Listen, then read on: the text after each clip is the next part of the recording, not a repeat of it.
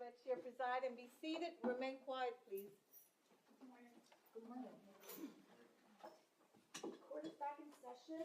The lawyers are present. The defendant is present. All jurors are present and ready to be brought in. Are both sides ready? State? State's ready. Defense? Yes, ma'am. Okay, and we'll pick up where we left off with Ms. Broward's testimony. Yes, ma'am. All right. How much, are you able to tell how much longer is left? 1 hour, 15 minutes, and 30 seconds. So we'll go straight through and then we'll take a break, okay? Thank you.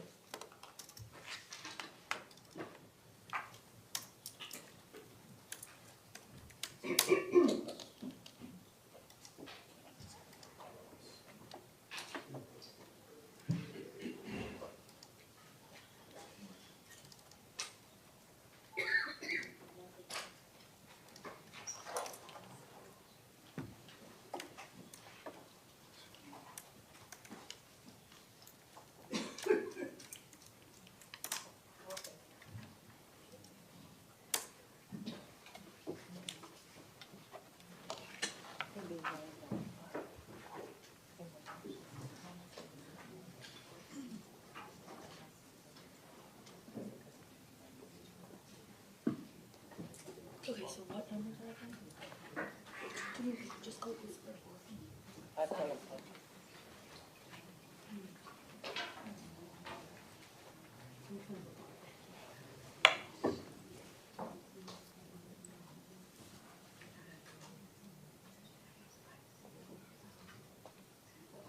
Good morning.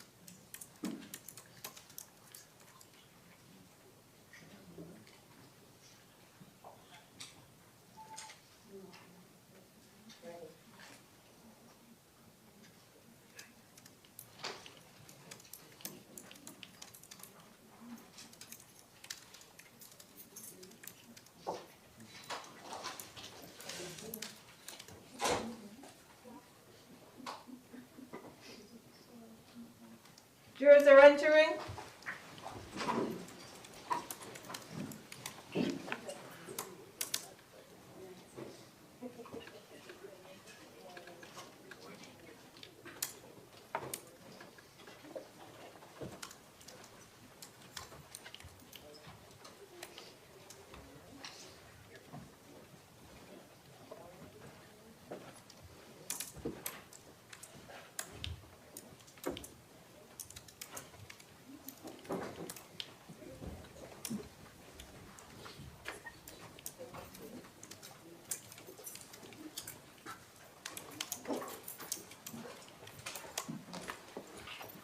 Okay, good morning, ladies and gentlemen. Everyone else may be seated. We are going to continue this morning with the video testimony of Fanae Broward. Defense, whenever you're ready, if you would please continue to play the video. Thank you.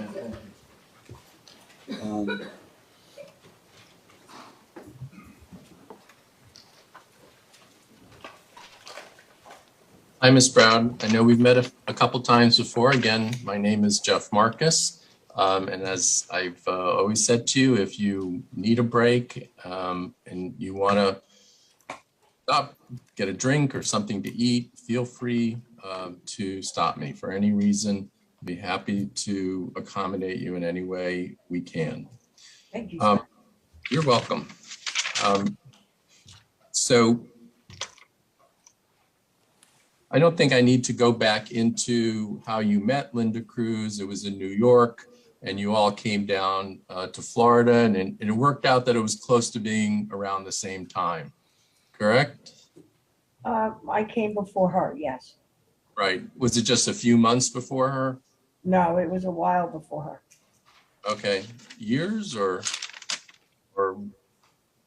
months? I'm sorry? Was it years you came down before her or just a few months? No, it was like maybe 10 months. Okay. So when they came down, the Roger and Linda Cruz, they first lived in Weston, correct? When they came down to live here, yes, they first lived in Weston.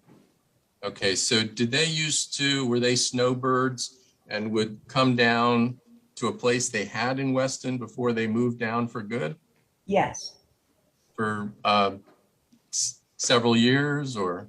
yes, Okay, was that a place that they owned or did they rent in Weston? they owned. Okay, and so they had this house built in Parkland. And do you recall the address being 6166 Northwest 80th Terrace? Yep, that's the address. Okay, and how would you describe this home? I would describe the home as large with a lot of land. I know there was over an acre. And it was a fairly large house. And let me think of something. I know that they extended the house after they originally built it to put a den on. And I believe it had, I want to say it had either 4 or 5 bedrooms. Okay, and it had about 45. It had about 4,500 square feet. Yes, about that. Okay, and so everything was new. It was a brand new home when they first moved in, right? Yeah, they bought the land first. They picked a lot, and then they built the house. Okay, and did it have a pool? Yes, it had a pool, a tremendous backyard, and screened-in patio. A jacuzzi? It was part of the pool. Okay. Was there a wooden swing for the kids? Yeah, they had a whole swing set with like a tree house attached to it and swings and slide. And was there a basketball court on the property too? Yes, Roger had made a basketball court when they were building the house. Okay. And And go ahead. I'm sorry. give me 1 second so I could just. 1 second, okay? Yes.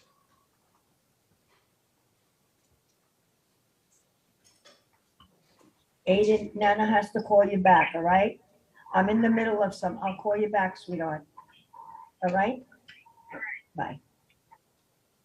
I have to answer those calls because my children get nervous if I don't answer the phone. So I No. apologize. You don't have to apologize. That's a good policy. So the backyard was really big. Yes, the correct? backyard was very big. It was fenced in all the way around. And it had a lot of grass. But yes, Roger had the basketball court built when they built the house. We're going to show you a picture that I'll call State's Exhibit A. Ask you if you can identify this picture. That's Is the this house. is that the house? Yes, Is that how it looked back during the time they lived there? yes. Okay. So for the record, I would like to move this into evidence. I don't know if there's going to be any objection, but No objection. okay, thank you. And we have a second picture from the top, like an aerial picture. Right, Do you recognize that as being the same house? yes, Okay, and that's showing the giant yard and how big the house is, correct? correct. And do you know how many bathrooms it had? Yeah, hold on, let me think. 1, 2, 3, 4.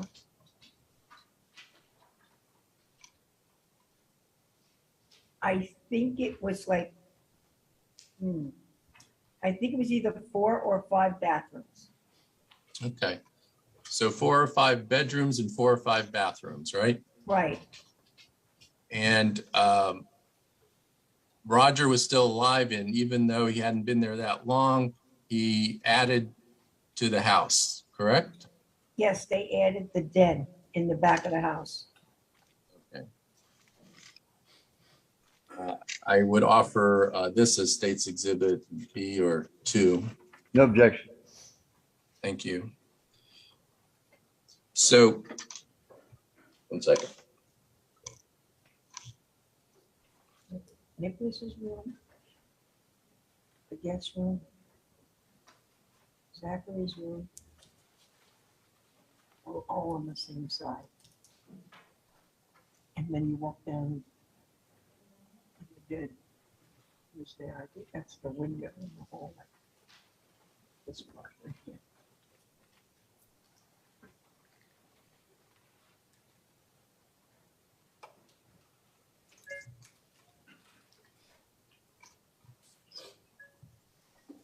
Am I still muted? No, go ahead. You can take it off the screen.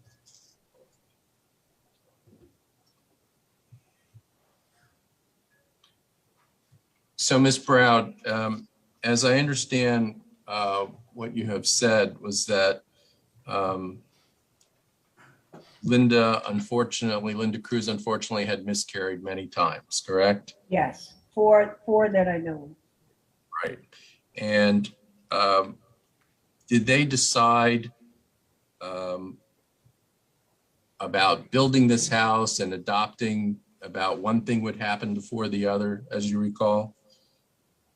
I don't know. Did they decide that once the house was built, that was when they would do the adoptions or adoption? I want to say it probably was a conversation when they were building the house. Okay. So as you described Linda Cruz, she could be very private about her life, correct? Absolutely. And she wasn't one of those people that would tell everybody about her business, correct? That's correct. And as you described, she even hid the adoption from Roger's family, his kids, and her family, correct? Yes, And to some extent, she greatly hid it from you until only a month before the adoption.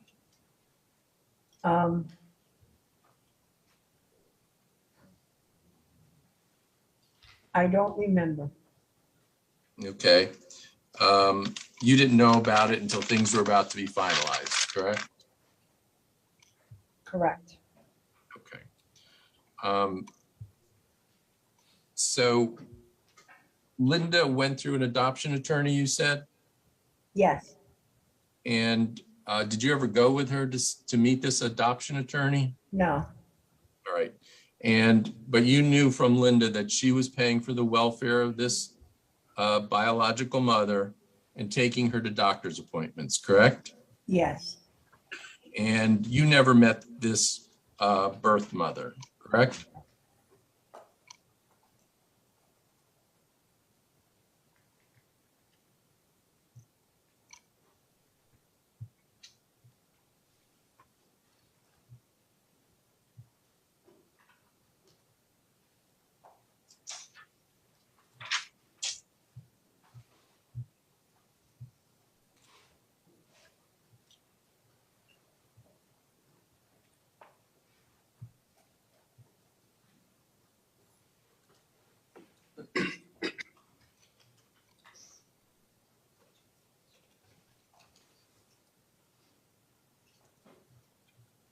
Do you need a minute? No, I'm done. I just had to answer my son, I'm sorry. Okay, not a problem. So I think I asked you if that whether you had ever met this birth mother. No, I never did. Okay, even the second time when Zach was born, correct? Correct. And Linda didn't share anything with you about this birth mother's background? During Zachary's time, yes. Okay. Was Linda trying to make sure the baby was healthy by going through an adoption attorney and taking her to the doctor's office visits? I'm sorry, say that again? Okay. Was Linda trying to make sure, Linda Cruz trying to make sure that this birth mother was healthy by going through an adoption attorney, someone who specialized in that, and also taking her to the doctor's office visits herself? Yes. Okay. And earlier today, I think you said that you didn't meet Nicholas for about a month. Yeah, I didn't see him right away. Okay. I think it was like a month after he came home. Okay. So I need to ask you, and I don't mean it disrespectfully, okay? Uh-huh. Do you remember giving a deposition to me and the defense attorneys on December 29th of 2021? I remember giving you a deposition, but if you want me to look at something, I can. They have everything here. Okay, and that would be fine if I'd be happy to have you look at the pages I would ask you, excuse me, ask you to look at. Okay. I could put it on the screen for you too, or if they have it right there. Yeah, they have it right here. Just tell them Okay. where it is. Can someone please give her first, it's the December 29th deposition, page 16, line 16.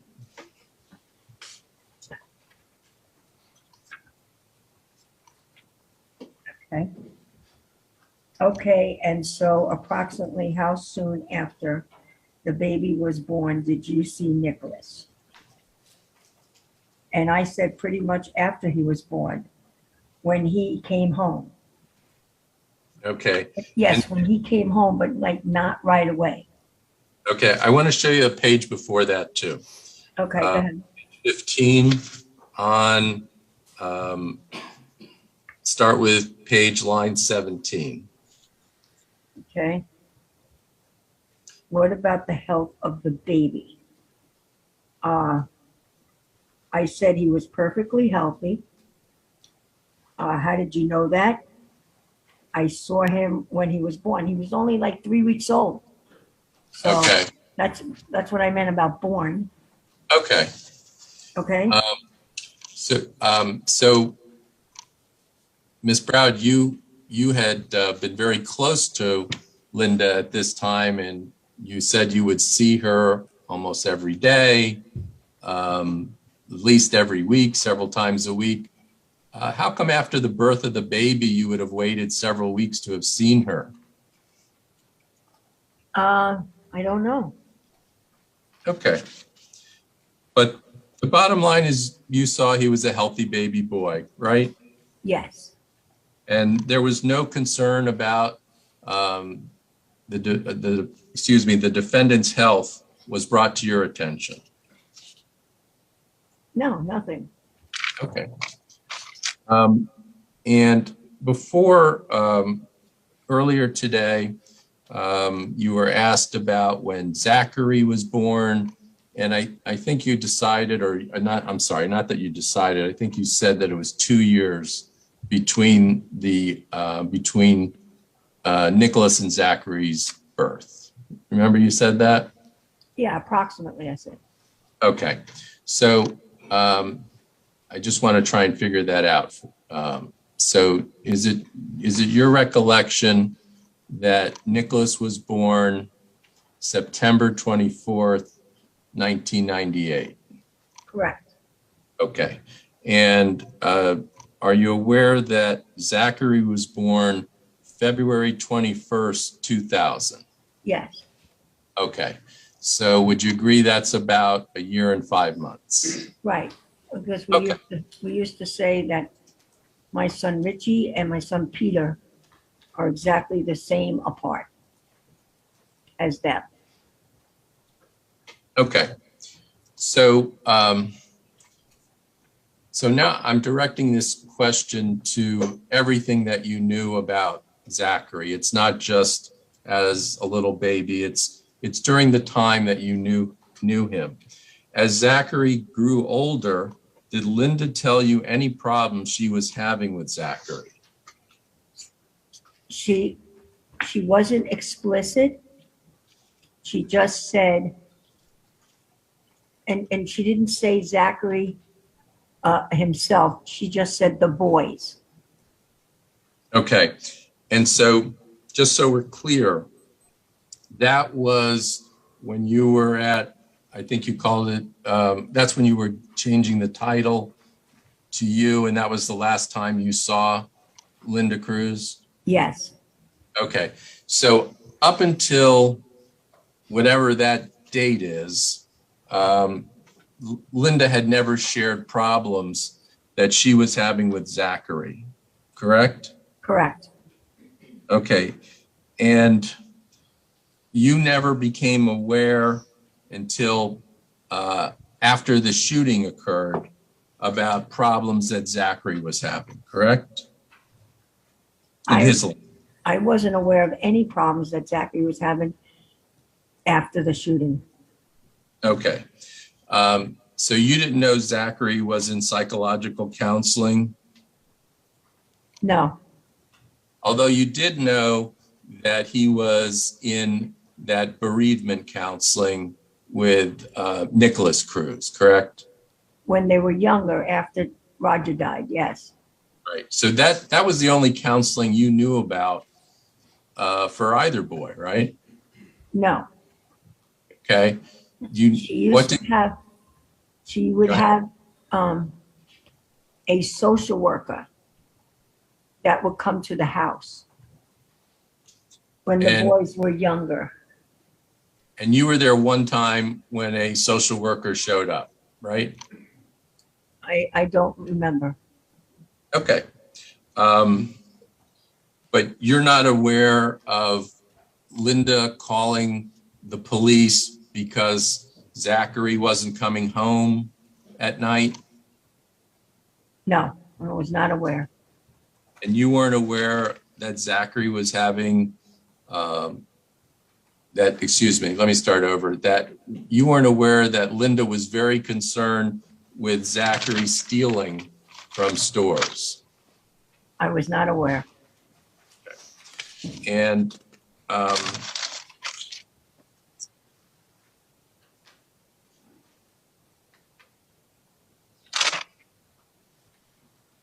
let me talk about Linda Cruz now as a mom.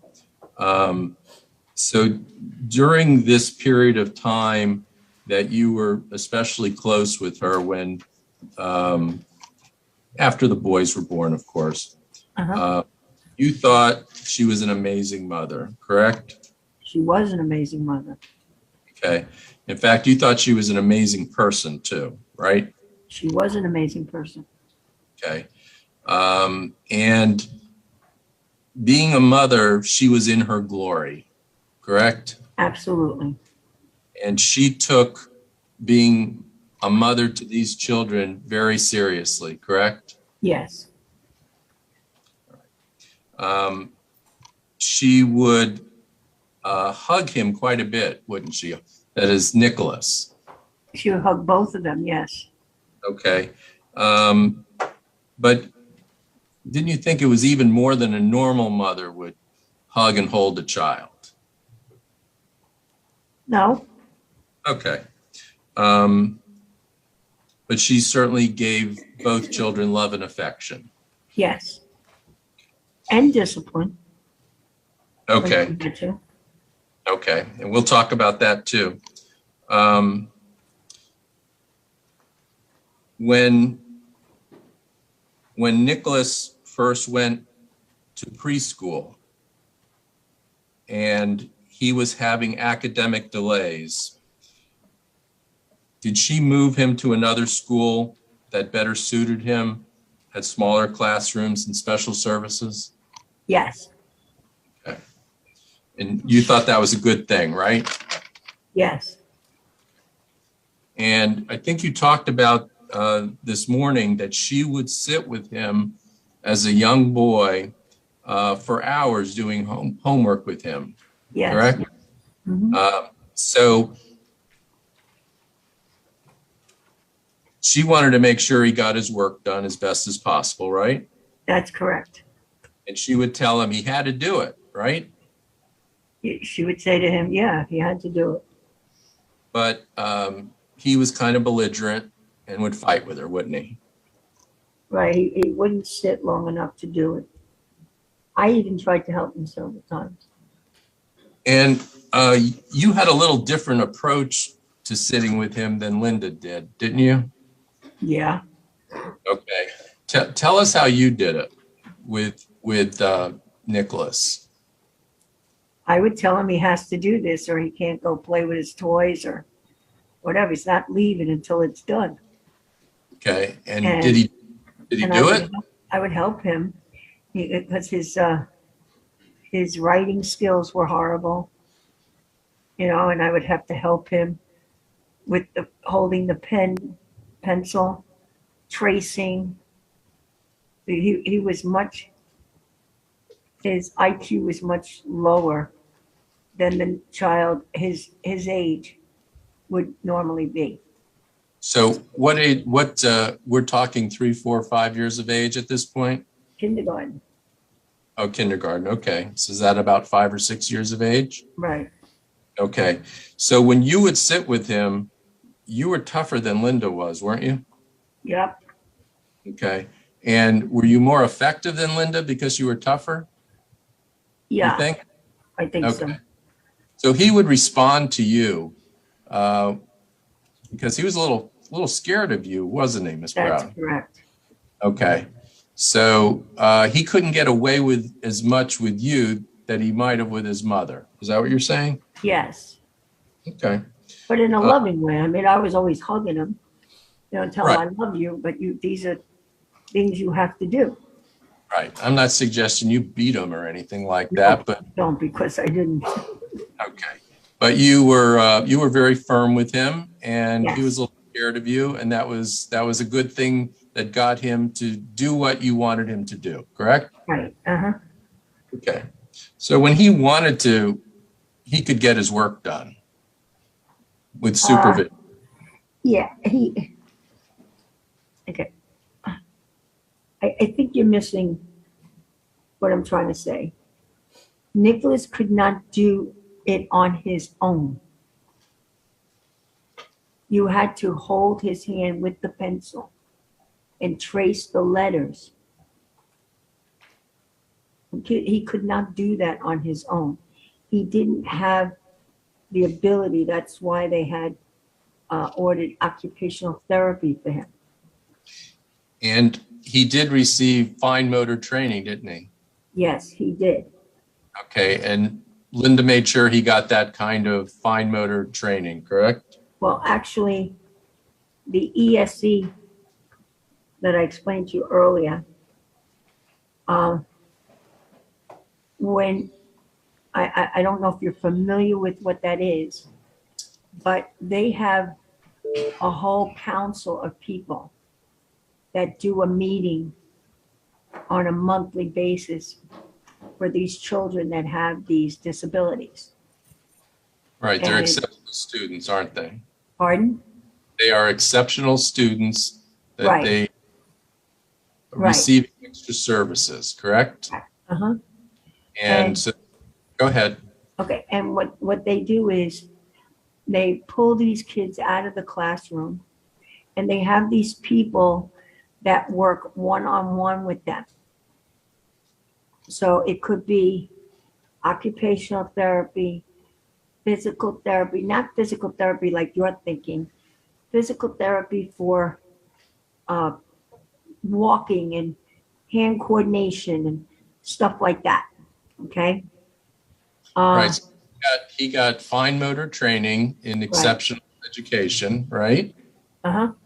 And he got verbal skill training in his exceptional education classes, right? Right. Okay. And this started when he was, in preschool or kindergarten, correct? Right. Kindergarten. Uh-huh. Okay. And so they were teaching him how to hold a pencil, correct? They were showing him how to hold the pencil, and then Linda would reiterate it when he comes home from school, because they would send home like a page of homework, what they would call homework, but it was like a practice skill. Right. And what happens is you, as a parent, you work with the child as well, because the district pays for these people to go to the classroom and pull these children out to work with them, but they only work with them for maybe a half hour, 45 minutes. Okay. And it could be only once a week or once every 2 weeks. It's not on a daily basis. But he's in a special cluster class, and that's every day, correct? No, That's what I'm trying to explain to you. Even though he's in a cluster class, the cluster class is just a smaller classroom with kids that a kid could have Tourette's, a kid could be, have some kind of like muscular dystrophy situation. They could be in a wheelchair. There are a number of situations that these children have in that environment classroom. Right. And they have a teacher and they have an assistant teacher in the room. Yes. So you have 2 teachers for about 6 students. Yeah. Uh-huh. So they get a lot more attention in these classes than they would in what's called mainstream classes, correct? Right. Exactly. So and then as they grow up and they get older, they monitor them. And if they feel that they're ready to be mainstream, like we just explained, then they'll take them out for one class and see how he does for a month or so. Okay, and then they might extend it to 2 classes. And so that's how they get them into the mainstream environment as they're growing up. right. And through the course of training and time, Nicholas learned how to use a pen, pencil, correct? Yeah, he used to hold it between his 2 fingers, And just like you said, at some point, he couldn't ride a bike. He did eventually learn how to ride a bike too, correct? Yes, eventually. Okay. Let me go a little bit, change direction just a little bit. Linda's home and Roger's home, although I know he passed in 2004, that was not a home filled with hatred or intolerance, was it? I'm sorry, say that again. The Cruz home was not a home filled with hatred or intolerance. Oh, no, not at all. Linda would not teach such things, would she? Never. Nor would she allow those kind of things? Well, yeah, no, I would hope that she wouldn't. Okay, as far as you know, she Never certainly did, right. you would certainly not teach your children to be filled with hate, correct? Correct. And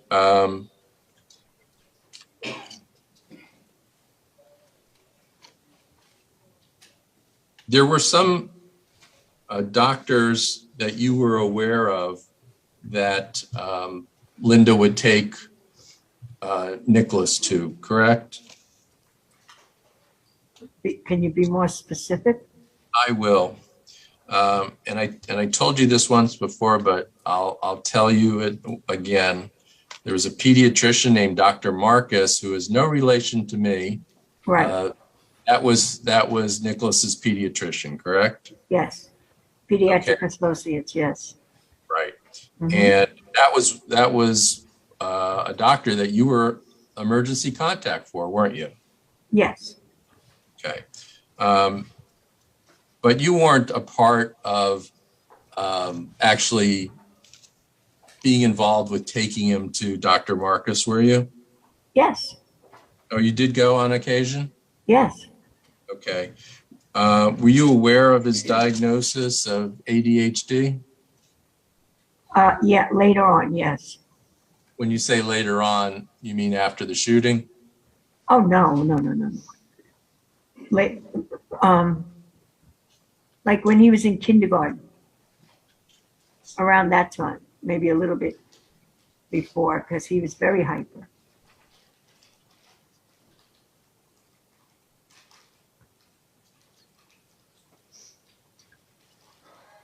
And do you know who gave him that diagnosis of ADHD? I don't know 100%, but I'm assuming it would be the pediatrician. Okay. Do you recall giving me a different answer at that deposition on December 29th, 2021? It's on page 26 if you want to look at him, look at it, page 26, line 8.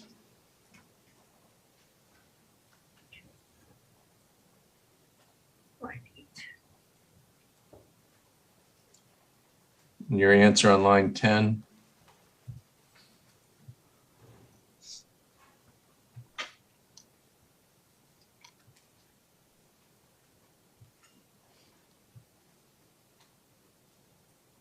Okay, well, I said no. But like I said, later on, I know he was diagnosed with ADHD because he was very, well, you had to be a moron not to know. So he was very hyperactive. He couldn't Okay. sit for 2 seconds. Okay.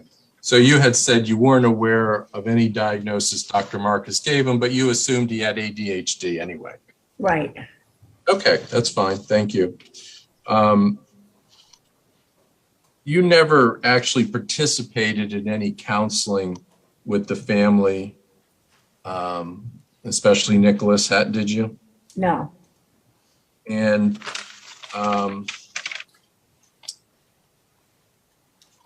I want to talk about your relationship souring with her. And you didn't really go into it this morning, but you don't think much of Roxanne Deschamps. I think it's D-E-S. I actually, I never thought in my whole life I would hate somebody, but I hate her. Okay. If that answers your question. Yeah, sort of. So you now know that the defendant and Zach went to live with Roxanne Deschamps after Linda died, correct? Yes. Well, they were going through Linda's phone, trying to find people to go to, numbers to call people. Okay. And you believed that Roxanne manipulated Linda, didn't you? Absolutely, 100,000%. Okay. And that's one of the reasons you don't like Roxanne Deschamps today, No. is because you think she took advantage of Linda Cruz. I don't think she did anything to help her. Okay.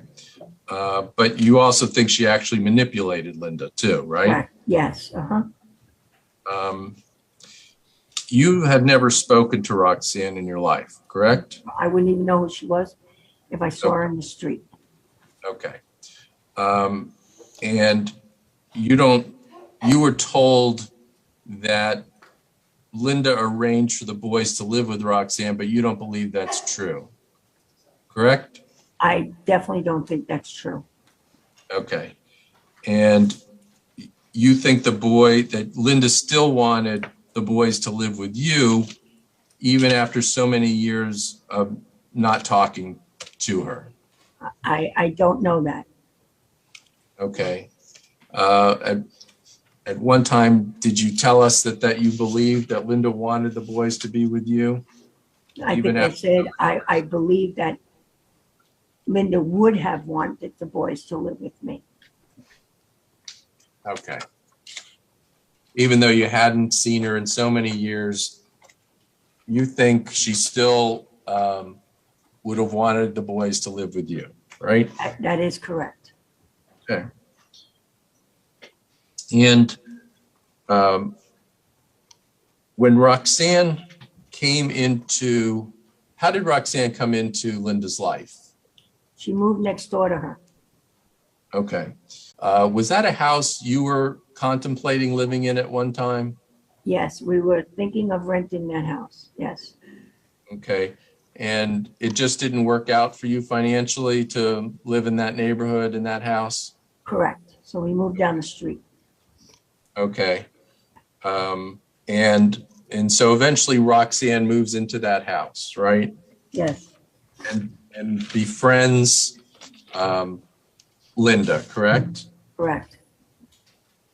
And your relationship with Linda really ended when she became friends with Roxanne Deschamps, correct? It didn't end. It started to unravel. Okay.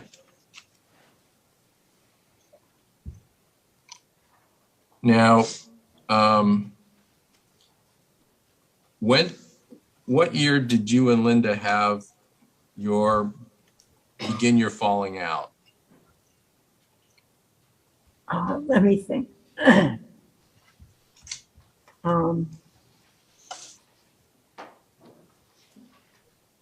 You know, Miss Marcus, I let me think a second, okay?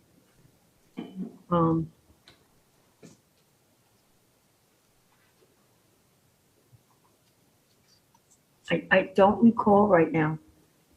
Okay. Do you recall that? Do you recall that Nick was about 8 or 9 when Roxanne came into Linda's life? Yeah, more like 9 years old, I believe. Okay. And so at 9 years of age, when Roxanne comes into their life or Linda's life, when you say it's now unraveling, what does that mean? Well, we used to talk every day, 100 times a day. We would see each other all the time. You know, I would go to her house, she would come to mine. And I noticed that Linda was becoming distant. And then the incident happened with the money. And then after that, the straw that broke the camel's back was the day we went to the bank and she took my name off the account. She didn't trust me anymore. Okay, so Nicholas was born in 1998, and if you add 9 years to that, so that's like 2007 when Roxanne comes into life, and you're starting to not be as close to Linda as you were. Now that I'm thinking while you're talking, it had to be around 2010, 9 or 10. Not, the boys are 9 or Nicholas is 9 or 10, or it's the No, year? the year. is 2009, because I had a massive heart attack in September of 2010. And Linda came to the hospital to see me. And so we had already like not been close at that point. But my husband called her to tell her. Okay, So so I'm you, saying that the unraveling, okay, the straw that broke the camel's back had to happen in like 2009 or 10. okay. And so 2010, she comes to visit you, but you were already not as close to her as you once were. That's correct. Okay. And the unraveling occurred approximately a year before. Yeah, approximately, yes. Okay.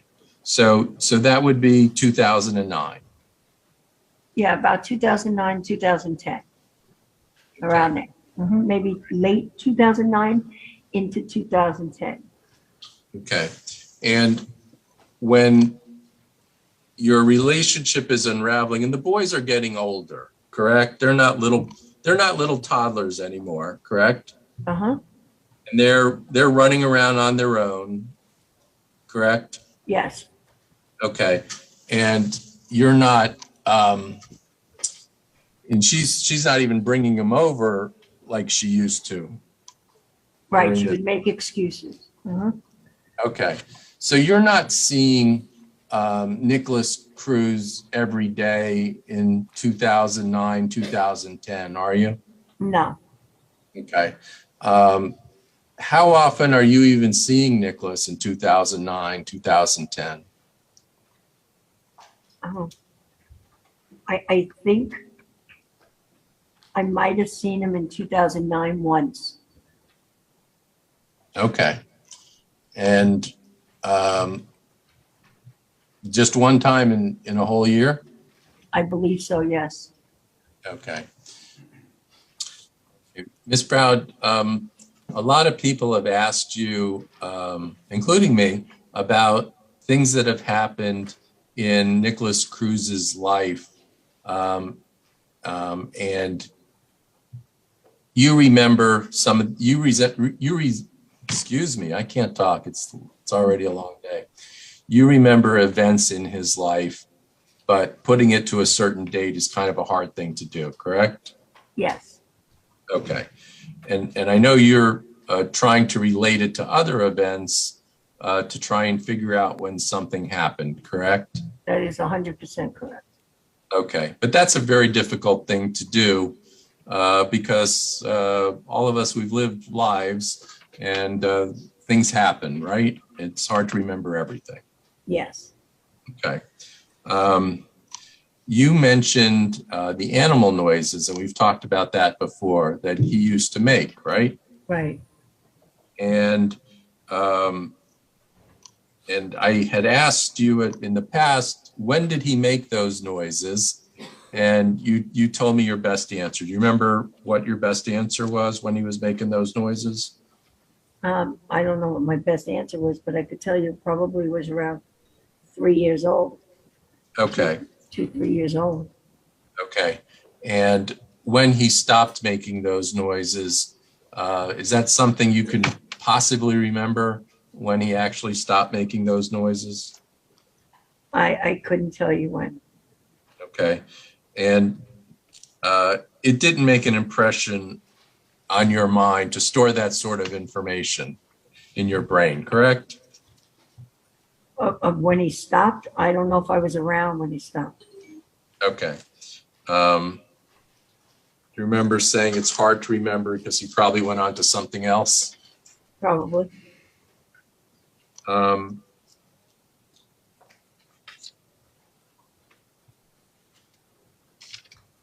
The events that you did, like barbecues, correct? Yes, Those tapered off and stopped once Roxanne came into the picture? yes, Okay. And when you would watch the kids for Linda when they were younger, or she had a doctor's appointment, that tapered off and stopped once Roxanne came into the picture, or they just got older and you didn't have to watch them like that anymore, right? Correct. You weren't babysitting the defendant after he was 8 or 9 years old, right? I don't remember.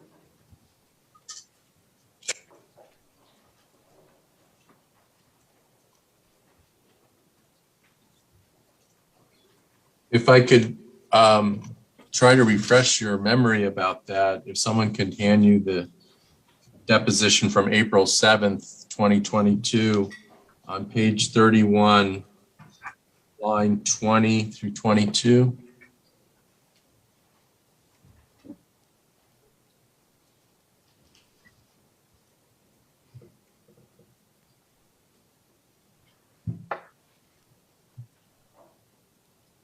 Yeah, I said, no, not really, no. Okay, That's so what yeah, the question was, he wasn't staying with you for babysitting after he was 8 or 9, and you said not really, no? right, I wasn't babysitting for them. Okay, that was at a much earlier time in their lives, correct? Yeah, And we know as adults who had children that it's the younger children that need more supervision, at least for babysitting purposes. right.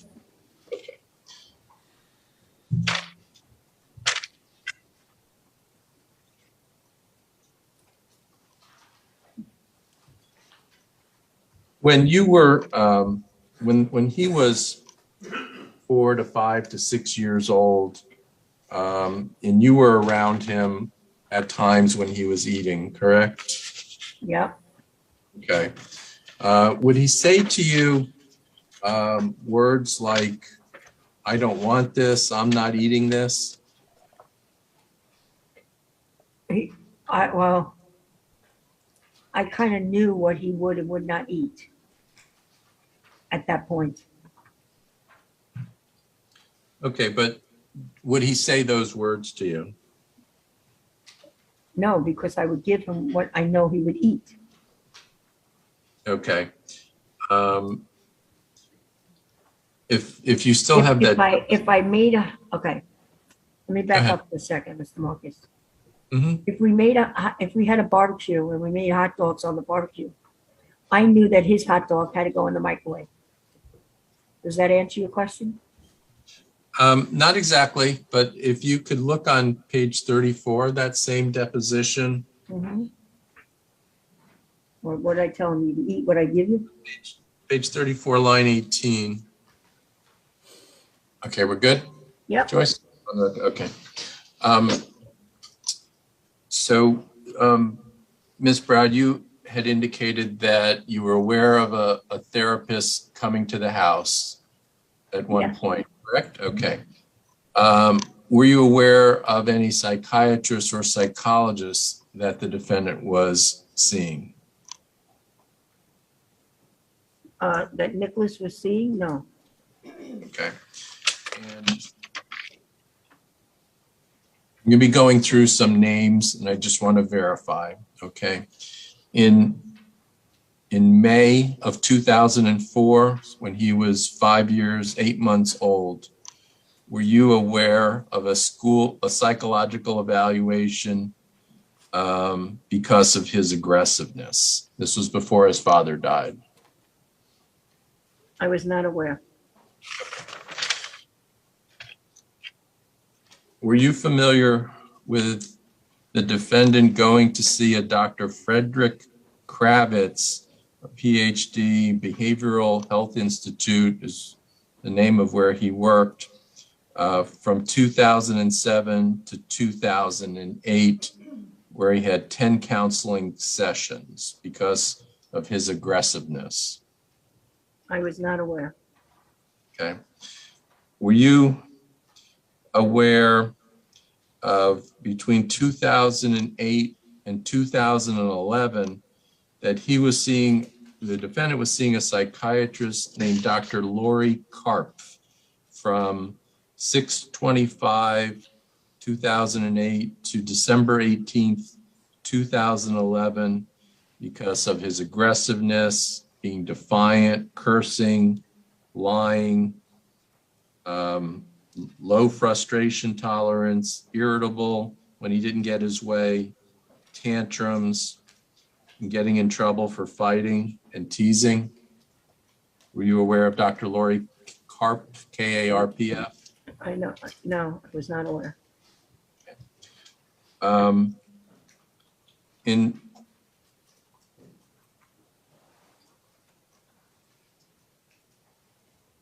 Were you aware of Henderson Behavioral Health seeing him? I was not aware of any of his psychotherapy sessions. Okay. Were you aware of him receiving school counseling in 2009 on a weekly basis? I was not aware. Were you aware of him receiving school counseling at West Glades Middle School in 2011? At West Glades? Yes, West Glades Middle. No, I was not aware. Okay, and just so I can be specific, this was sixth grade, August 24th through 2011 through May 30th, 2012. Yeah, I was not aware. Okay. And you weren't aware about him acting out in class? No, I was not aware. In seventh grade, beginning August of 2012, were you aware that he continued to receive counseling at the school, West Glades, throughout the school year for acting out? No, like I said, I wasn't aware of any psychotherapy or counseling when he was older. Okay.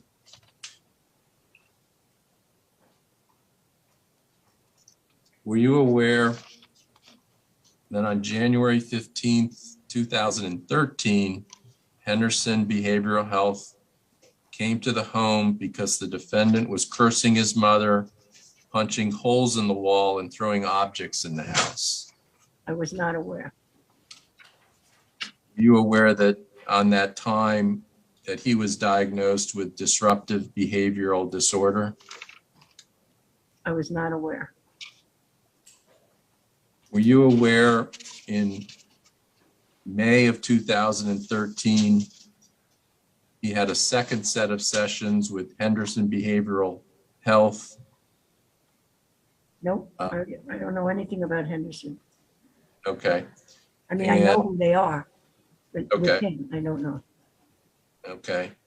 Mr. Marcus, may I just make a brief objection? I believe that Ms. Browd testified that after 2010, she didn't have any contact with Mr. Cruz and very limited contact with Linda Cruz. And so I just would object to the line of questioning about specifics during a period of time when she said she didn't have contact with them. Okay, so I'll, if I can, let me just ask you another question. You had indicated that Linda was not very aggressive about things like you would be, correct? Yep, About knowing what to do and getting help for Nicholas Cruz, correct? correct. Okay. So you were unaware of, I'm going to read dates to you when he had therapy. And I think I know what your answer is, but I'm going to ask you the questions. Were you aware on June 4, 13, that a case manager came to the house to have a session with the defendant and Linda Cruz? No, I wasn't aware of anything after 2010. Okay, so if I asked you, you're not aware of any of these dates that he had therapy at his house, and I'm going to list them right now, just to save time. 6/19/13, 6/20/13, 6/26/13, 7/3/13, 7/10/13, 7/17/13, 7/22/13, 7/24/13, 7/31/13, 8/6/13, 8/7/13, 8/14/13, 8/21/13, 8/21 again 13. One of the sessions was with a therapist and one with a case manager. 8/28/13. None of the above. Okay, and those are all sessions with either a case manager or a therapist coming to the house. Right. Were you aware of problems he was having involving at the middle school, at West Glades Middle School, and things that he was doing? I was not aware. Okay. I'm going to give you some other dates of therapy with either a case manager or a therapist and ask you if you're aware of any of these dates where he saw case managers or therapists with his mother. September 10th, 2013, September 11th, 2013, September 19th, 2013, September 23rd, 2013, September 26th, 2013, September 30th, 2013, October 1st, 2013, October 2nd, 2013, October 14th, 2013, October 16th, 2013. Are you aware of any of those therapy sessions that he had with counselors or case managers? As I explained before, I don't know anything after 2010.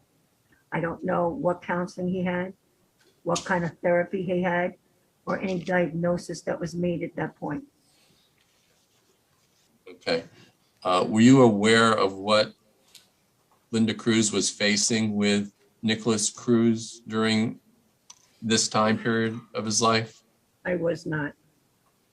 Were you aware that while these incidents were happening, he was still having therapy by Henderson at his home on October 23rd, 13, October 24th, 13, excuse me, not October 24th, October 29th, 13.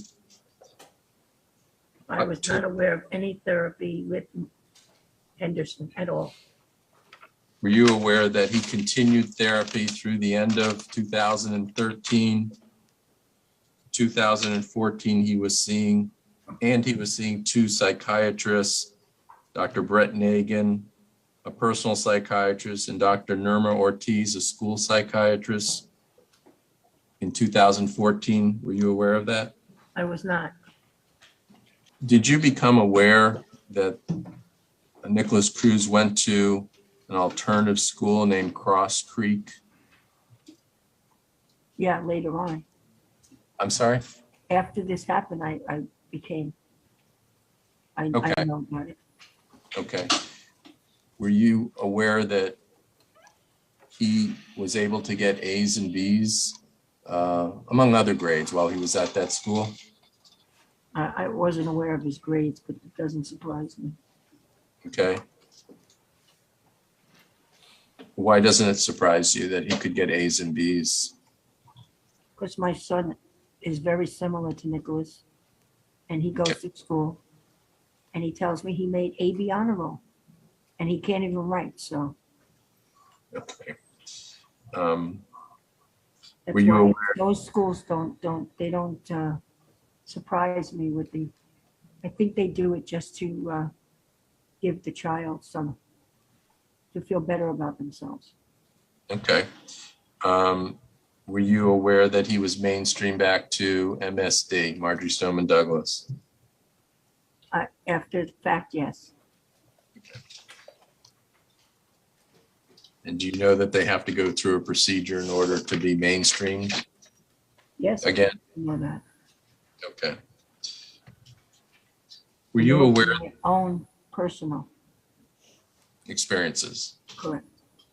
Were you aware that Linda Cruz had a parent advocate who helped her with both the defendant and Zach? When you say a parent advocate, be more specific, please. Okay. Were you aware that Henderson Behavioral Health offers a parent advocate services where they don't counsel the children, but they help the parent deal with Yes. the system? Yes, you're aware of that? I am aware that they tell you that, yes. Okay. But you weren't aware that Linda Cruz availed the use of a parent advocate as well as having therapy for her son? Object again, Mr. Marcus, to relevance and lack of personal knowledge. Ms. Brown's indicated she's unfamiliar with this information. You can answer the question. You're unaware of that? I am not aware of anything that she ever went to Henderson or any other psychological facility. Okay. Were you aware that the defendant was not only in therapy, but he was also taking medications under psychiatric care for many years? I was not aware.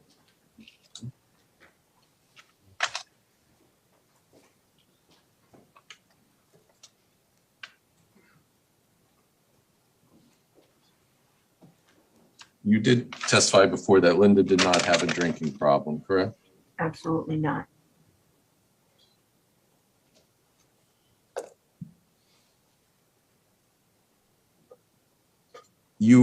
Were you aware of the destruction that the defendant did at his own home? No, I was not aware because it never would have happened if I was. So you were unaware of him punching holes in the wall repeatedly, I was not aware. and you were unaware of him damaging the furniture? I was not aware.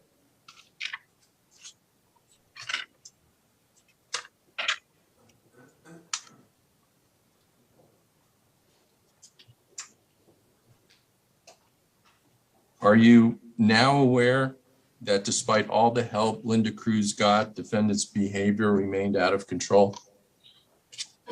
Yes, I'm aware of that now.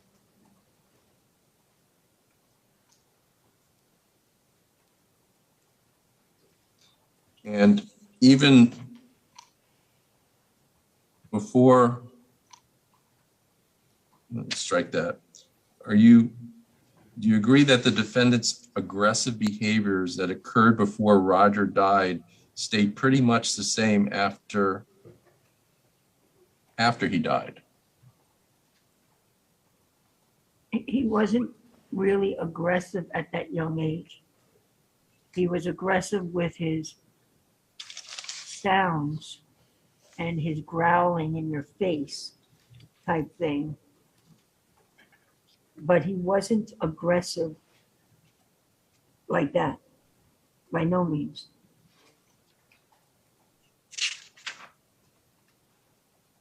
He didn't hit people at that young age.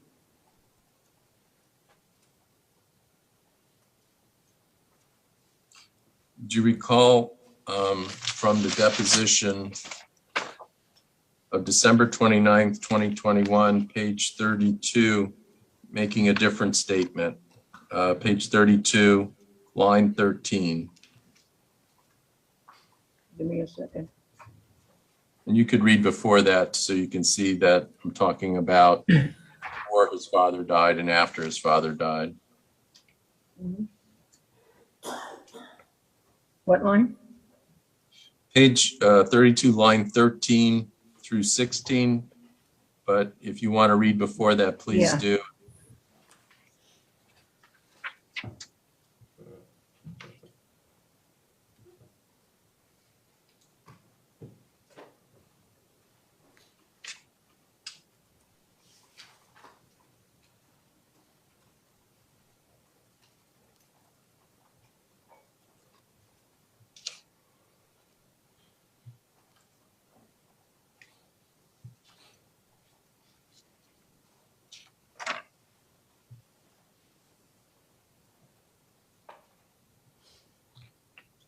Okay, so what did I say differently?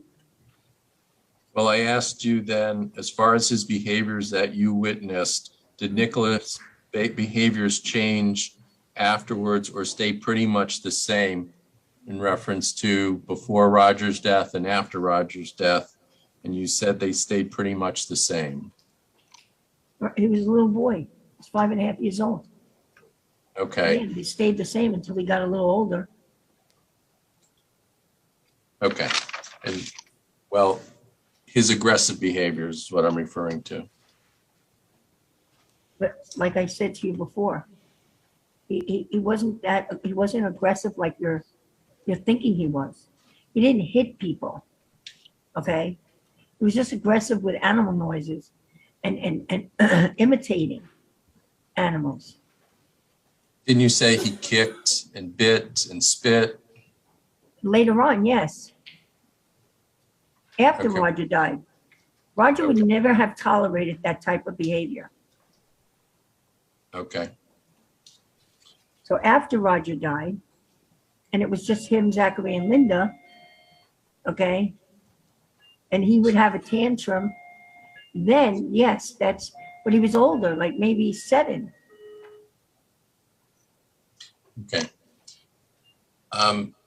Mr. Sikora asked you about your daughter, Tamara, and Tamara, I'm sorry. What the problem that she had with him when she was 6 years old. Is that correct? No, she was a little older. She was probably more close to 8. Because I think Nicholas was around 6, 7. So she's older than him. No, he's older than her. Wait a minute. Hold on a second. It's okay. She's born in 2002. He's 98. No, he is older than her. So she had to be around, I don't know if I can remember when my father-in-law passed away. That's when the incident happened. I cannot remember what year he passed away in. I think my daughter was like 7 years old. Okay. Yes, 6 or 7 maybe. She was Okay. little.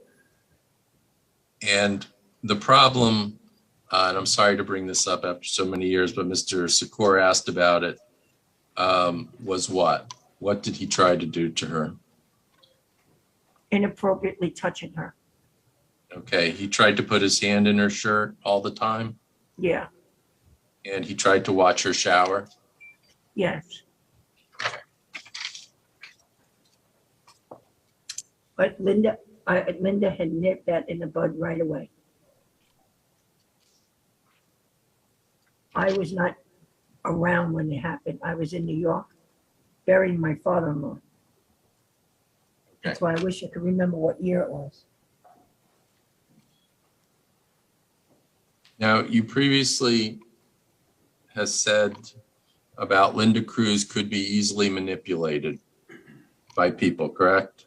Yes, And that Linda put Nicholas Cruz on a pedestal, correct?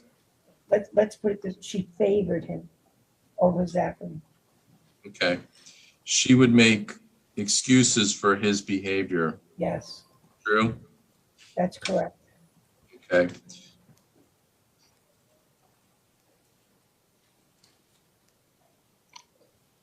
Now, you're now aware that the defendant would act out in class. Did you know that he would act out in class so he would get kicked out of class? I did not know. Did Nicholas manipulate her, manipulate Linda? Like what food to eat, Yes, buying video games? Mr. Marcus, they didn't have video games when I Okay. was in their life.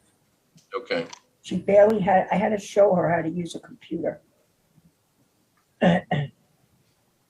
But Nicholas Cruz would manipulate Linda Cruz. Absolutely. Okay. Did he ever try to make himself look bigger to manipulate people? Look bigger? Yeah, How do you Like look bigger? like a big shot. Did he try to make himself look like a? I think he probably was just more aggressive So and intimidated people. okay, that's how he would manipulate people, by being aggressive towards them. Yeah, I would think that, yes. Did you ever see the defendant try to look smaller to appear vulnerable or sympathetic? Like, I didn't do that, I swear type thing? Yeah, by claiming I'm a victim of bullying. Right. No more than any other kid does. You know, when they get in trouble, oh, I didn't do that. That was not me. I've seen him do that. Did you ever see him um, at the table or on the couch slumping to make himself look smaller or more sympathetic? No, Mr. Marcus.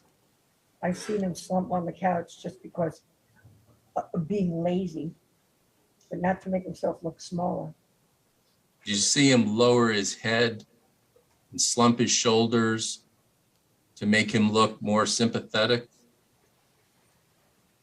When he got in trouble, he, like any child, he would do the poor me, like any kid, you know, because they don't want to get in trouble.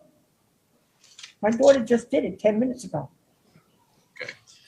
Did you ever see him lower his chair to make him look smaller and more sympathetic? No. Okay.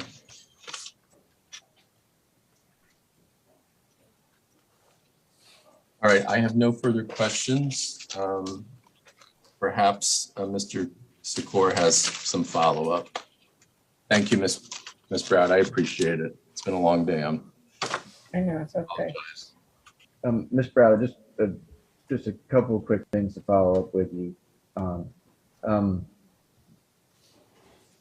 Remind me again the year that you had your heart attack. 2010, September. Okay. And you said, or did Linda come and visit you then? She did. Okay. And was that after you had had your falling out with her with Yes, the bank it issue? was. Uh-huh. Okay. And after she came and visited you, And the boys came too. oh, they did? Okay. Yes, And the boys, Nicholas and Zachary. yes, ma'am. Thank you. Was the time when you went to sign off on the car loan, was it after the heart attack? No, before. Okay. So was the visit in the hospital when you had your heart attack, was that the last time that you saw Linda? That was the last time I saw Linda. And was it the last time that you saw the boys? That was the last time I saw Nicholas and Zachary. Okay. And after that visit, was there any communication between you and Linda going forward? No, but she did communicate with my husband. Okay. And did you ever get any specific information about what was going on with the boys in school from your husband? No.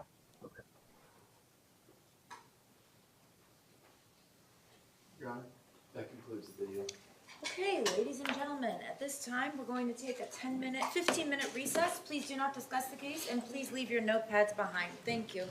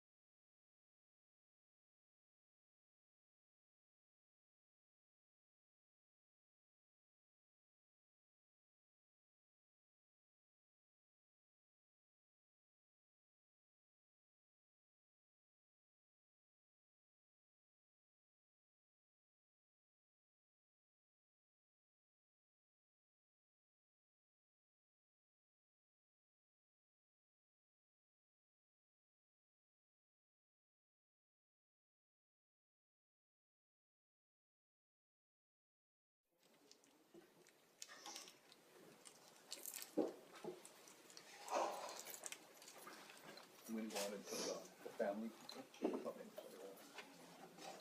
Really?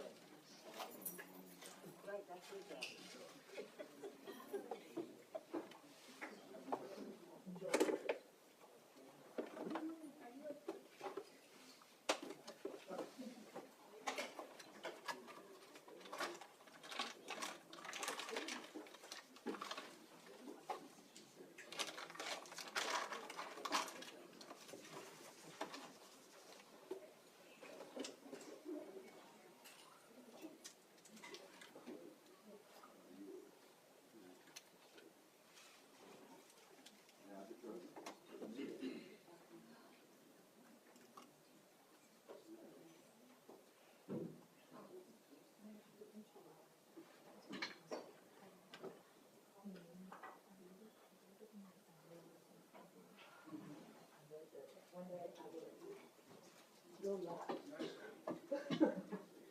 I've been in the mood, I don't know where, oh, because he goes, come on.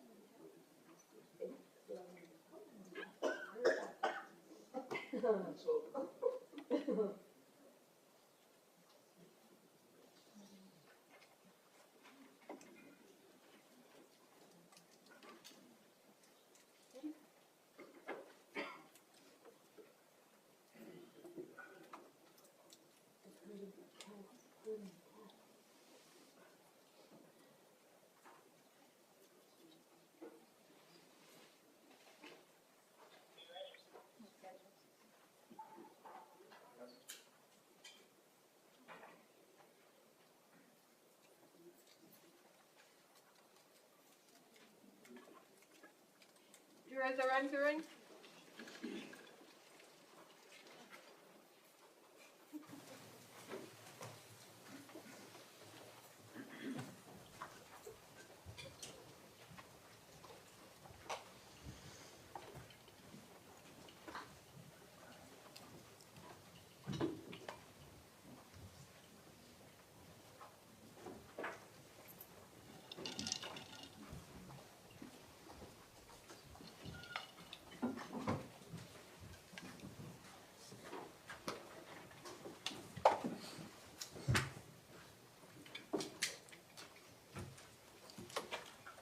Okay, all jurors are present. Everyone else may be seated.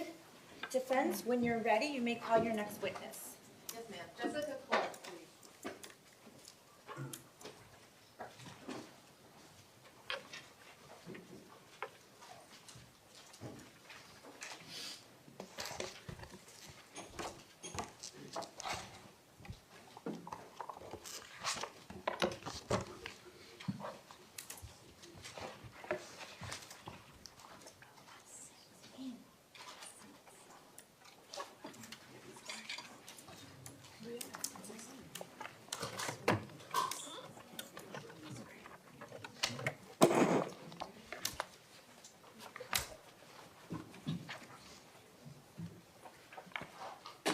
Good morning. Good morning. Please raise your right hand. Do you solemnly swear or affirm the testimony you're about to give is the truth, the whole truth, and nothing but the truth? Yes. Thank you. You can put your hand down and be seated.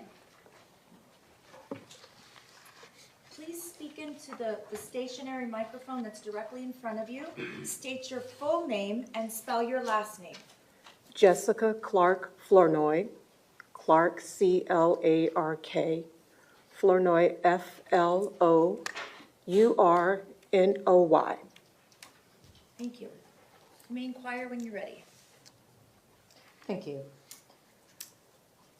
Good morning, ma'am. Thank you for being here. Good morning. Why are you here today? I do not wish to be here. I've been served a subpoena. Okay. And what is your occupation? At the moment, I am an admissions counselor. And how long have you done that? An admissions counselor since 2015. Okay. And what did you do before that? Prior to that, guidance and counseling and ESE family counseling. Well, guidance and counseling now, but prior to that was ESE family counseling. Okay. And was that your first position with regard to education? in the Broward schools? No, I originally started off as a substitute teacher back in 1999 and then secured a teaching position for about 3 years, 3.5 years. And then from there, moved into a behavioral specialist for a short period of time. And then that led me into the ESC family counseling role. Okay, and what is your educational background? I have a bachelor's in political science and sociology and a master's in mental health counseling Do you hold any professional certificates? with the Florida Department of Education, guidance and counseling. Okay, guidance and counseling, is that the certifications that you have on your teaching certificate? Correct. Okay. And you said for a short period of time you were a behavioral specialist? Mm-hmm. Can you tell us about that?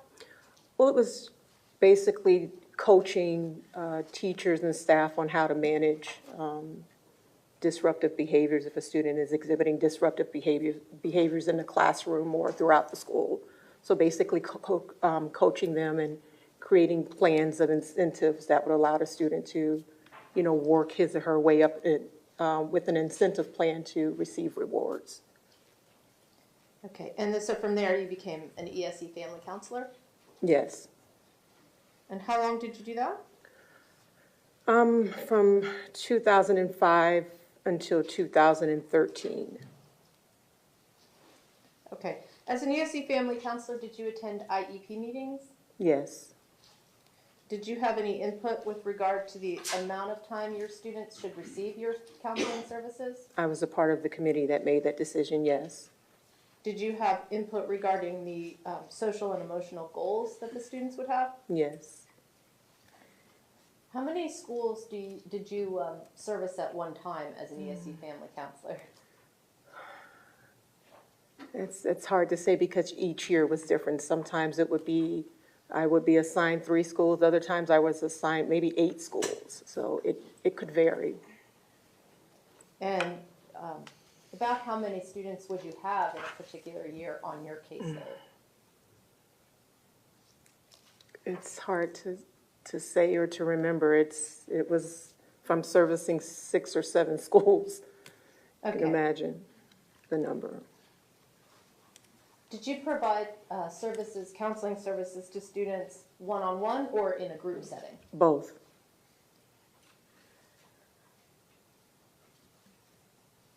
And the amount of time you would give somebody services, where did that come from? That was in the IEP. Okay, so whatever the IEP said, that's the amount of minutes per week or month or whatever that you. Correct. Okay, and what about the group and individual? Was that on the IEP or was that your discretion? It was at the counselor's discretion. Okay. Did you collaborate with the teachers of your students? Yes. Okay. What about their support facilitators? Yes. So if you had concerns about a student, who would you go to? I would go to the ESC department, the ESC specialist, or sometimes the grade level administrator. When a new student is placed on your caseload, what do you generally review about them before you meet them? The IEP. The most recent one, previous ones? The most recent one, yes. Okay.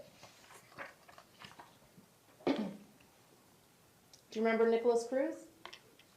I do. Who do you remember him to be? I'm sorry? Who do you remember him to be?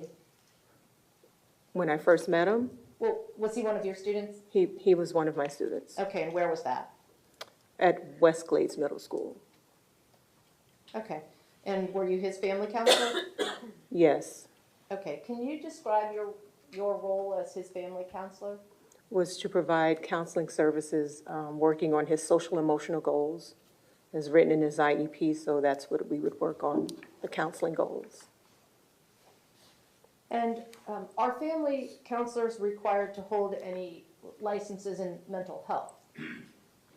No, not necessarily, no. Okay, and so would you say that your services are aimed at helping ESE students succeed academically? Right, Okay. yes.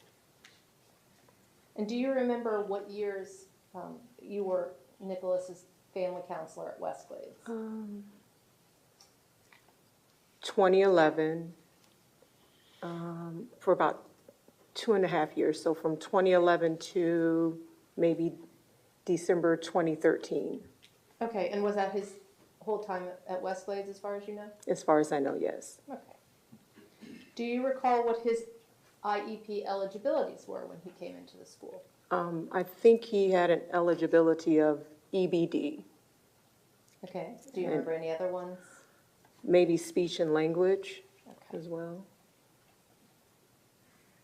And so, did you review the IEP that he came into Westglades with from his elementary school? Yes.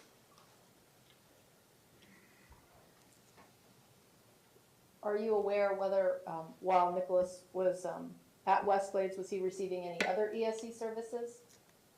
I believe he was receiving speech and language, and he also had a support facilitator as well. Okay. Would you say that he was receiving pretty much every service an ESE student could receive at Westglades? At the school level, yes. Okay.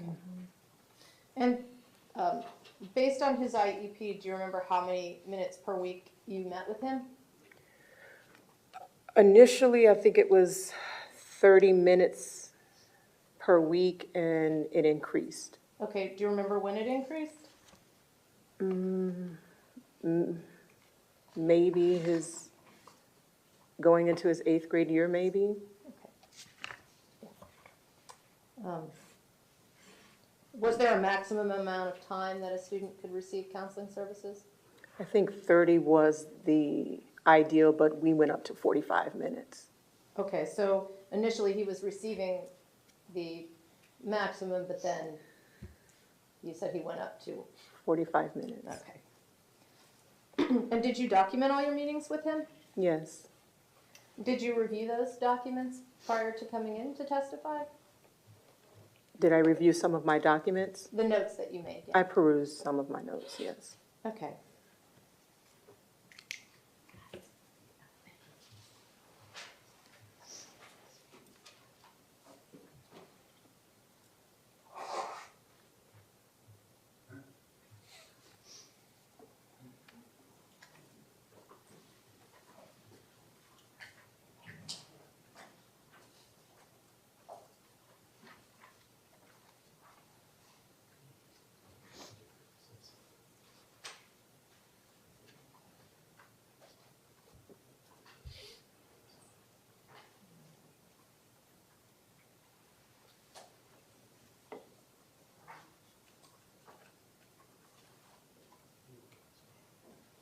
May I approach the witness, Judge? You may. I'm going to show you what's been marked as 5F for identification. On the first page of the certification. And I just want you to tell me if you recognize those documents.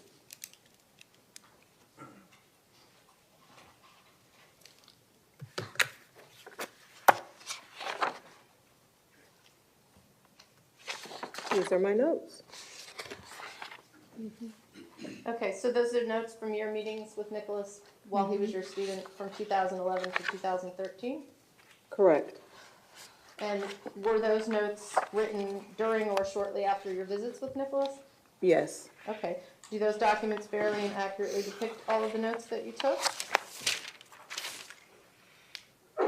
Yes. Thank you. Judge, at this time we would request that defense 5F be entered into evidence. Okay, does the state have any objection? No, Your Honor. Okay, without objection, what's been marked for identification as Defense Composite Exhibit 5F will be received as Defense 52.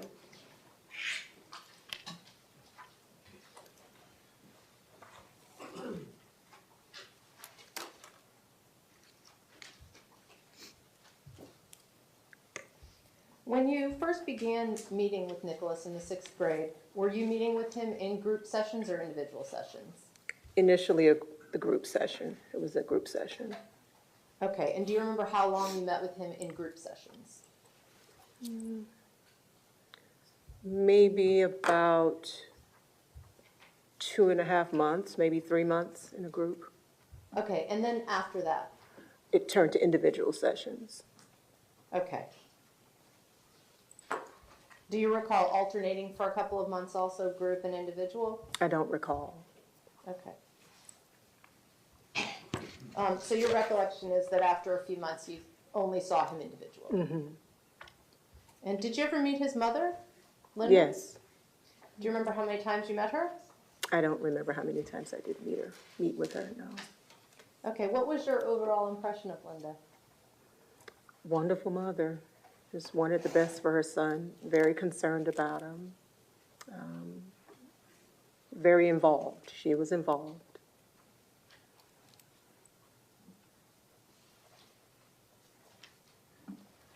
I'm going to go into a little bit more detail in just a minute, but just overall, what are your impressions of how Nicholas did academically at West Glades Middle? He struggled academically. He had academic challenges. He was very insecure in his abilities, so he definitely struggled. Okay, what about his behavior? I think over time, his behavior worsened. In the beginning, I think he was really trying to do well in school academically and to do well all around, but it did progressively, got worse over time. Okay, in your sessions with Nicholas, did you feel he was forthcoming with you? I did. Okay, was he ever disrespectful to you in any way? Not to me, no. Okay. So you said in the beginning you thought academically he was really trying to do well. Mm-hmm. Okay, and what sort of things would he do that would make you think he was trying to do well in school? He was very concerned about his grades. He always wanted to check Pinnacle, always wanted to see, if he was able to raise a grade point average. He worried about assignments, due dates, and he really wanted to do well. He said that he would try harder to improve his grades. So, but he was always wanting to check Pinnacle. Can we look at my grades? Can we look at my grades? Okay, can you tell the jury what Pinnacle is in case they don't know? It's a system where a student's grades are recorded and they can go in and check their assignments and check their academic progress along the way. Did he seem to you to have problems keeping himself organized? Yes, Okay, what about keeping track of his assignments? yes, Okay. And would you consider that an executive functioning skill?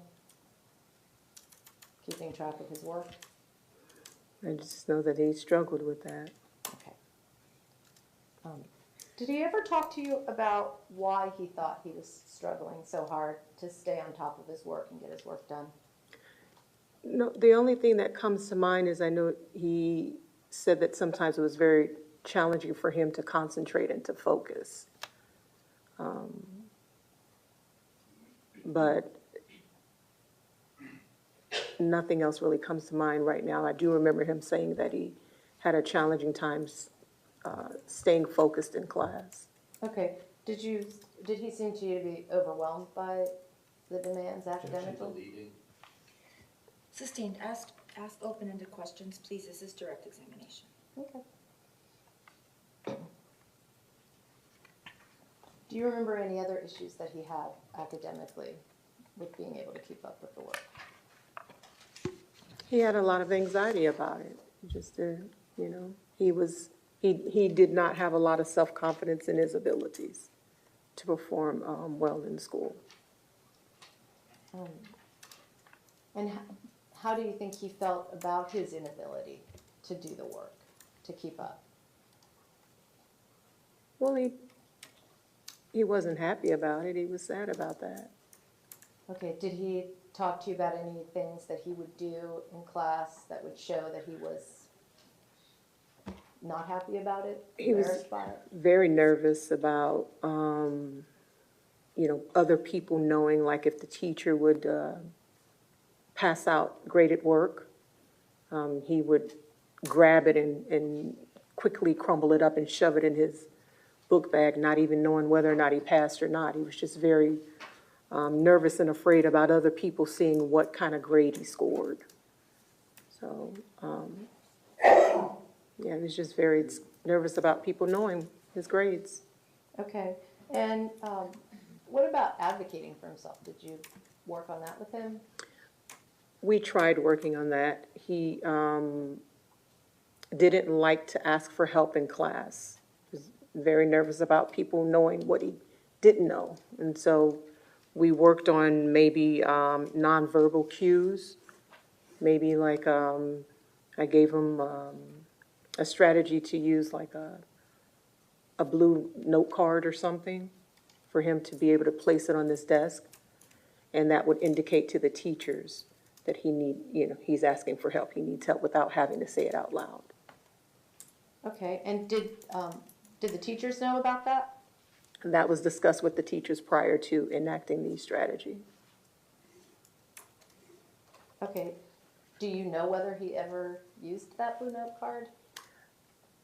I don't remember if he used it or not.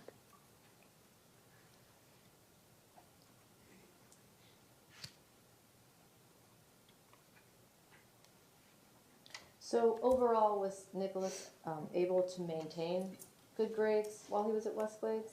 No. Did he ever have any successes, any small successes? I think that in the 6th grade, he tried to put forth a lot of effort and to improve his grades. And there were little moments where it seemed like it was on the upswing, but not sustainable.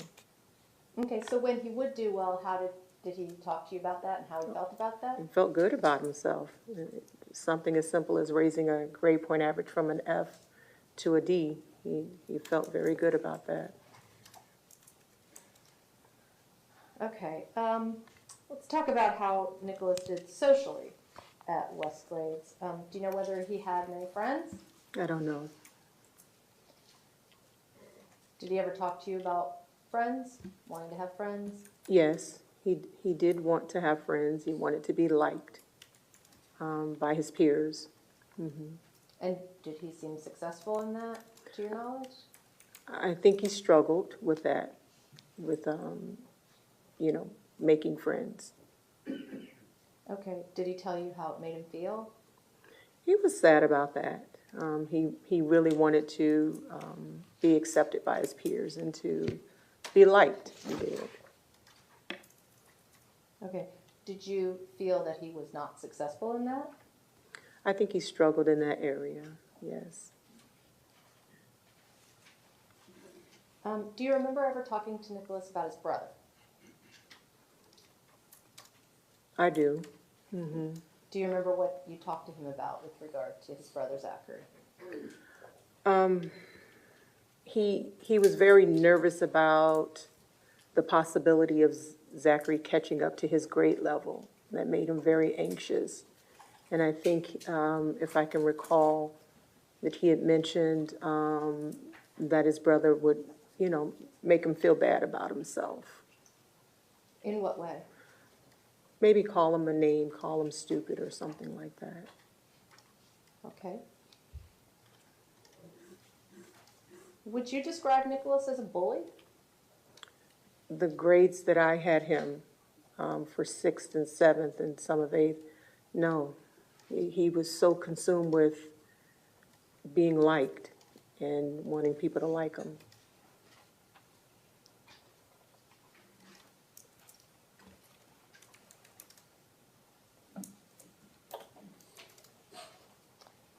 Other than him telling you he was sad, do you remember him saying anything else about not having any friends? No, I don't recall. Okay, if I were to show you one of your notes, would that maybe refresh your recollection? Sure. Okay.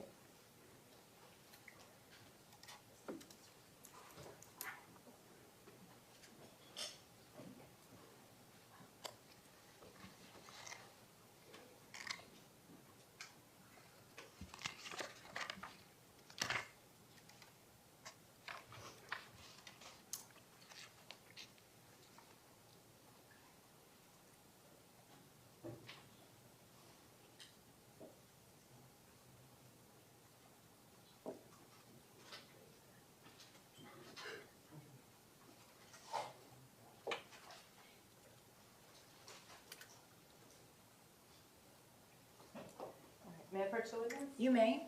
I'm going to show you your notes from April 10th of 2013. If you want to just read that to yourself, and then if that does refresh your recollection.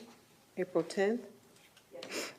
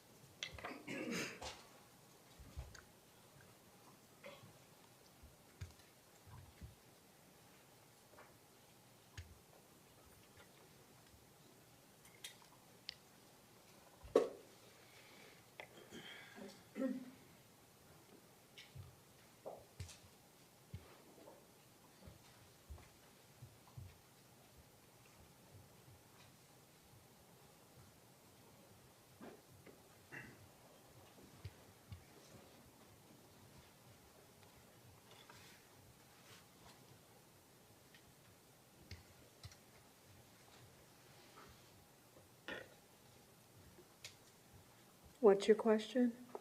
If he ever expressed to you any other feelings about not being able to make friends at Westglades? About not being able to make friends. Yes. And you refer to April 10th? Yes. Or April 10th, it says that he was feeling pleased with himself because he was starting to be noticed by his peers around school. Okay, I may be looking at the wrong one. Okay.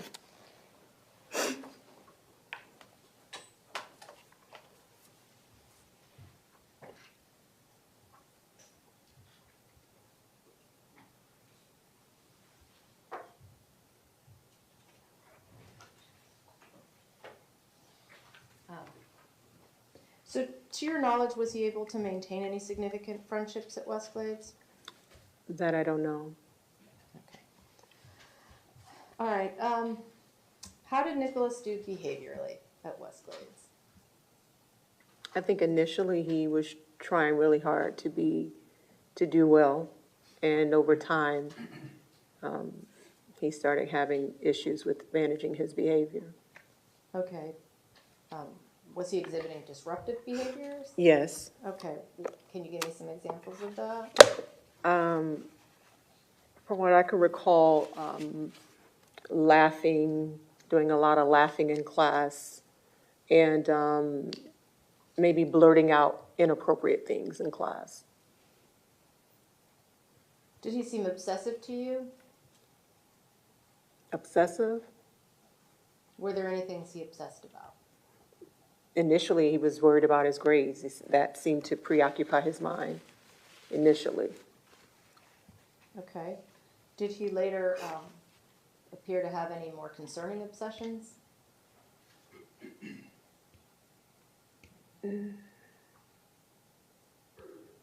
Not that I can recall. Is something in my notes you want me to refer to?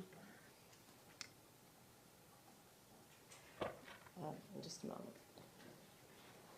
Did there come a time when he wasn't permitted to go to walk around the school by himself? There did come a time where he had to have an escort to go from class to class and to go to lunch as well. Okay. Do you know how he felt about that? And I don't think he liked it much, no.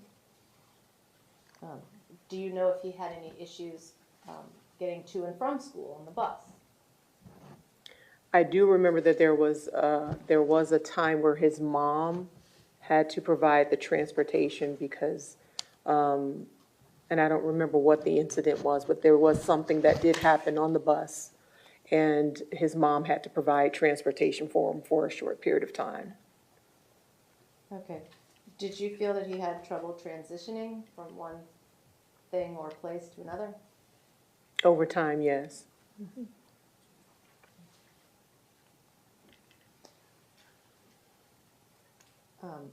Do you recall him ever getting in trouble for destroying property at school?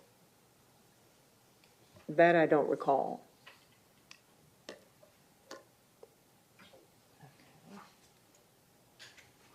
Just one moment.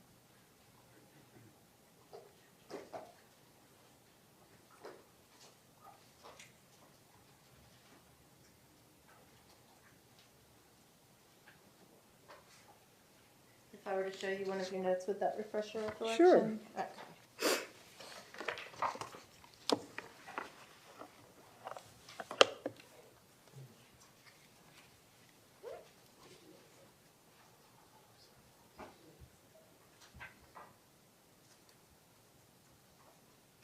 May I approach? I'm going to show you your note from 11/25/13. Okay.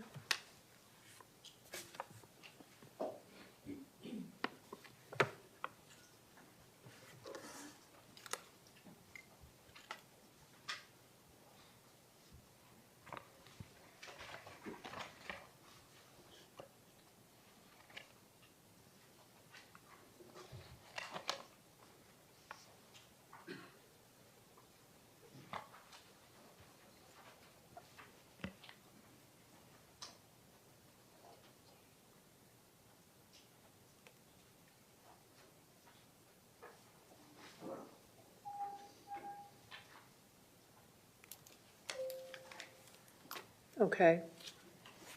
Does that refresh your recollection? I mean, if it's in the notes, it happened. You know, do I remember it necessarily? No, but if it's there, it happened. Okay, and what does your note indicate? It says that he was not present on this day for his counseling session. The ESEA specialist had informed the therapist that he was sent home early, and the reason why is because he was in the boys' bathroom and he ripped apart the faucet to the sink inside the boys' bathroom. And as a result, he had to be escorted to the assistant principal's office. Okay, and do you know ultimately what the consequence of that was? According to the note, it says that the student was to attend the Promise program over the next 3 days for damaging school property. Okay, and do you know whether he ever completed it? I don't remember. Okay. I don't know. Was Nicholas removed from class regularly? For what? For services? Bad behavior. Sorry. I don't recall, honestly. Okay, did you ever talk to him about internal suspension? You want to refer to a note or something? Because I don't recall. Okay, if you want to look at your note from May 22nd of 2013. I'm sorry, repeat that? May 22nd of 2013. Okay. I need to just check the page because our pages are different than theirs. Okay. I can see it for 1 second, I'm sorry. Mhm. Thank you.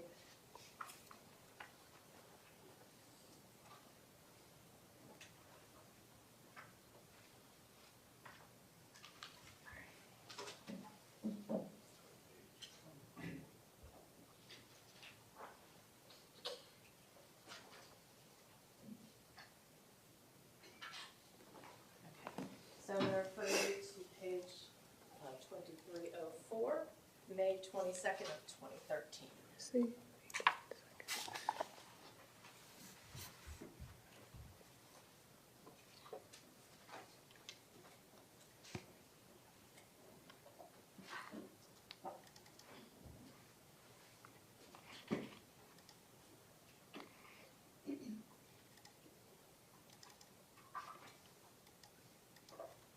Okay.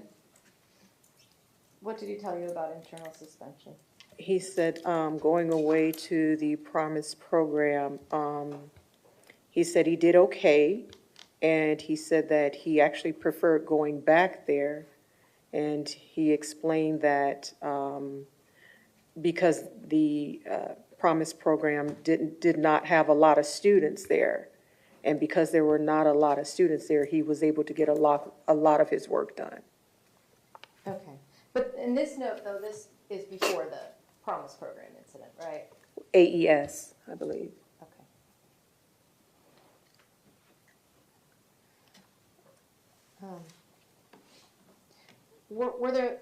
Was there a class when he was in the 7th grade where he didn't misbehave? Do you remember that? I don't remember. Okay, if I were to show you a note on that, would that refresh your Sure. recollection? Okay, I'm gonna just check the page.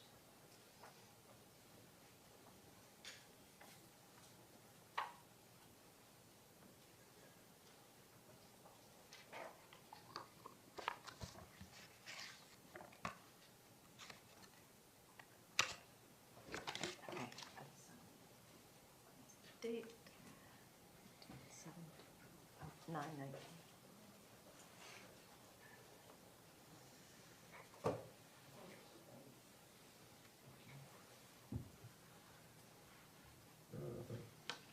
Okay, I'm gonna refer you to the note from September 19th of 2012. September 19th.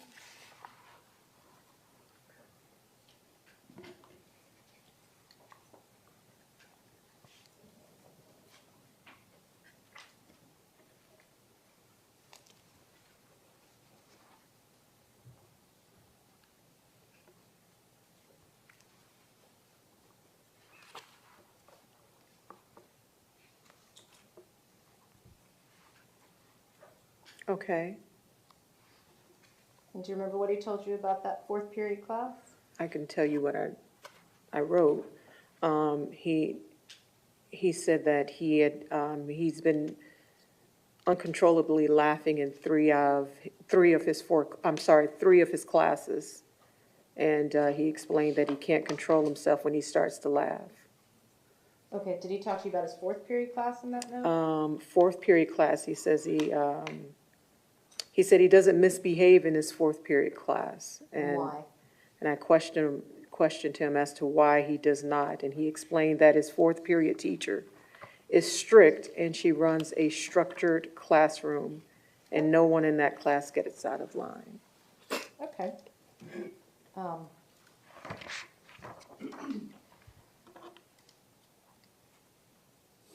want to go back just for a minute, because there were a couple of notes about his academic struggles. Do you remember talking to him about his technology class?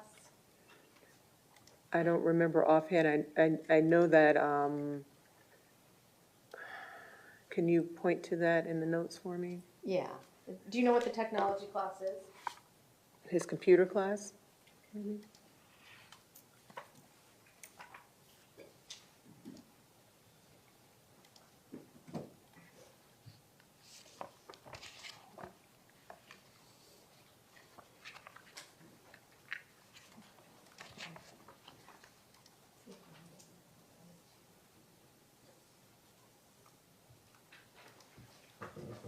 gonna point you to April 11th Okay, of 2012.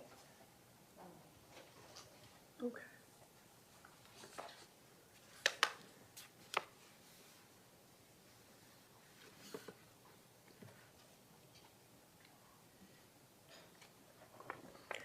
So according to my notes, he said that he expressed that he was nervous about the new technology class because he doesn't know his measurements.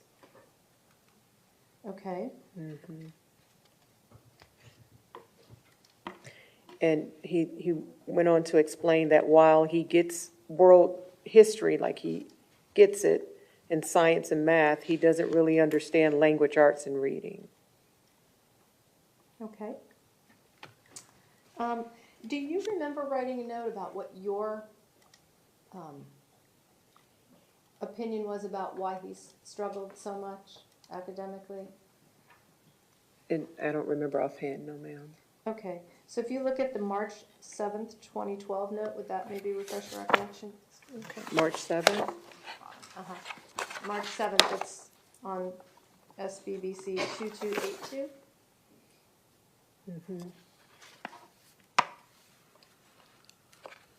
I apologize, it's his opinion, not your opinion, I'm sorry. Okay.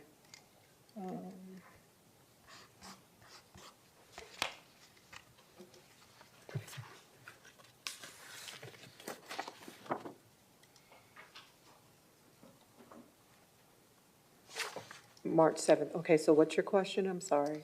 Did he tell you why he thought he struggled so much academically?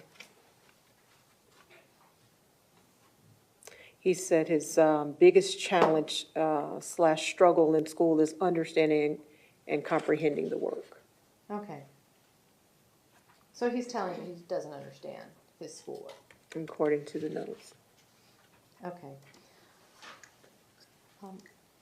Do you recall telling him that he may have to go to an EBD center or a different school if he doesn't I don't remember. behave better? Okay. If I were to show you a note about that, would that refresh your recollection? Sure. Okay. Thank you.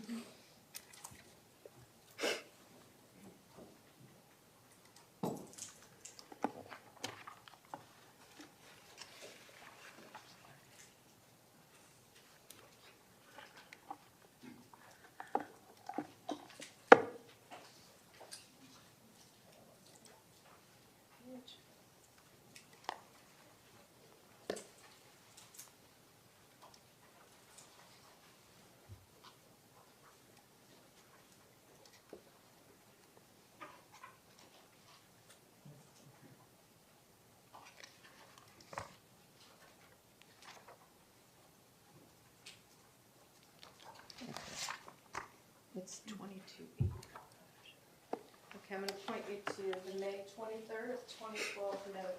Okay. See if that refreshes your recollection.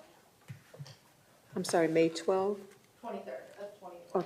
Oh, May 23rd, okay.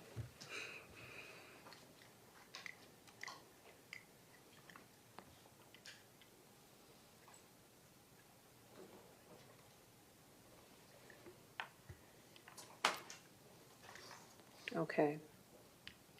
We went over, we did discuss that regarding the consequences, the risks and the potential consequences that he would face if his poor behavior persists. And it does mention about possibly being sent to a different school and all. It says, therapist informed the student that if he continues to demonstrate lack of self-control in school, administration and, lack of self-control. Lack of self-control. In school, administration and ESE department may begin to wonder if this school is the appropriate setting Okay. for him, and could possibly make a recommendation for him to attend a behavioral school or even an SED center. Do you recall him ever telling you he wanted to leave the school? I don't recall. Okay. If I were to show you the note from 8th grade, would that perhaps refresh your recollection? Perhaps.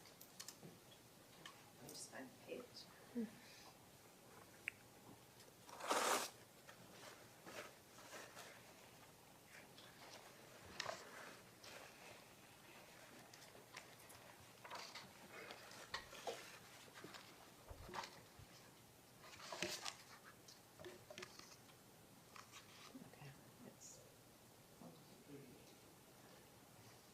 I'm going to show you from October 23rd of 2013. See if that refreshes your recollection.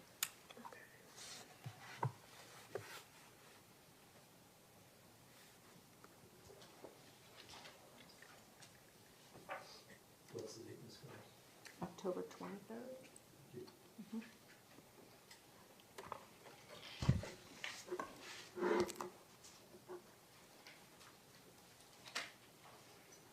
Okay.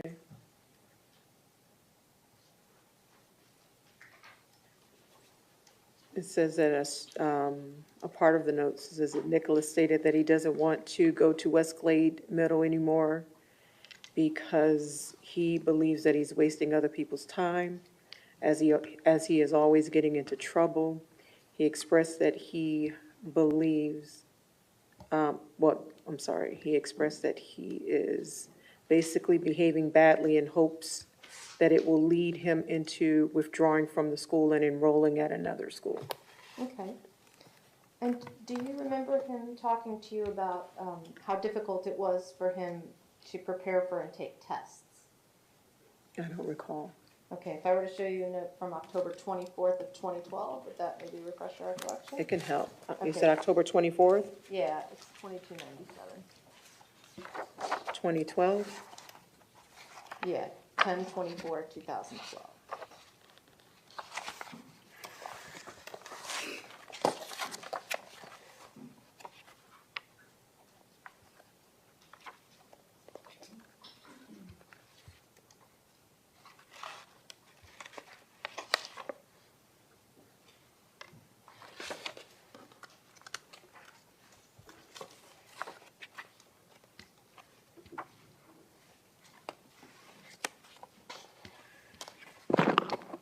Okay.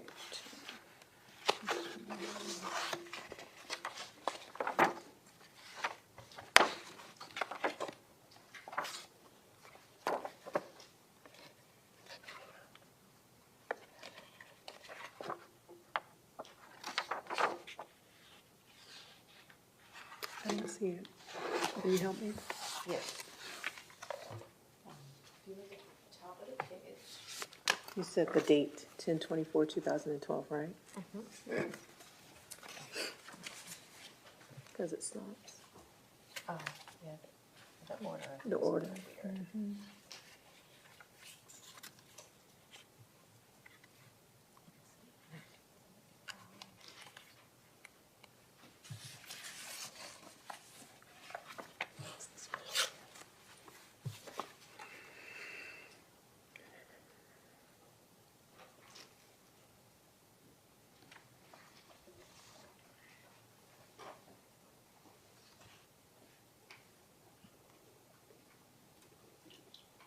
What was your question? Can you repeat that? Did he please? talk to you about difficulty taking tests Okay. and preparing?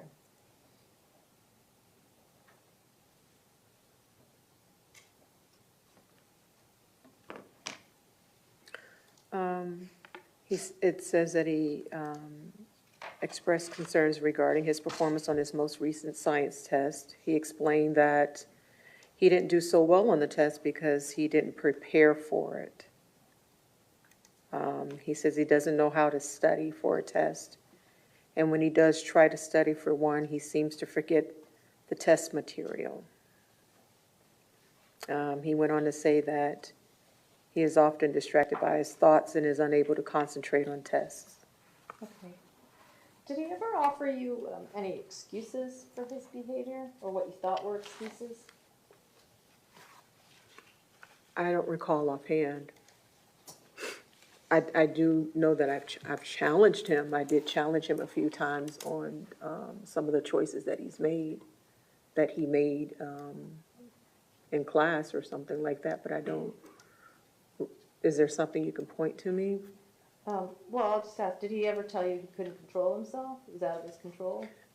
According to the notes, laughing, he mentioned something about laughing. He can't control it. Okay. Did he ever talk to you about medication? No. Okay. Do you think Westglades was the appropriate educational environment for Nicholas? Over time, it became clear that it was not the appropriate place for him. Okay, why? Because the resources that they had available, they applied every resource that they possibly could, and they just did not have everything to be able to meet his needs, all of the resources to meet his needs there. Okay. May I have a moment, Judge? You may. I don't have any more questions right now. Thank you. Please state, do you have any questions? Judge, I'm gonna have a lengthy cross, and it's 12 now, so you can do it after the break. Sure. They're asking to finish your testimony after the lunch break. Okay. So what we're going to do is we're going to break, it's 12 o'clock now, we're going to break for lunch until 1:15. Members of the jury, please be back at 1:15 where we will resume this testimony. Ma'am, if you're excused, you don't have to sit there by any means, but please don't discuss your testimony with anyone during the break, okay? And if you could please be back here about 1:10. Thank you so much.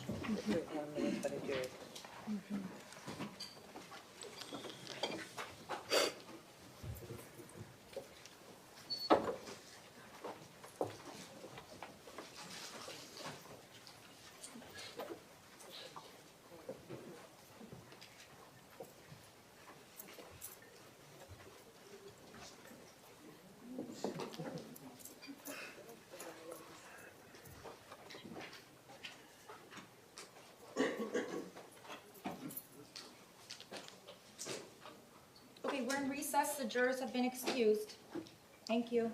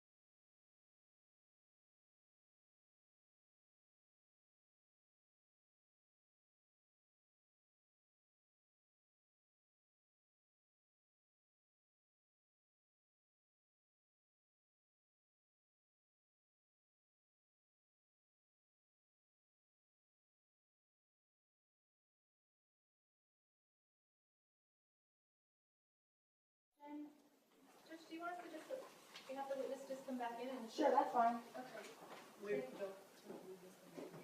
Oh, Judge, we're missing one juror. We're just waiting on back momentarily.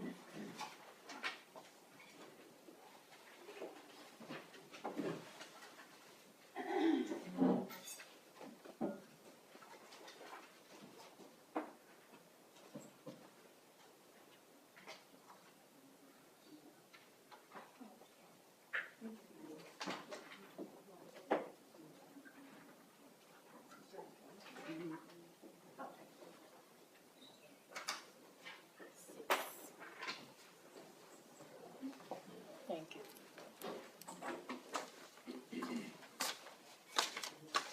That's it, right? I just need And six then more. the extras give to the attorney. All right.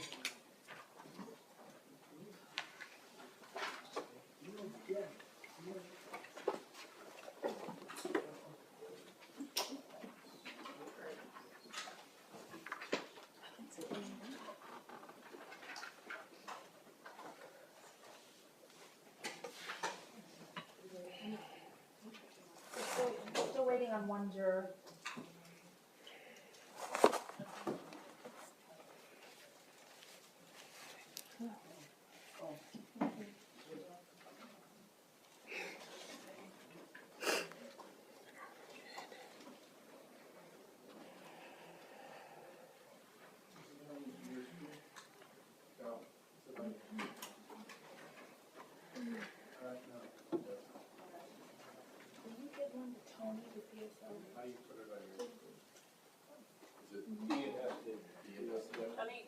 What do you want to do?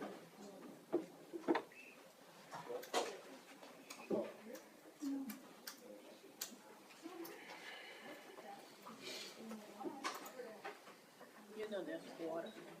Ma'am, there's water in there. You're so kind. Thank you, dear. Thank you. Face down.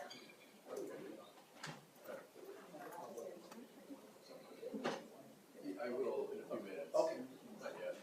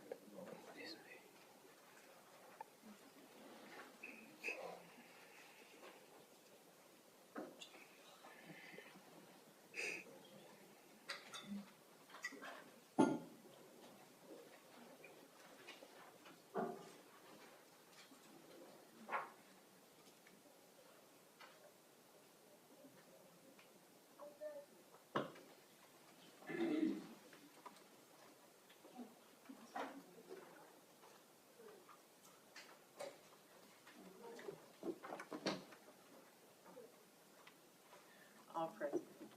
You're all present? Okay. Are both sides ready to bring the jurors in? They're all present in the county court. Defense? Oh, okay. Yes, ma'am.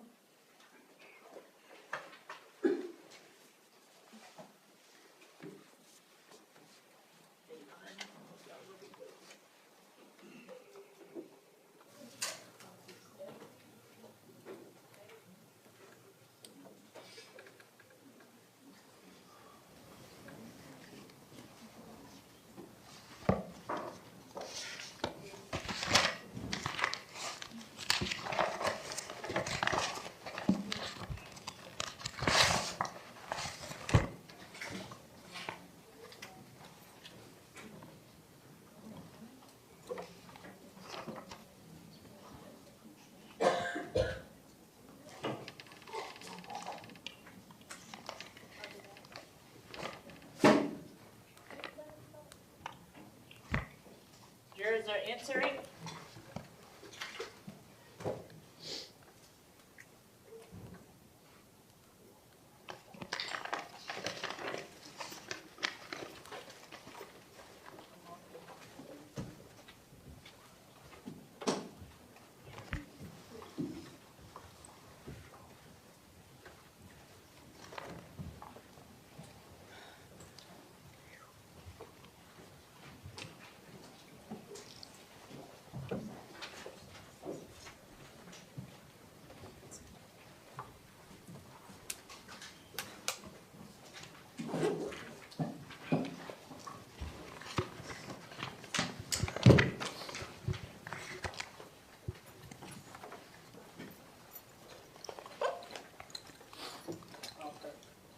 the jurors are present, the witness is present on the stand. State, you may begin when you're ready.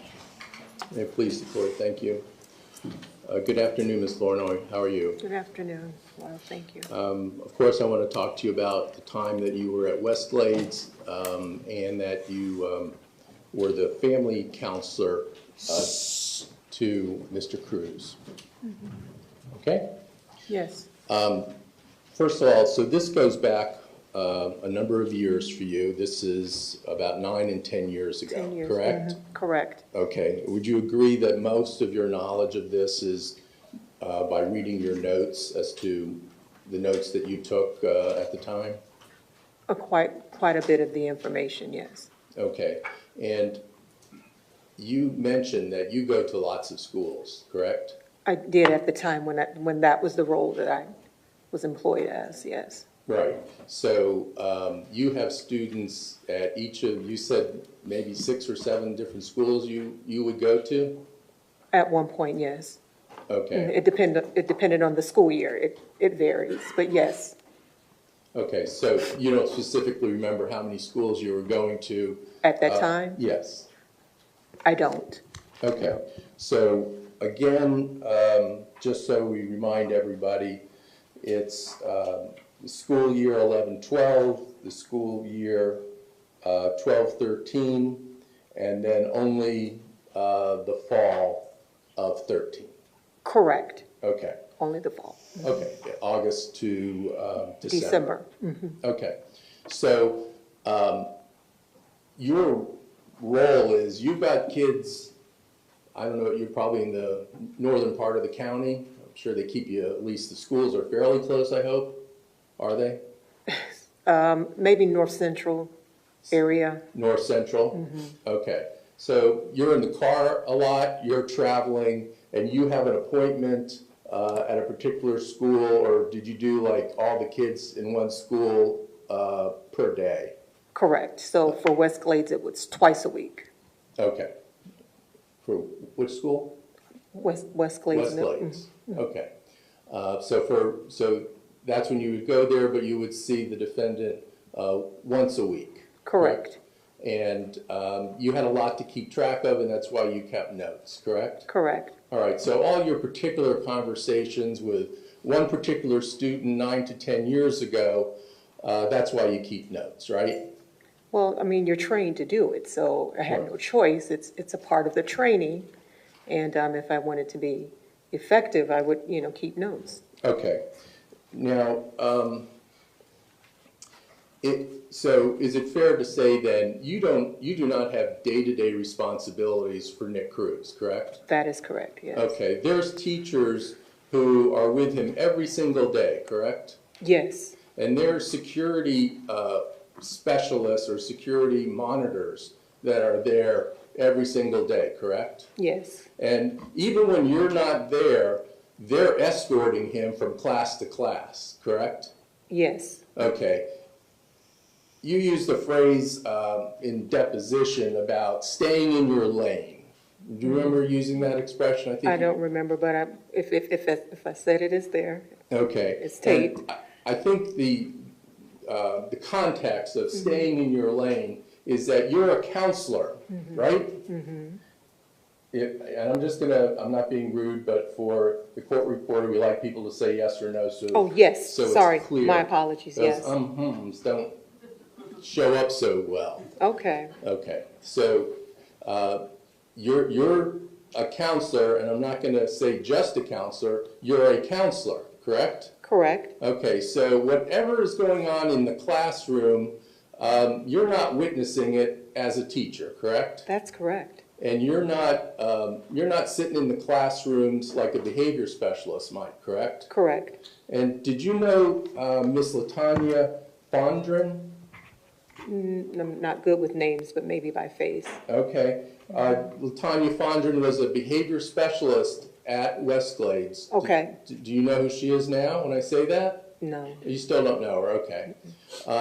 And you were a behavior specialist at one time, correct?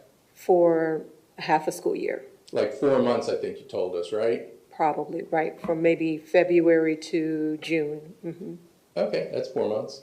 All right, so a behavior specialist, well, tell us, what does a behavior specialist do day to day? Well, it was mainly like coaching the teachers and the staff on how to manage disruptive behaviors, maybe creating like a behavioral plan where there's an incentive, a reward system involved so that the student can earn points towards receiving an incentive.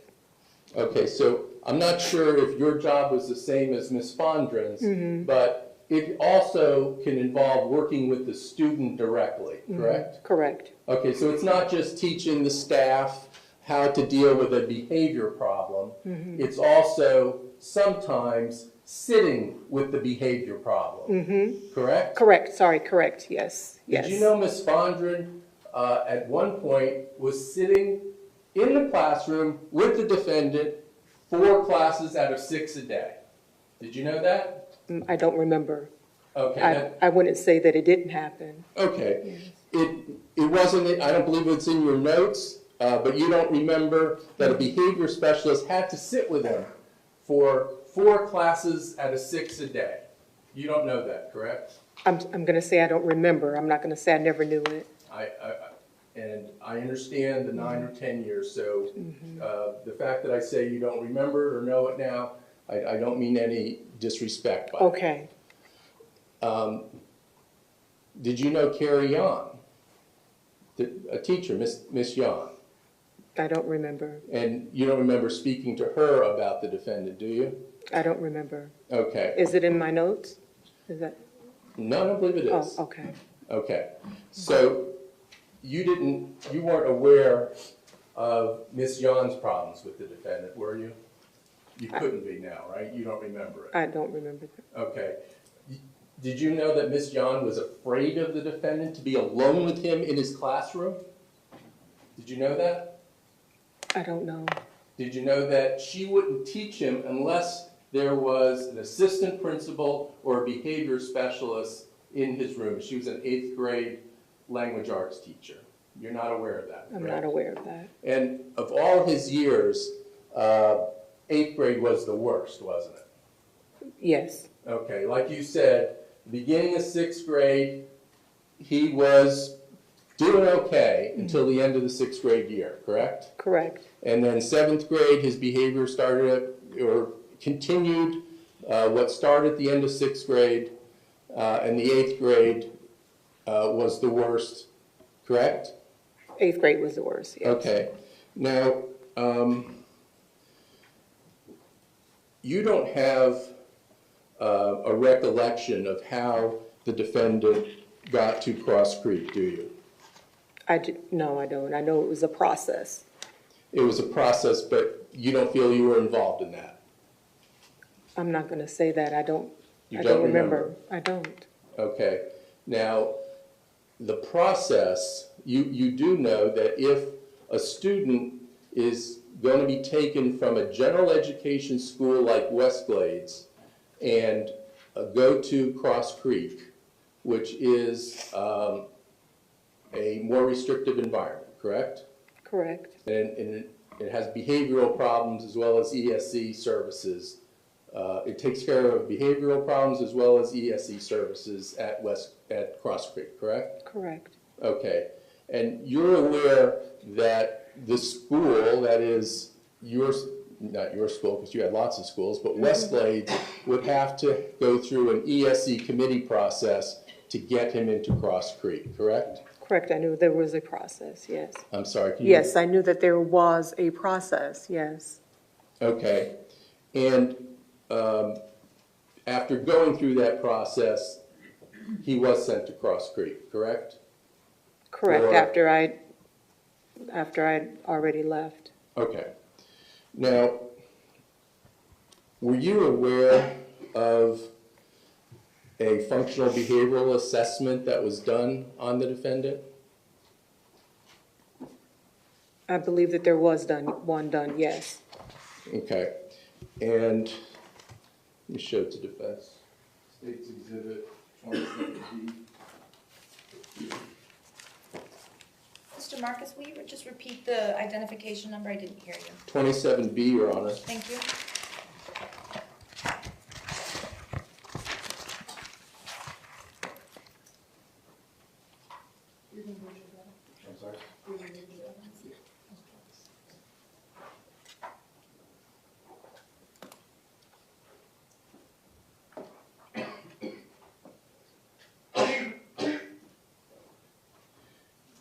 at this point, 27B is self-authenticated document already from certificates. It represents SBBC 1057 through 1068. These are school board records. That's moving to evidence. Does the defense have any objection? No, ma'am. All right, the court will receive what's been previously marked for identification as states 27B, as in boy, as states 485.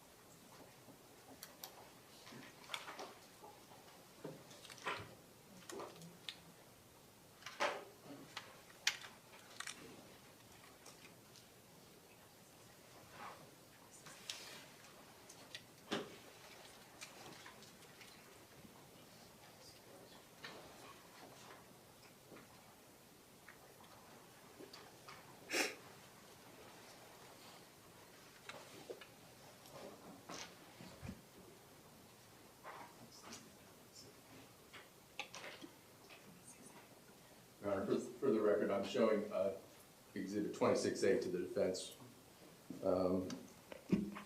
That's the holdup. Wait, is that different than 27B? States Exhibit 26A.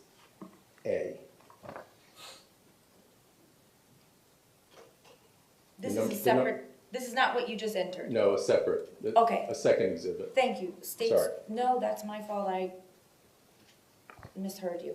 All right, states 26A is being shown. Got it.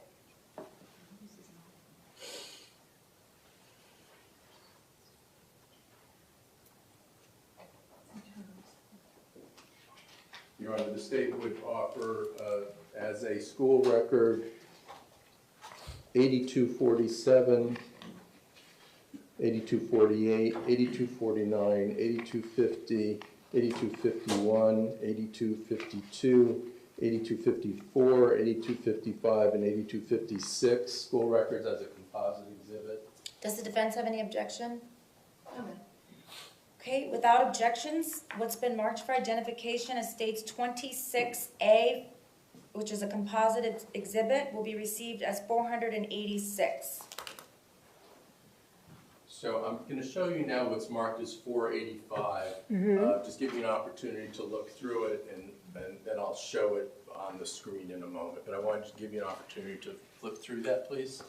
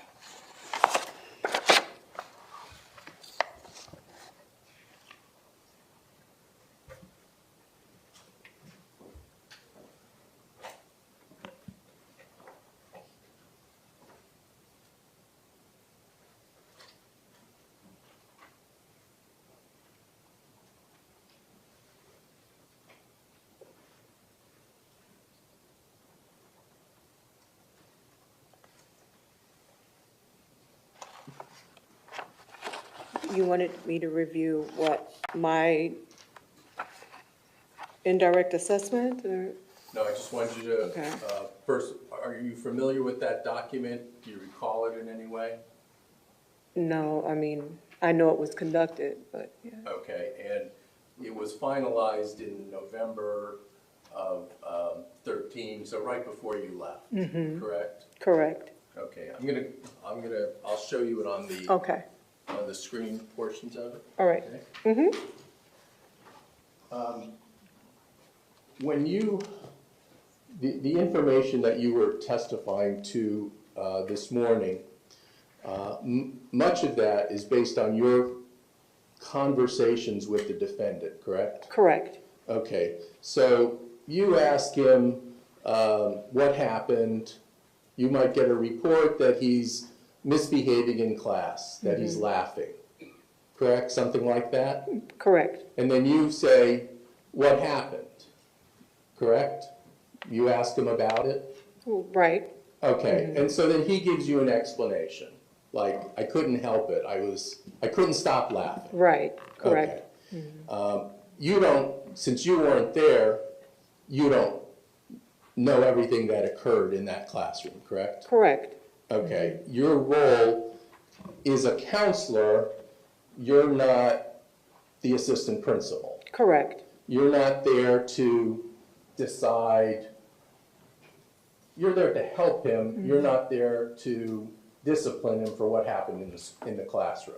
Correct. And you're looking for strategies for improving that behavior, correct? Yes, correct. And occasionally, and maybe more than on occasion, you would challenge him with, that's not a good explanation, Mr. Cruz, correct? Correct. And you would say things like, you can't laugh in the classroom, correct? Correct. And even if he says, well, you know, I couldn't help it, you know that may not be true, correct? I would challenge him on his abilities to make wise choices. Okay, so turning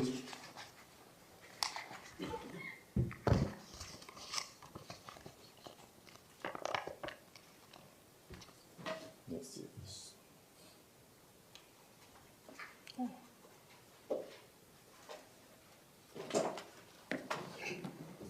Okay, this is page 1062, Counselor. What is a functional behavioral assessment? Why don't you tell us what that is?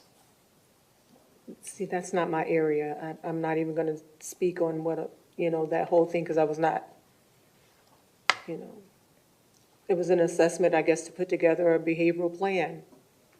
Okay, so you don't have specialized knowledge about a functional behavioral assessment? No. Can you assume it's information gathering? Right. Okay, and it's probably informational gathering so that decisions can be made to improve his behavior? As part of speculation, the witnesses indicated she doesn't have the required foundation to testify about the contents of the functional behavioral assessment, and we'll put on other witnesses that can explain. Okay, That'd be she cool. can answer in general if she knows. If you know, ma'am, you can answer generally what it Okay, is. well, repeat that, I'm sorry. With the purpose of gathering information to try and learn and develop a plan for the defendant? That, yes. Okay, that much you do know for sure. That much I know. Okay, so are you aware that information is gathered for the team to make decisions? Correct. Okay, and so anecdotal records would be part of the information gathering? Correct. Okay, like on August 23rd, could you read the anecdotal records from both of them? Okay, so there was a scheduled fire drill, and the students were made aware of this before the fire alarm went off. Nicholas screamed and threw his books onto the floor when the fire alarm went off. He then proceeded to laugh about it. In between classes, a teacher observed Nicholas walked into his classroom, which wasn't Nicholas's class, kicked the recycle bin over and said, "F this school." He then took off running. Okay. in regards to what he told you about laughing in class, is this example on August 23rd, 13 about laughing when there's a fire drill going off? Is that indicative to you that it wasn't something he couldn't control? Do I think that he was in control of this day, his actions on this day? Yes. Yes. Okay. These are intentional behaviors, correct? He made the choice to do that. Okay.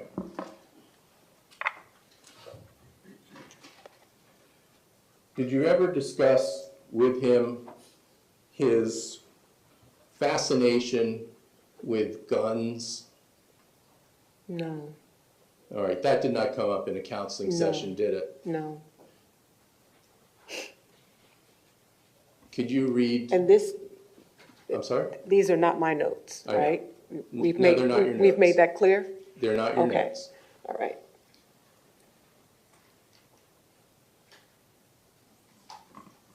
Could you read the two notes from 9/4/13 and 9/11/13, please, to the jury? Okay. There are 3 notes for 9. You said 9/4? I'm sorry, the last two. The last 2 for 9/4. Yes. All right. All right. Students were taken to the auditorium for. Actually, I'm sorry. That's okay. I misspoke. I meant the last 2 on the page. Okay. So Nicholas drew questionable depictions on his vocabulary worksheet. Nick was asked to erase them and fix his work. Nick drew naked stick figures showing body parts and drew pictures of people shooting each other with guns. That was 9/4. 9/11, Nicholas returned from being out of internal suspension after discussing and lecturing about the Civil War. In America, Nicholas became fixated on death and assassination of Abraham Lincoln. Some questions he asked were, what did it sound like when Lincoln was shot? Did it go pop, pop, pop really fast? Was there blood everywhere? After the war, what did they do with all of the bodies? Did people eat them? And the subject matter of guns or killing was not part of your counseling sessions, was it? No, it did not come up in the Okay. sessions. You were unaware of those issues? Yes, unaware. You had mentioned this morning on direct examination, the defendant talking about him still being at the school. Do you recall that? Him being at the school? Yeah, it's like, how am I still at this school? Do you recall that? From reading some of my notes earlier? Yes. Yes. Okay. And what was he saying to you when he was saying, how am I still at this school? When I surmised reading the notes was that he wanted to actually go to a different school. Okay. And so was his behavior, was he acting out to get out of Westglades? Did he tell you that? I think in that note that day, he was saying that he wanted to go to a different school. He couldn't understand why he was still there. Okay, let me show you, again, this is from this same document. Okay. The functional behavioral assessment, and this is not your note. Okay. From 9/27/2013, the bottom note. Okay. The last one, the very last one? Yes, the very last one. Okay, so Nicholas behaved very well. However, he asked a lot of questions at the end of the class period, and was starting to get worked up. Another student also informed me, once Nicholas was escorted out of class, that Nicholas asks him all the time, how am I still at this school? Okay. And that tells you that he's acting intentionally in order, whatever his goal is, it's to get out of that school. It Correct? appears that way. Okay. And want to show you from the page 8 of this document of the results of the functional behavioral assessment, middle of the page, on October 1st.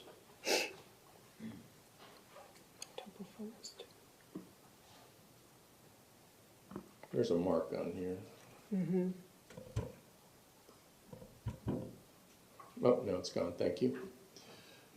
10/1 of 2013. Can you read that to the jury, please? All of it? Yes, please. Okay. Nicholas refused to take out his warm-up. He kept opening and closing his umbrella in the classroom. Nicholas lost his work from yesterday. He crumpled it up and put it in his bag and could not find it today. I gave him a new sheet and he proceeded to begin his work. He then ripped it and wrote in very large, illegible handwriting on the paper.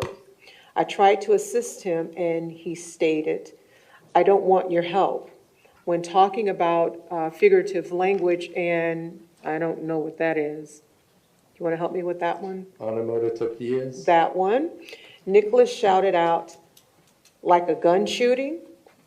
Nicholas will find any excuse to bring up shooting guns or violence. Nicholas was very defiant with instructions today. He had a hard time staying focused and was looking for any excuse to get up out of his seat or get attention. When another student commented on a writing assignment about writing about Jesus as their hero, Nicholas shouted, say that? You can say. BS. He was reprimanded and sent to another class in the classroom away from that student. Nick continued to make noise during SSR. Nicholas asked several times to use the bathroom. He was told repeatedly that he could if I called security to pick him up and asked if he would like to do so. He got frustrated and said, "I hate security. I hope they die." Then he stated to me, "F you." I called security to pick him up immediately. So you were aware that he needed security to be escorted from place to place? At one point I did. That was told to me, yes. And you, I believe, testified about how he didn't like that. Correct. Okay. But he also wasn't going to change his behavior, was he?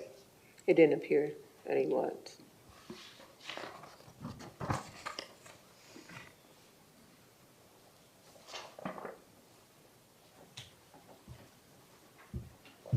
On the next page,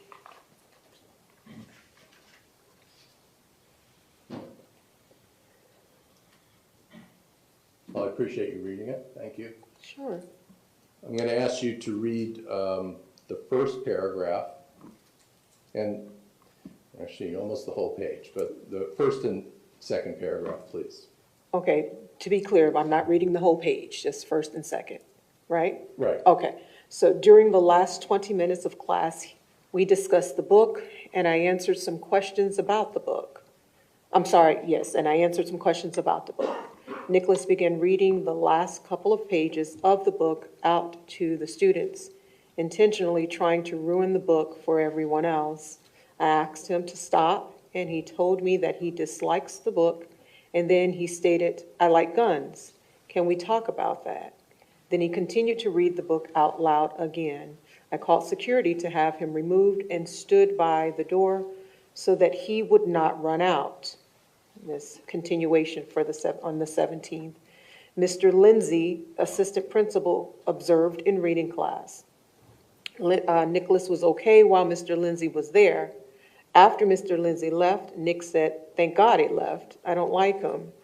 Nicholas did some work, but was throwing paper balls and cursing. He was able to be redirected somewhat.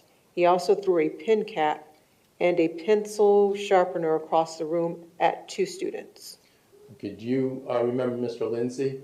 I do now, yes. Is he, and I don't mean this in any negative way, is he a large man? I don't remember him being a large man, Okay. no. All right.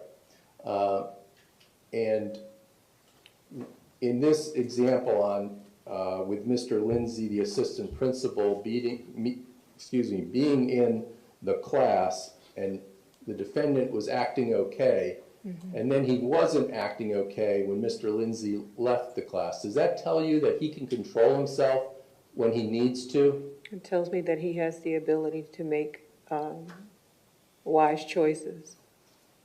And he knows not to act out in front of an assistant principal, correct? Correct. And he never acted out with you either, did he? He didn't. Okay. Somehow, he was able to be in your presence as a counselor, and he didn't hit you, right? Correct.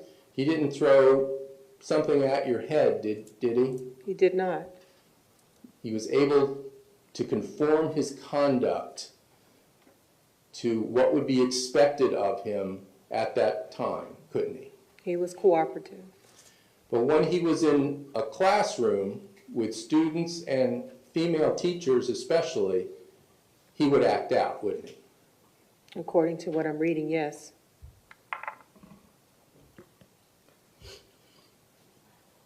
If you would please indulge me to the next two paragraphs. So I am reading the whole page.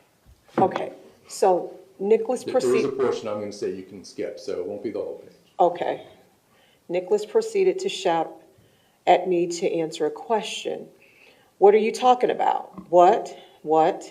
He did this over and over again. I asked him to listen and to wait, and his response was, or what? I told him that he would have to be asked to leave if he kept up this disruptive behavior. Nicholas then stood up in my classroom and stuck his middle finger up at a student across the classroom. As I walked over to the phone to call for security, Nicholas screamed, "No, don't," and ran across the classroom and took the phone and would not let me call security. I sent a student out of the class to tell another teacher to call for security. Nicholas attempted to call 911 on my phone, and when it didn't work, he banged the receiver against the phone several times. He eventually stopped and grabbed his belongings and ran out of the classroom. So continuing 1021. Please. Okay. The following was observed in Nicholas's reading class. Nicholas rushed to the door for another student and slammed the door and slammed his desk down. Nicholas gives another student the middle finger and says, "I'm bored." This, using profanity, is boring. Nicholas throws a pencil at another student and hit him. Nicholas cursed throughout class period. Teacher spoke to Nicholas about his behavior. She asked him why he was being so disrespectful. After their conversation, Nicholas calmed down some and began to complete some work. However, toward the end of class, he started blowing a party horn. Teacher asked him if it, period, he broke it and then gave it to his teacher. Oh, the teacher asked him for it. He broke it and gave it to the teacher, his teacher. All the episodes that you've been reading, they have been maladaptive, antisocial behaviors in the classroom, haven't they been? Correct. And they're not only in front of the teacher, they're also in front of other students, correct? Correct. And so students are perceiving these violent, awful behaviors aggressive from the defendant, correct? Correct. I'm not going to ask you to read the whole one from 10:28:13, but down from the bottom, beginning with, let me move it up.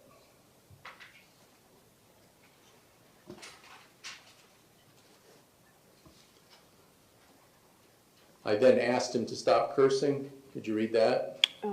I'm sorry, where are we? It's about, I guess, 3 paragraphs from the bottom. Okay. Okay, I asked him to stop cursing and interrupting other students while they work. He told me, "You are creepy, just looking at me is creepy." I then asked him, What would you rather be doing? His response was, I would rather be on the street killing animals and setting fires. He then ran out, and Mr. Austin was in pursuit to make sure he did not head out to Miss Watkins' portable. I'm sorry, thank you. Mr. Austin was a security officer at the school, wasn't he, or did you know who he was? I don't remember. Okay. And would you agree that talking about rather being on the street killing animals and setting fires, that is also antisocial behavior? I would agree, yes.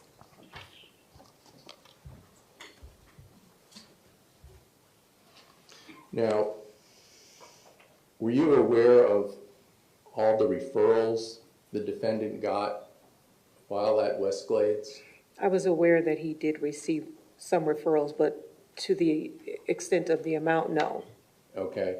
And what is the referral process like, if you know? Do you know how When a teacher writes a behavioral referral, Yes. I don't know the process of it. Okay. And why would a teacher write a referral if you know?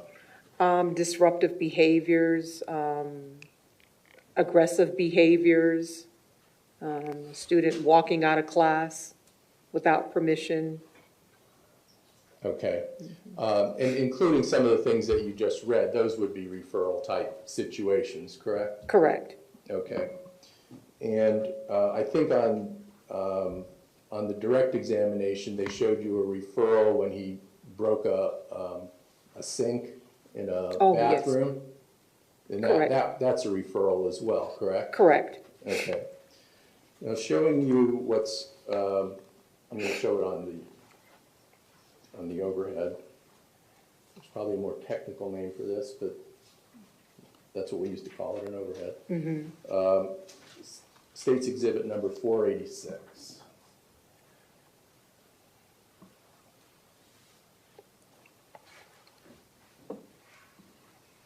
So the first one is from Coral Springs Elementary. I'm not going to address that. That was in elementary school. Would you agree that it begins with the school year 2012? There's a referral number for each incident, correct? Correct. And how many students are involved? So it's one.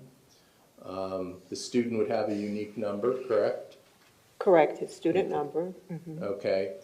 The next would be the referral date.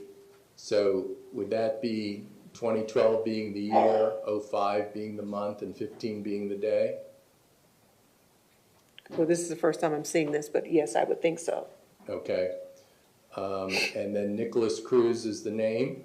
Correct. And the grade, correct? Yes, correct. And the time, of course, correct? Correct. And then there's a school number, 3871, representing West Glades Middle, correct? Correct. And then there is the reason for the referral, correct? Correct. Okay. And beginning with the one on May 15th, 2012, Yes. before we go into the reasons for referral, you had indicated that the end of 6th grade was when he began his misbehaviors, correct? According to my notes, I believe that leading up to 7th grade, he started to really act out. Okay. And so would this indicate to you May 15th of 2012 is the first one reflected in this document? The first referral for that school year? I'm sorry? Yes.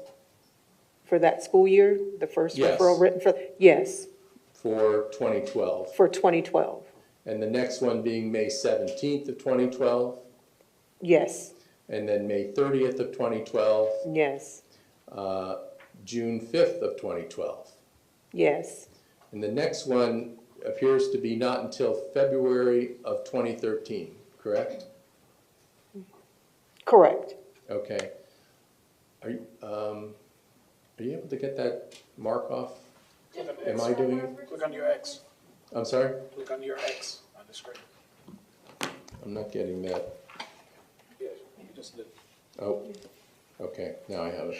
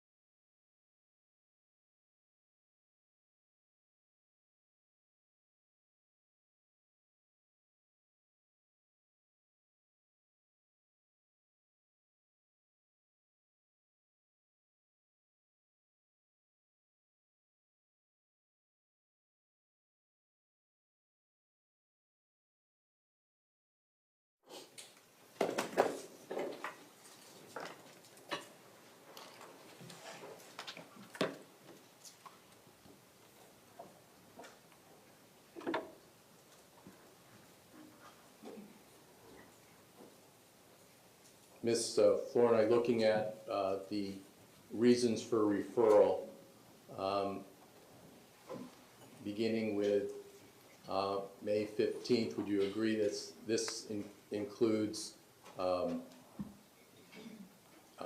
nasty language, cursing, Correct, yes. calling girls whores?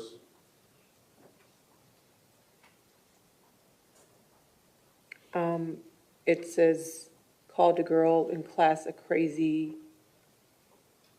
do I say it? I mean, I don't know. Ma'am, if you're just reading a document, you're not going to offend me by reading the exact word You that's sure? on the document. So I don't want to disrespect anyone in this you courtroom. are not going to disrespect. If you'd rather spell it, if you're more comfortable doing that, that's fine. It's Or going to you take a can- longer time to spell it, so I'm Okay, going to so- say it.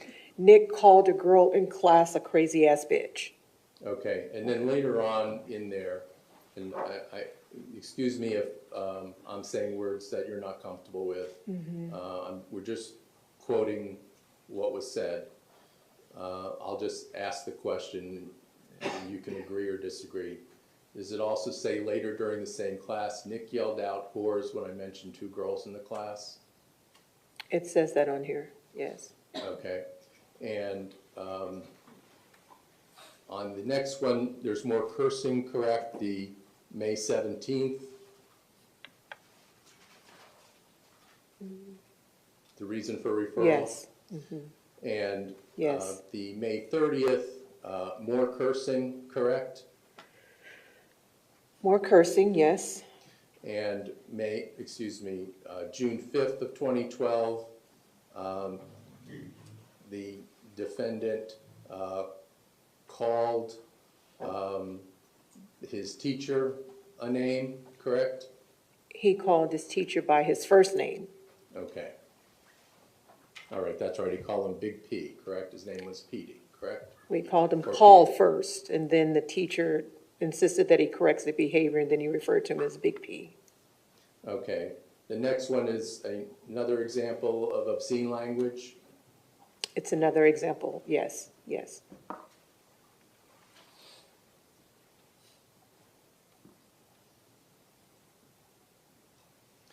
And the rest of the page is also obscene language in the Correct. classroom, correct? Correct.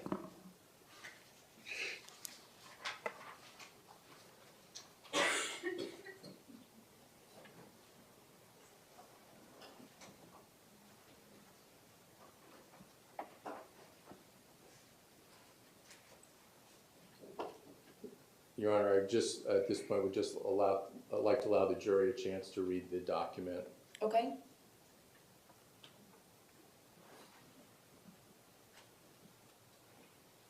I see the many of them are squinting.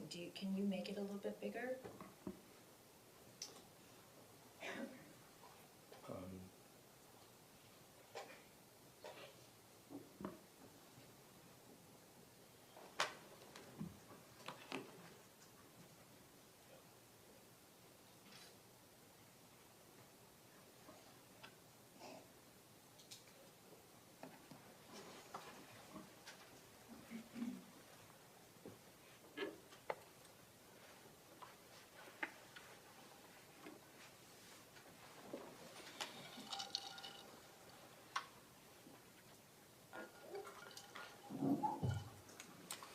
Ms. Flournoy, are all the ones on the screen now, are they still from 2013? We can't see Yes. it. Oh, maybe we can. Yes. The date on mine is cut off. It's the line that starts on top, 2013, 03, 04. It's not, mine is not Oh, cut I off. see. Thank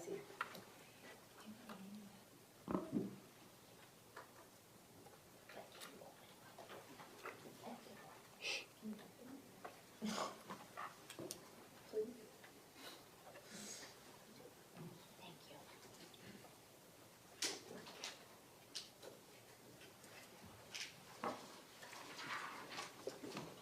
Continuing to publish, this is page 8249.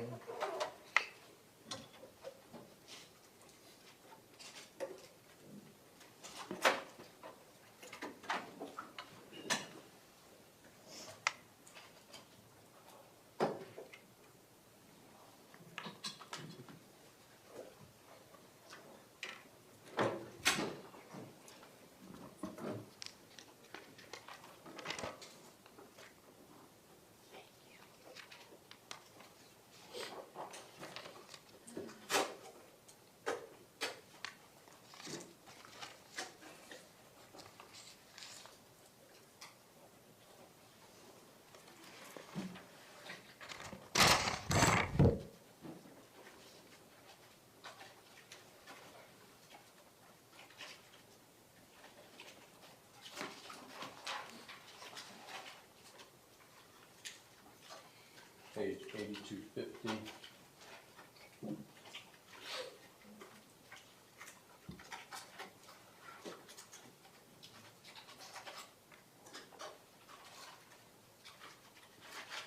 Now, the top of this page is to begin on September 4th of 2013 through October 22nd of 2013.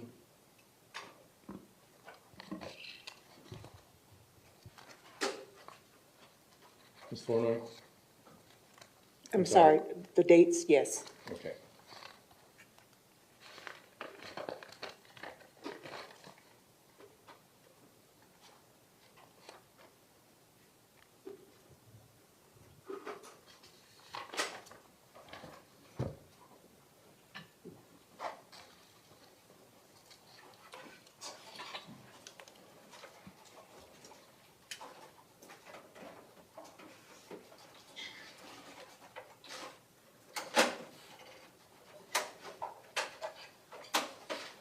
Page 8251.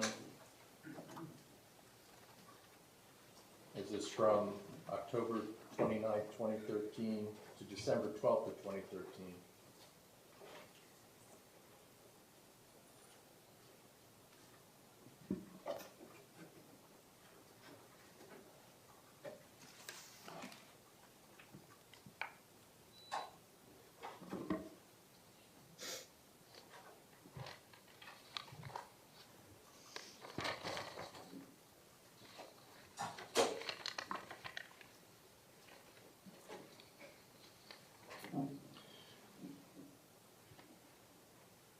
Ms. Flournoy, on October 29th, 2013, it mentions Ms. Yan, who we talked about. Were you aware he was drawing firearms and people being shot by firearms in Ms. Yan's class? No. Were you aware that Ms. Yan was so concerned with it that she kept those drawings and turned them over after the MSD massacre occurred in 2018? Were you aware of any of that? No.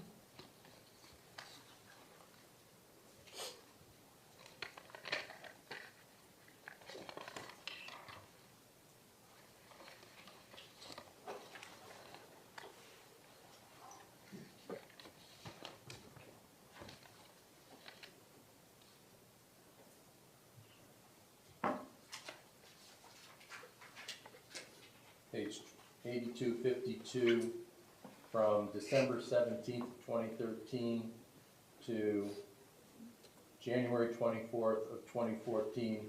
So by this time, you're not there, correct? Correct.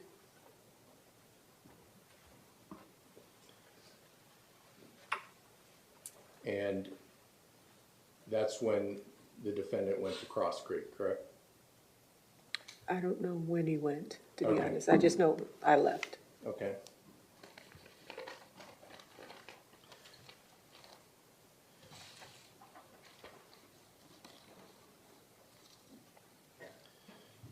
Now, Ms. Florin, I know that you were relying a lot on what the defendant had told you and things of that sort. Now you've seen a lot of referrals, functional behavioral assessment, a lot of reported behaviors about him where he was being aggressive, violent towards students and teachers, correct? Correct. Your earlier statement that he was not a bully, that's no longer correct, is it? Correct. Thank you.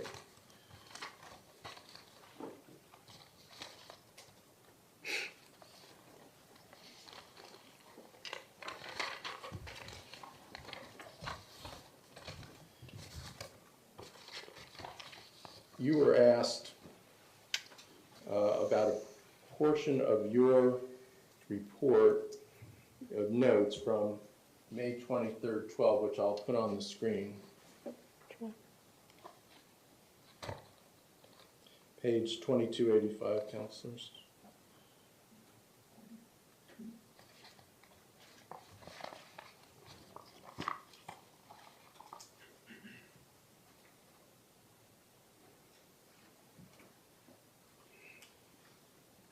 So you recognize these notes from May 23rd of 12, Ms. Flournoy? Yes. And you were asked about this on direct examination. Yes. Where therapist and student, I'm moving in a little bit, third line down. Okay. Therapist and student discussed the importance for him to pull himself together and to turn his behavior around. And you informed him that if he continues to demonstrate lack of self-control and administration, the ESE department may begin to wonder if the school is the appropriate setting for him, correct? Correct. And so you talked about a behavioral school or even an SED center. What's an SED center? Severely emotional disability, I believe. I forgot. Okay.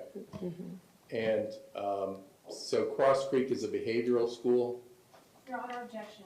It's not a behavioral school. It's a school for Okay, students. what is your objection, please? That's a mischaracterization of what Cross Creek School is.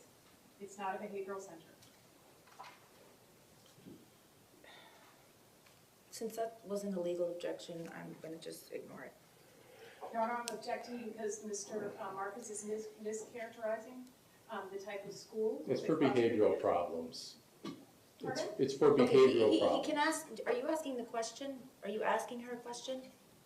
I'm asking her, was Cross Creek one of, were you referring to Cross Creek as a behavioral school? Okay, she can answer the question. Probably, I don't. Was an SED center, just like I asked you, what's an SED center, correct?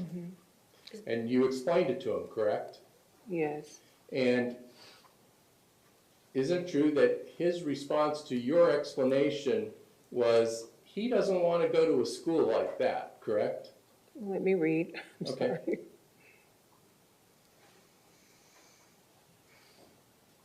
Right, he said he did not. He didn't want to go to a school such as that.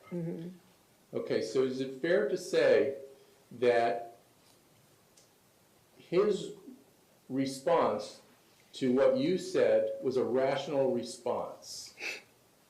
Correct? He rationally responded to what you told him about a behavioral school, correct? Correct, He understood you, correct? correct, And you understood him when he spoke to you, right? correct. And for the 2.5 years you were his counselor, you were able to have conversations with him, correct? Correct, And you could understand him, correct? correct, And he could understand you, correct? correct. He just didn't want to change his behavior, did he? He didn't, but it was him making these poor choices, so it was, He made poor choices, correct? excuse me? You're saying he made poor choices? Yes.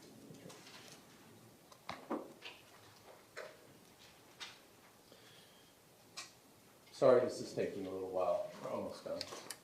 Okay. 2289, counselors?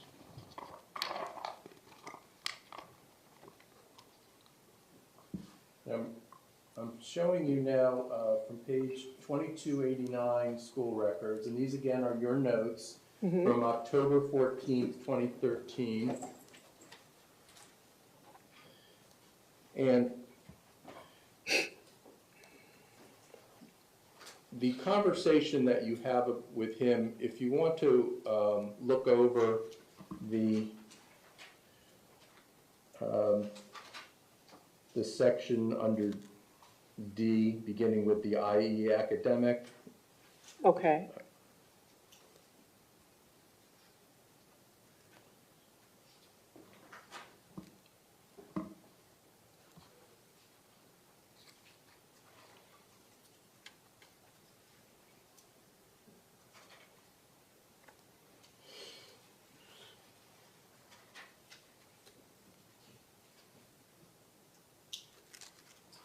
You can stop at counseling topic or before that.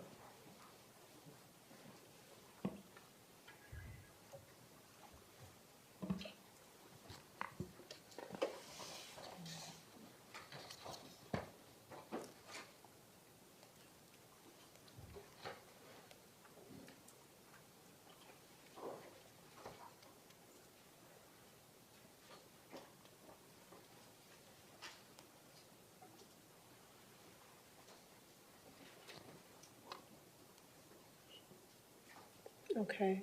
So, Ms. Forno, do you agree that he was expressing concern about his grades, correct? Correct. And that you reviewed the grades on Pinnacle, that's the computer program? It has all of the grades recorded on there. Okay, so you review it with him, correct? Correct. And he's only passing one class at that time, US History, correct? Correct. And so you print out his missing assignments for him, correct? Correct. And you and him make a plan to attack Yes. how he could potentially get caught up in these classes, correct? Correct. And so he told you he had a plan too, right? According to the note, yes. Okay. And so what was his plan? His idea was to ask the teachers for extra credit work in an effort to bring up his grades. Okay. So whether you agreed with that plan or not, that's not a bad plan, is it? No, it was a plan. No, it's not a plan. Bad plan, no. The defendant came up with that plan. That was his idea, yes. Okay. And you had another idea for him also because you're his counselor and that's what you do, right? Correct. Okay. But he was certainly able to recognize a problem and come up with a way to solve that problem, correct? Correct.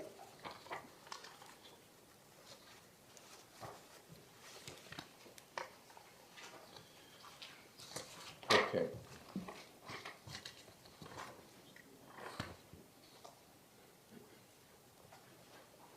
I want to show you page 2302 now, your own notes. Okay.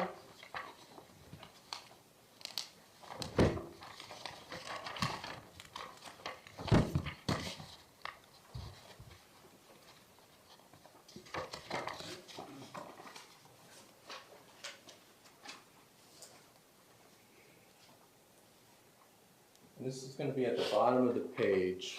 All right. 3/20/13. And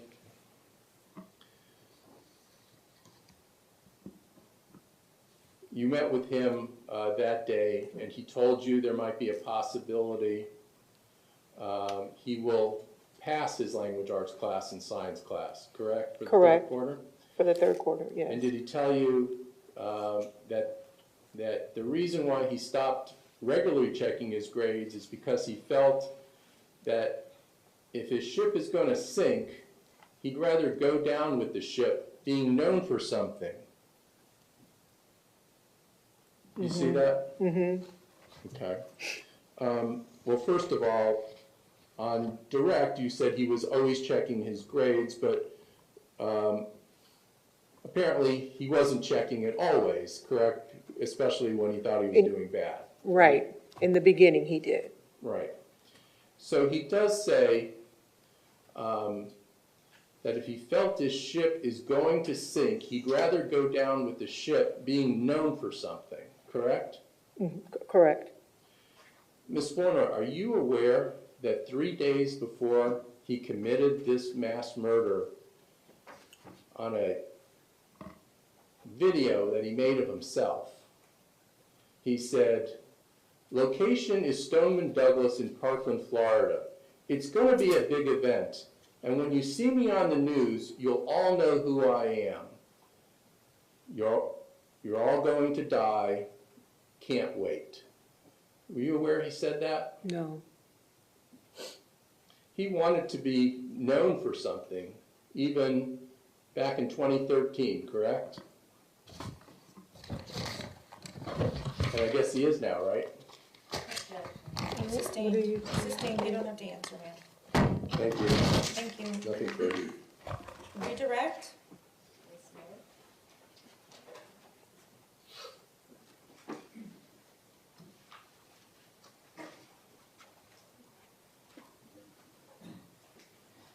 I'm sorry, let's.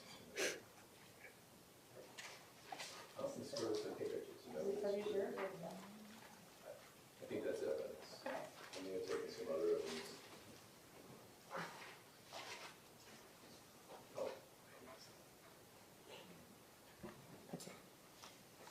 You testified on cross-examination that you were not aware of all of his referrals. Not At Westgate. to the extent, yes. Okay. And you were not aware of all of the behavior that was documented in his functional behavioral assessment, right? You were not aware of all of No. that? Okay. And you weren't aware of all of the behaviors documented by his teacher, Carrie Yon? Correct. Okay. And were you aware that Ms. Yon took all of these detailed notes because her cries for help were being ignored? No. And were you aware that she kept all of these detailed notes because she was afraid that the school would inexplicably lose them or destroy them? Objection to leading. Sustained. Were you aware of why she kept all those notes? No. I didn't know I don't even remember who the teacher is, to be honest. Okay. Now, as his family counselor, would you have wanted to know about all of these behaviors? It would have been helpful. Okay.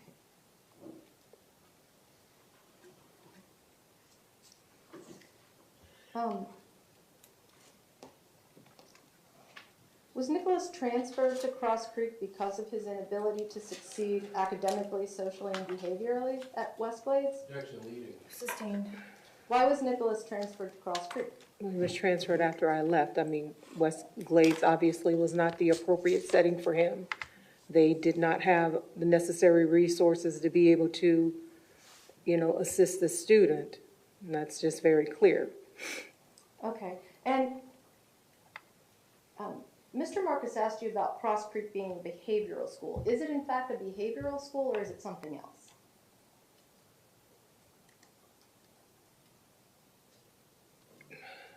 I don't know. Is it a school for children whose behavior is a manifestation of their emotional and behavioral disabilities?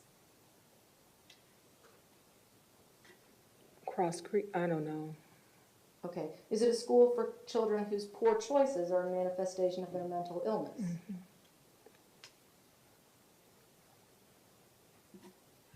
Okay. I didn't get an answer. Okay. don't know, it's okay. Yes.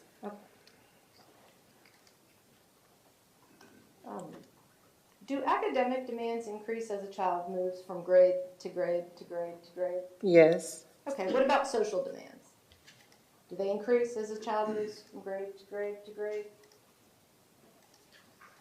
What's expected of them socially is, you wouldn't, let me rephrase, I'm sorry.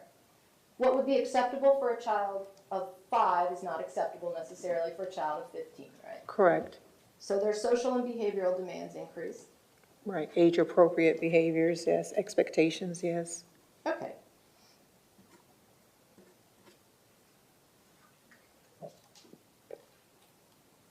And you said that he went to Cross Creek because that's a school that can support the needs of an ESE student who behaviorally, academically cannot succeed at a traditional school, right? Is that what you said?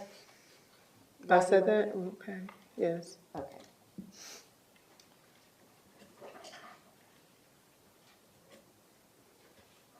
So, in your opinion, is it your opinion that Nicholas could not meet the demands academically, socially, and behaviorally at West Glades Middle School? Yes. Okay, so why would anyone ever think he could do it in high school?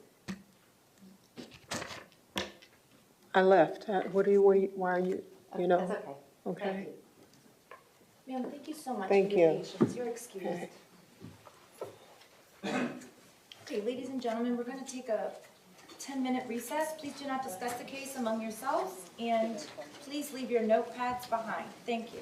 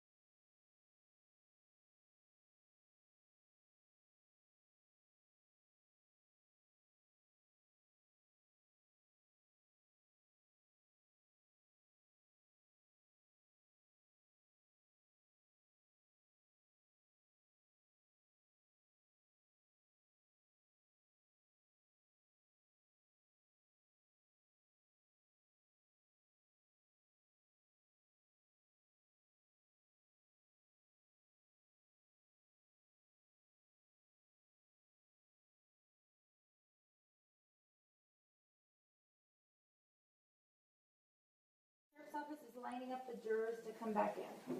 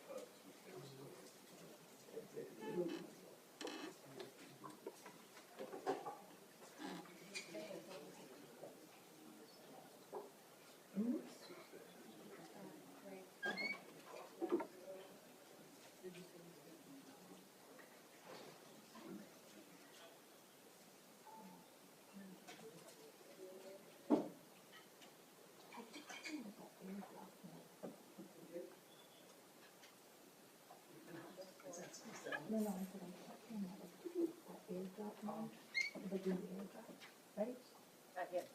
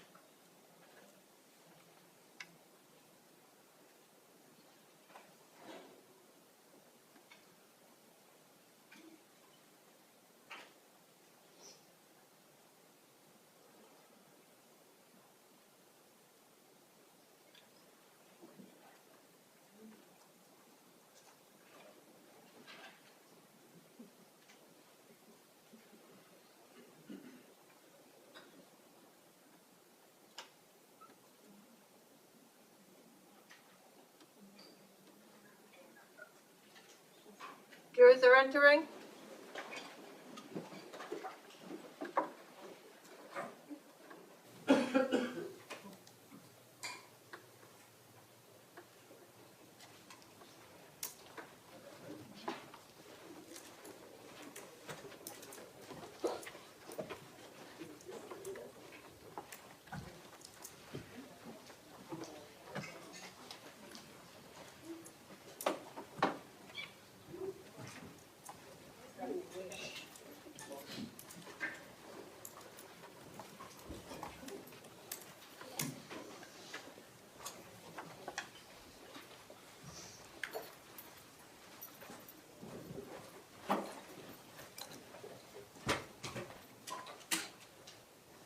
the jurors are present. All of the attorneys may be seated, and everyone else may be seated. And defense, whenever you're ready, you may call your next witness.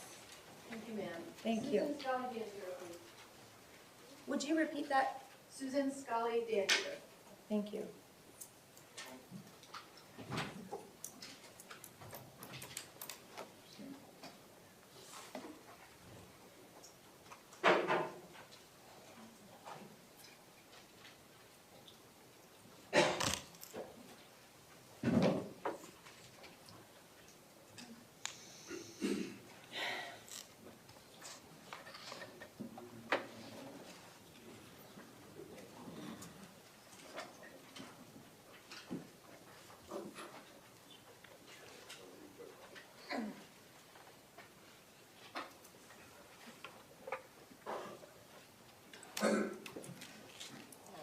Remain standing to be sworn. Good afternoon. Please raise your right hand. Do you solemnly swear or affirm the testimony you're about to give is the truth, the whole truth, and nothing but the truth? Yes, I do. Thank you. You can go ahead and be seated. Good afternoon, Your Honor. Thank you. The stationary microphone that is affixed to the desk is your microphone. If you would please speak into the microphone, state your full name, and spell your last name for the record. My name is Susan M. Scully-Danziger. That's SKOLLY-DANZIGER. Okay, thank you. Ma'am? You may. Thank you. Thank you. Good afternoon, doctor. Would you please introduce yourself to the jury again and tell them what you do? Yes, good afternoon, and thank you for listening to me today.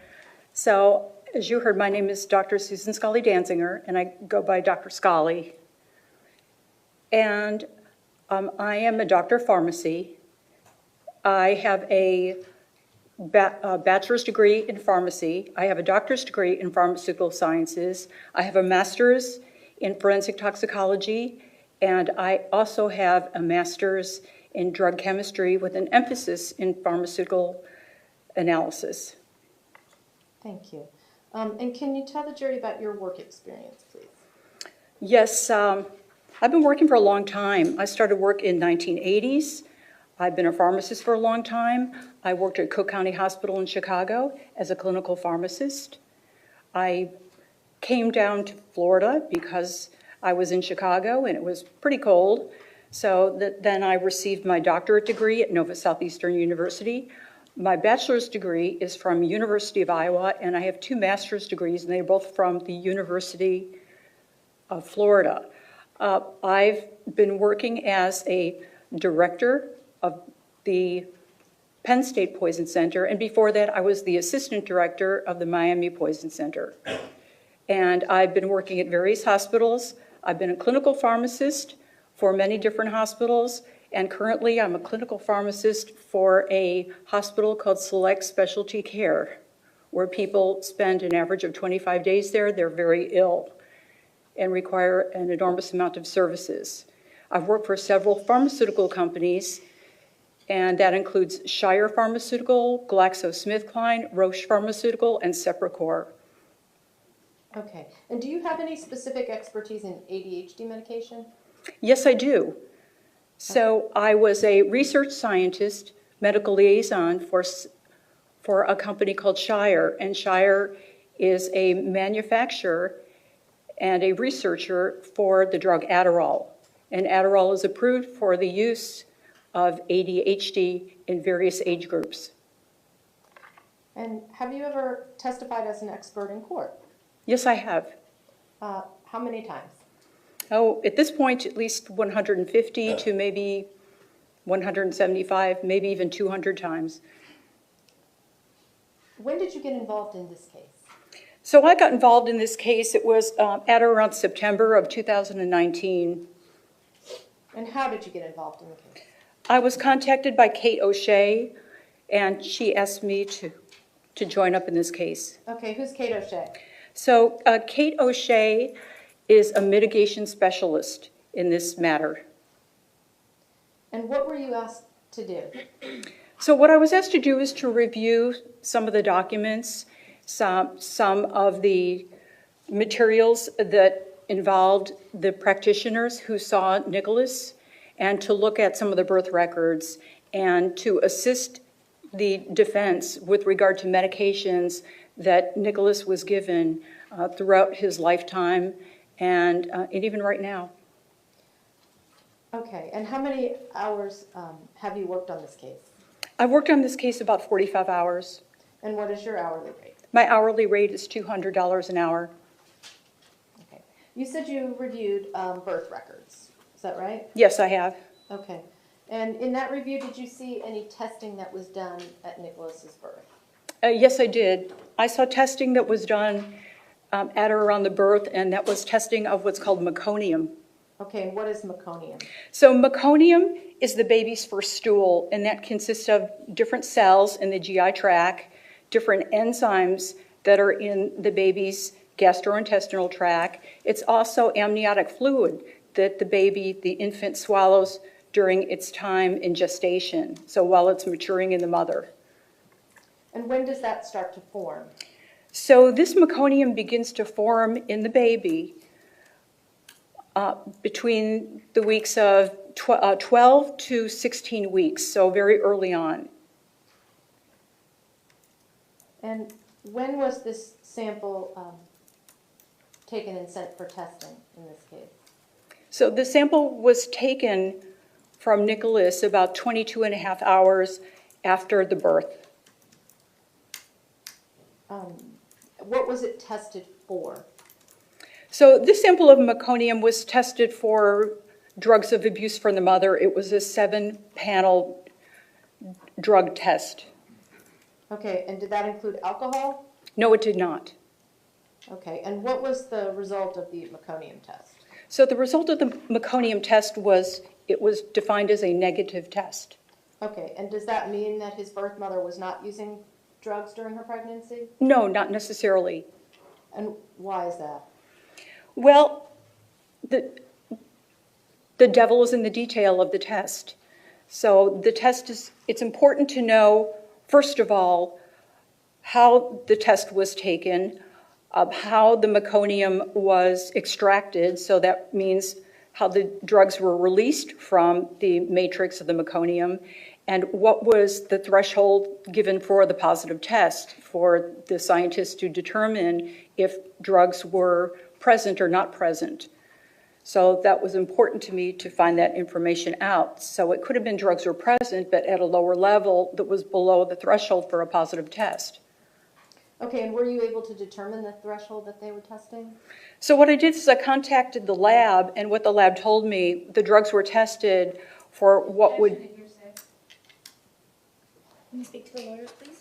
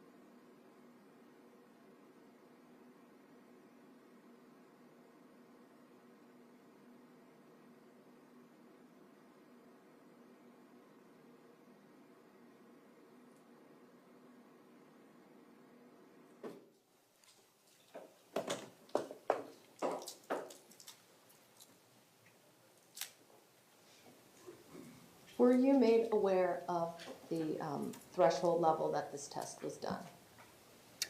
No, I was just told that it was the threshold for a urine test.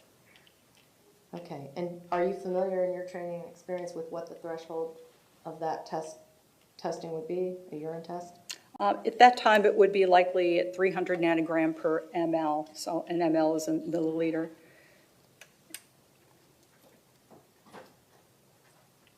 And was testing at a lower threshold available at that time? From what I know, testing can be at a much lower threshold. In one group who was doing this type of testing would test for certain elements at lower levels, in particular for cocaine at 50 nanogram per milliliter. So yes, it can be done at lower levels. Okay, so the testing they did is the same as like a urinalysis, is that what you're saying? Yes. Okay, and is that a high level or low level? For meconium, what's important is the presence of it. So if there's presence at a low level, that indicates use. And that's what's important, is to try to determine just that is there. Not so much if it's really high or low, just the presence indicating that somebody has used a drug. And in this drug panel, what this drug panel tested for was amphetamine, benzodiazepines, barbiturates, cannabinoids, which are from marijuana, cocaine, opiates, and PCP phencyclidine. So that was the 7 drug panel. And so testing at the level for urine would be fairly high. And again, what's important is just testing just to indicate the presence for somebody's use during pregnancy. And drugs can accumulate into meconium while the baby is developing, during the times of development. Okay, and what other factors may affect the reliability of a meconium test? So the factors that can affect the reliability are if any meconium should maybe escape before the meconium is collected. So that would tend to dilute out the amount of meconium.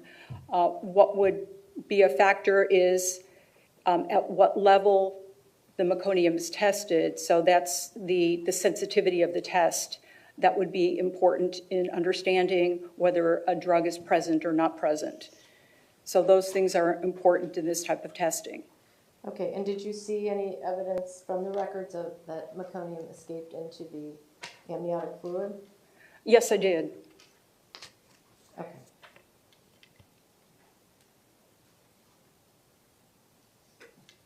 And I want to make sure that it's clear. So when you're saying at a high level, that means, what does that mean as opposed to a low level or sensitivity? So that means that the drug has to reach a fairly high level before it's indicated as a positive test, rather than at a lower level that is reached before it's indicated as a positive test. And so the threshold levels are lower before there's a signal that the test is positive.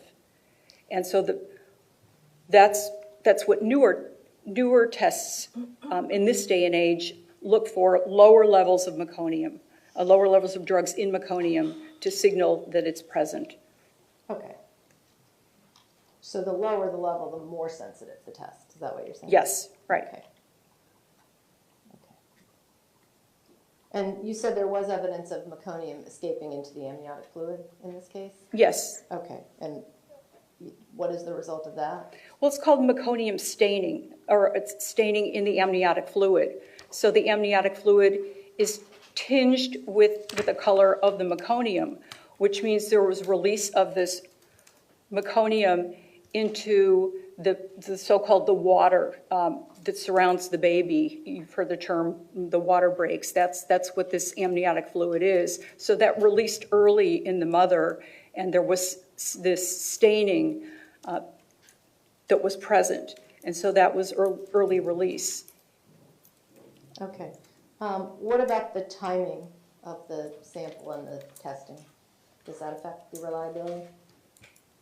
Well, what labs do now is they tend to get several samples of meconium because meconium isn't uniform, the drugs in meconium isn't uniformly distributed into the meconium. So the lab obtained meconium at 22 hours. So maybe there might have been some drug present either earlier that escaped into the amniotic fluid. Overruled. You can. Can I go ahead? So drug might have escaped earlier in the presence of the amniotic fluid, which that wasn't collected for testing, or maybe later samples might have been positive with drug, but those weren't collected either. Okay. And did you see any evidence in the records that would indicate that the testing wasn't done at the most sensitive level, other than what you found from the lab? I didn't see anything in the records. I did see, though, in the birth records that the mom had been arrested for a possession of cocaine use, and that was about 3 months, about 3.5 months before the birth. Okay. And did you see any evidence that circumstantially might have suggested drug use even closer to the birth? Closer to the birth. So that was about August the 8th of 1998 that occurred, and that there was a potentially a positive drug test, and it was thought that that was the reason why the birth mother had to go into a protective rehabilitation at the time. Okay. Is meconium testing standard for all births? Is that something they do when anytime a baby is born? No, it's not standard. It's up to the doctor to determine if meconium should be collected from a mother based on certain circumstances, which might predict that the mother has used drugs. And was there evidence of that in this case, other than what you just mentioned?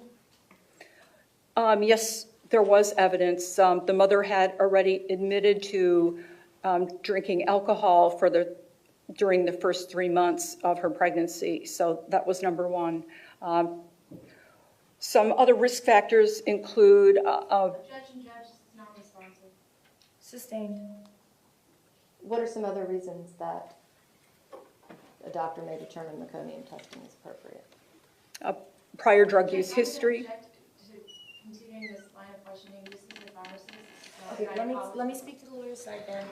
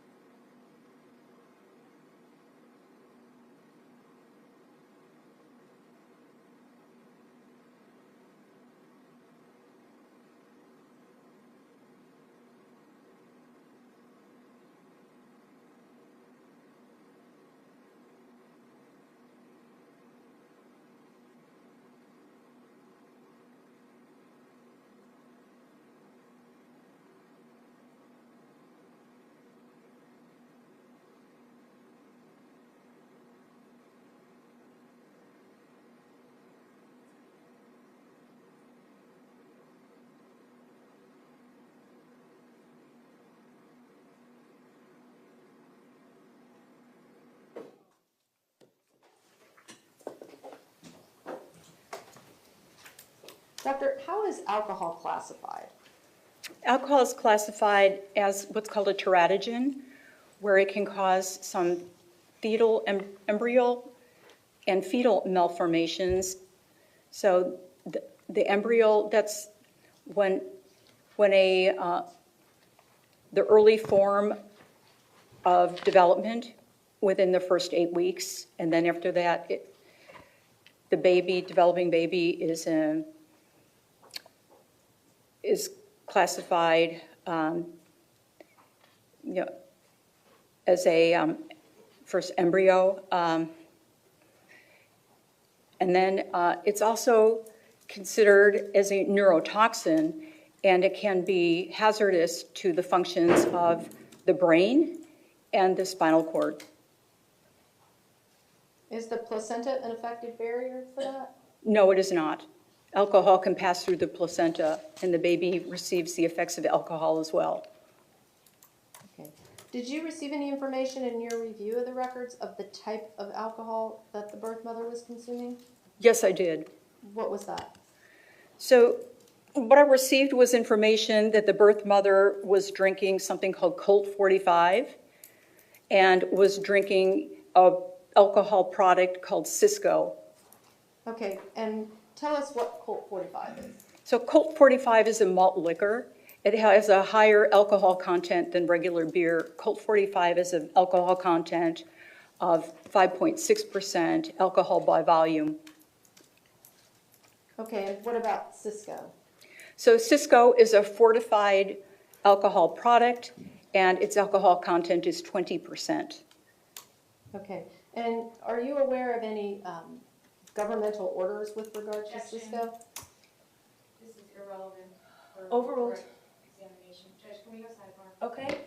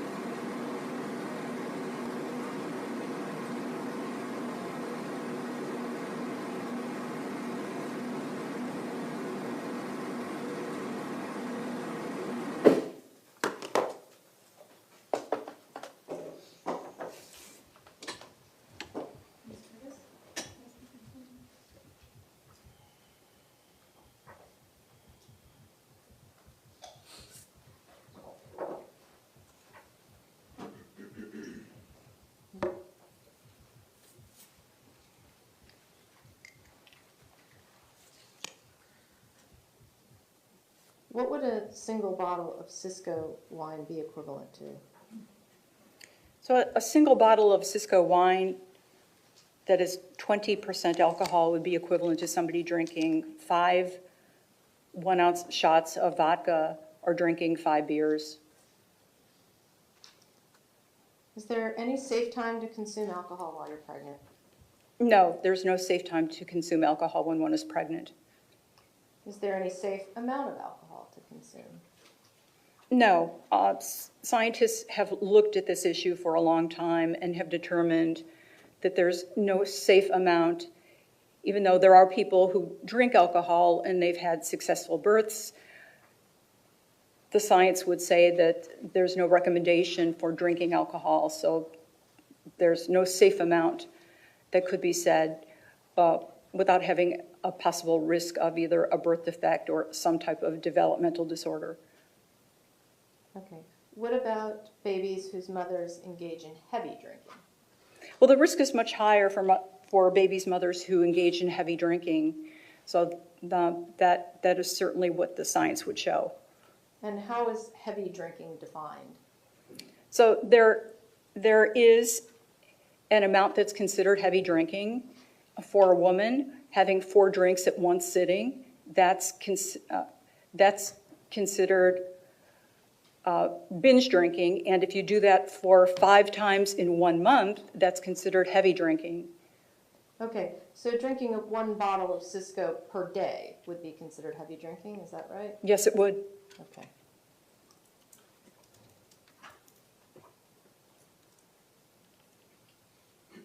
Now, you reviewed Nicholas's medication records, his records of his psychiatrist, is that right? Yes, I did. Okay. And did you see in there any indication that his mother disclosed that the birth mother was consuming drugs or alcohol during pregnancy? There was only one record that I saw where his mother disclosed that the birth mother consumed alcohol, and that was in Alan Musel's record, and that was in January of 2002. Other than that, there was no information with regard to the birth mother's use of any alcohol or drugs. Okay. Did the records of Dr. Karp or Dr. Negan indicate any allergies that Nicholas had to medication? The records of Dr. Karp and Dr. Negan did mention allergies. Yes, they mentioned allergies relating to what's called Augmentin, which is a penicillin-related drug, and also something called choline. And what is choline? So choline is a nutritional supplement. It's been used to improve liver function. It's been used to improve brain function and memory. Okay. And did you see any evidence in your review of the records that Nicholas had any sort of liver damage or problems? No, I did not. Did you see anything in the records about why he had been given choline, if he had been given choline? No, I did not see any information about why he was given choline or anything with regard to him being prescribed choline. Okay. And through your training and experience, why would you give choline to a child? Well, from my training and understanding what I've seen, there has been early research, some pilot trials. Sustained. Some pilot trials Okay, from. I sustain the I'm sorry. objection. Next Just question. from your own knowledge, not from, in your experience, what would be the reason, or your understanding of the drug, what would be the reason that you would give it to a child, what it does? Just deficiencies and just improve memory. Okay, and is that something that is, in your experience, an issue with children exposed prenatally to alcohol? Yes.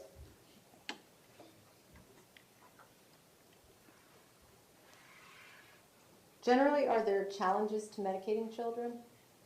Yes, many. Okay, what are those? Well, from the pharmaceutical side, it's a challenge to have medications approved for children. They're not just small adults. Medications aren't always approved for children just because they're approved for adults, so there's separate trials that need to take place, And that requires resources. It requires recruiting parents to get children into clinical trials. It requires something called an internal review board to approve these trials, to get these medications to even for these clinical trials. So there's a lot of work beforehand. It's hard to get outcomes from children to see that these drugs even work because children don't always communicate very well to indicate that whatever they're being treated for has improved. Sometimes when it comes to mental health drugs, and sometimes parents aren't really good assessors, so there has to be another person, which might be another individual or a teacher. So that's one of the issues. Other problems are just even accessing a drug. The cost of medication is high. So getting that into the hands of a parent. It's hard to medicate children because children are fussy, as everybody knows. They don't like to take tablets. It's hard to get a kid to swallow a capsule. It's hard to get a kid to take medication. Sometimes the medication tastes bad. And then if it's flavored, they may take too much. So these are all problems that have to be considered. Getting a child to take medication during the school time, one has to get paperwork. And so that's another barrier. So there's a lot of issues with getting children to take medication. Okay. And from your review of the records, do you know when Nicholas was first prescribed medication? Yes, it was in the records of Dr. Marcus. So it was in January of 2005. And Nicholas was 6 years old that he was first prescribed medication for ADHD. Okay. And how did this come about, if you know? So it came about from some questionnaires that were given to his mom, to Linda, and also to one of the teachers, the kindergarten teacher, which was Miss Richards, who filled out, it was a Vanderbilt questionnaire form, questions about behavior, aspects of behavior. So both of them filled out these forms, and then it was returned to Dr. Marcus to review, and after that, he prescribed the medication. Okay. And Judge, we're going to ask for the certification to admit the records of Dr. Marcus 5G, Defense 5G. State, is there any objection? No, you're. Defense Composite Exhibit 5G, thank you, for identification will be received without objection as Defense 53.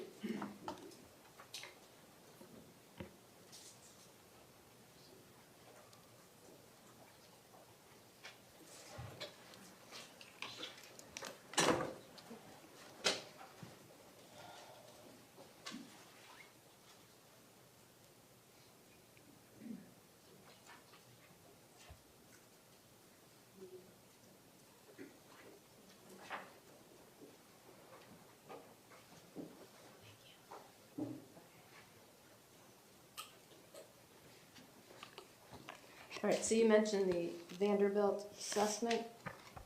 Yes. Okay, going to.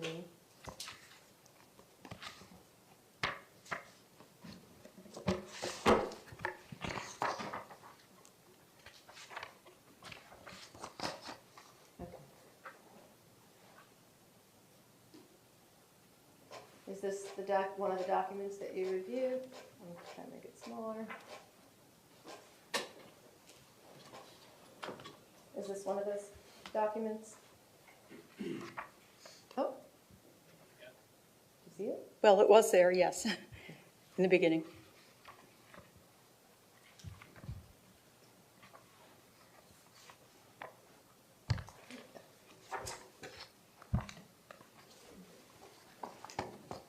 Is this Yes. Linda's? Okay.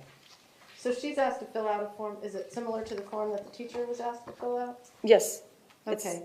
And so what are the types of questions asked on this form? The types of questions ask information about, does a child pay attention to details or make careless mistakes, having difficulty with paying attention, Does the child seem to listen to when spoken to directly? Asking questions about following through when given directions and failing to finish activities. Difficulty with organization of tasks and activities. Okay, so it asks about certain behaviors, and this is, I guess, obviously represents Linda's take on his behavior, right? Right. Okay. And she indicates that he never does a lot of things. He occasionally does some of these things. A few times he often does it, and rarely he very often engages in these behaviors, right? Right. Okay. And then you also reviewed the one from his teacher? Right. Okay. Does she appear to have a different perception of his behavior than Linda had? Yes, she did. I'm going to try to see if I can put them up together, but I don't know if I can make it that small. Oh, not bad.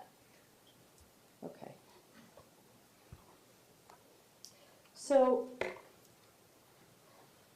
what are the steps that are normally taken in terms of medicating a child for ADHD? Well, these are the first steps.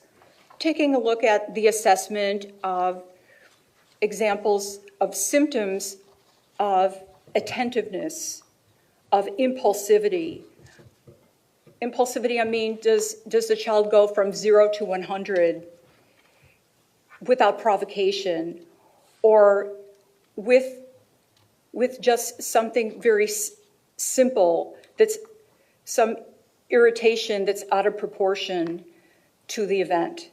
And then other issues of hyperactivity. So these are some of the questions that concern these core issues.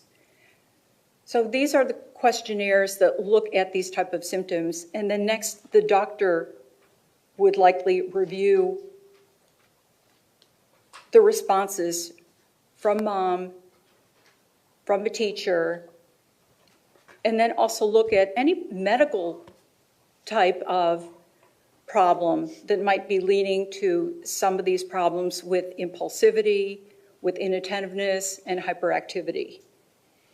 And then together try to come up with some type of a formalized plan, either medication, either some type of counseling, either some type of restricted environment, and then work together with the treatment plan to see whether it's working or not. So this is what this evaluation is and treatment plan would be. Okay, and did you review this, the picture of the timeline that was in Dr. Marcus's records? Yes. Okay, and does this seem to be an ideal way that a child is diagnosed and then medicated for ADHD? Yes.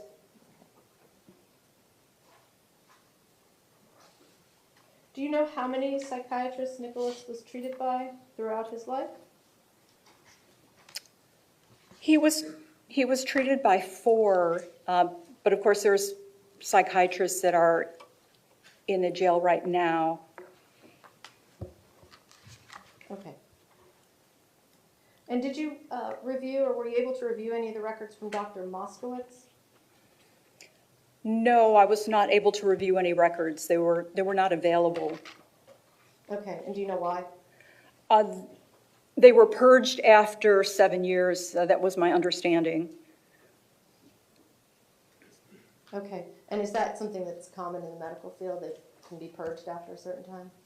I believe it was after 7 years of retention that they were no longer kept in storage, and there's some legal implications as to how long a doctor needs to store records, and evidently that was what the doctor felt was necessary for his practice.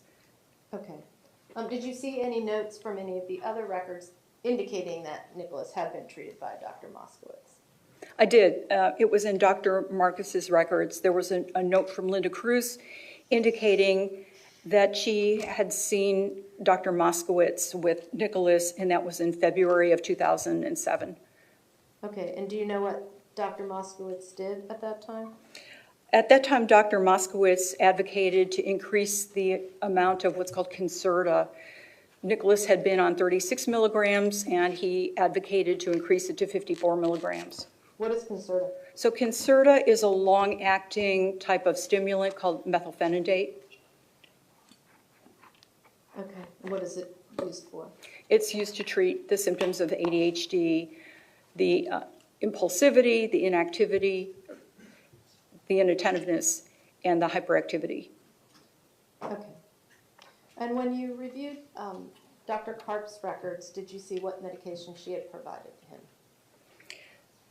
Yes, by the time that Nicholas got to Dr. Karp, Nicholas had been on a drug that was similar to Concerta called Focalin.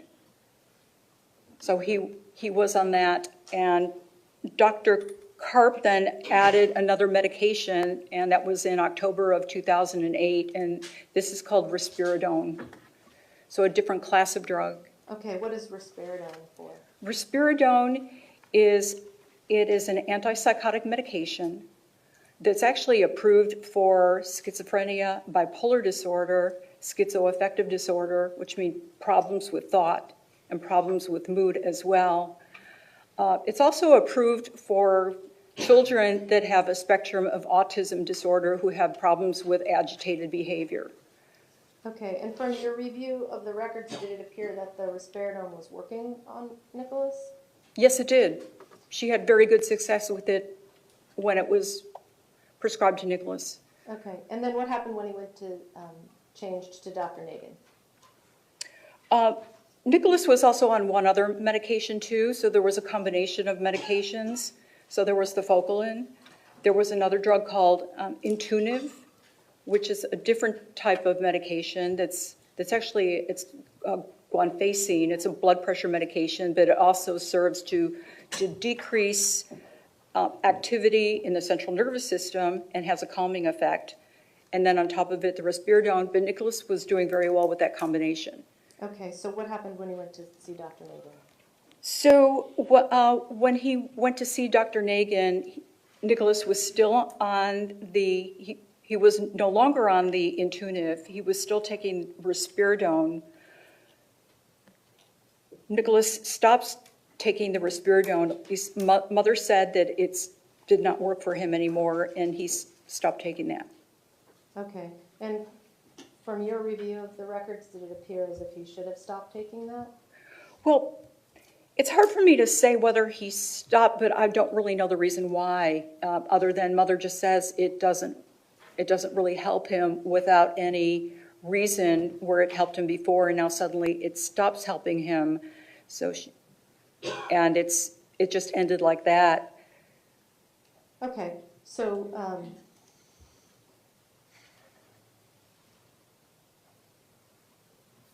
from your review, it did appear as if it was working when he was taking it. Yes, there was good success with that medication. Okay, and did Dr. Nagin give him something else instead?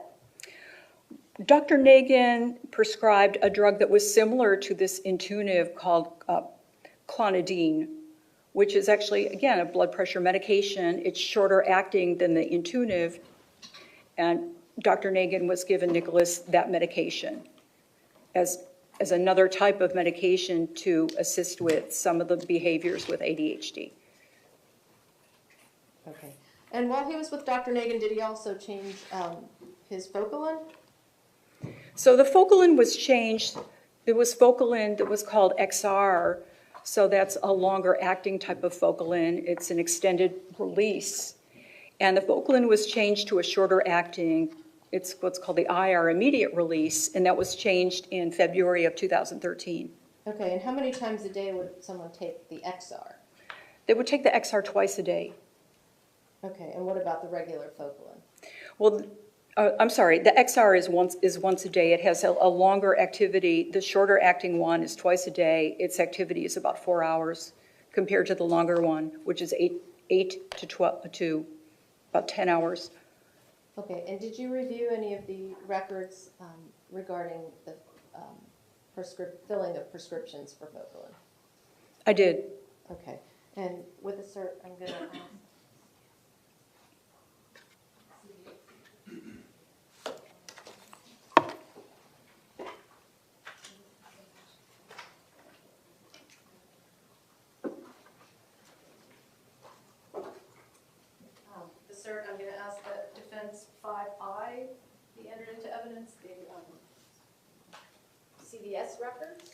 say before 5I? What did you say? With The a cert? we have a certification. Okay, thank you. Is there any objection from the state? No, Judge. All right, defense 5I.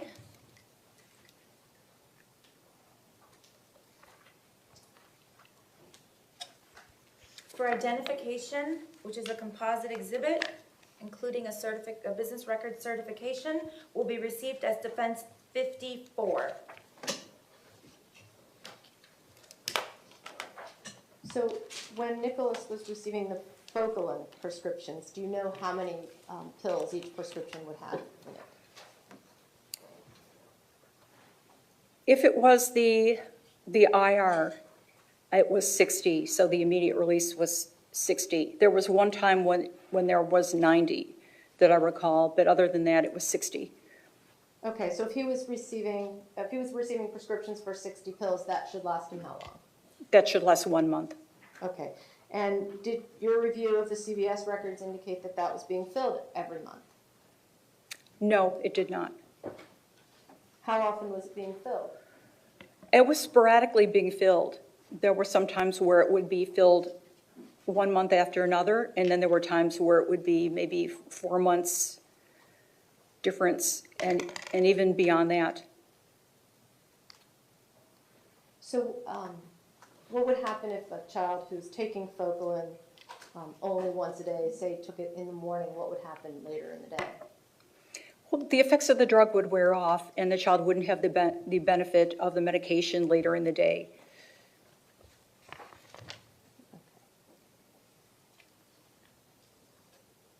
Did you review any other pharmacy records? There was one record from Walgreens that contained 2 prescriptions.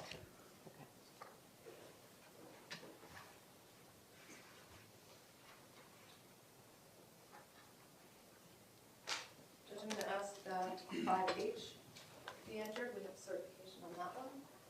State, do you have any objection? No, Judge. Okay, without objection, defense composite exhibit 5H will be received as defense 55.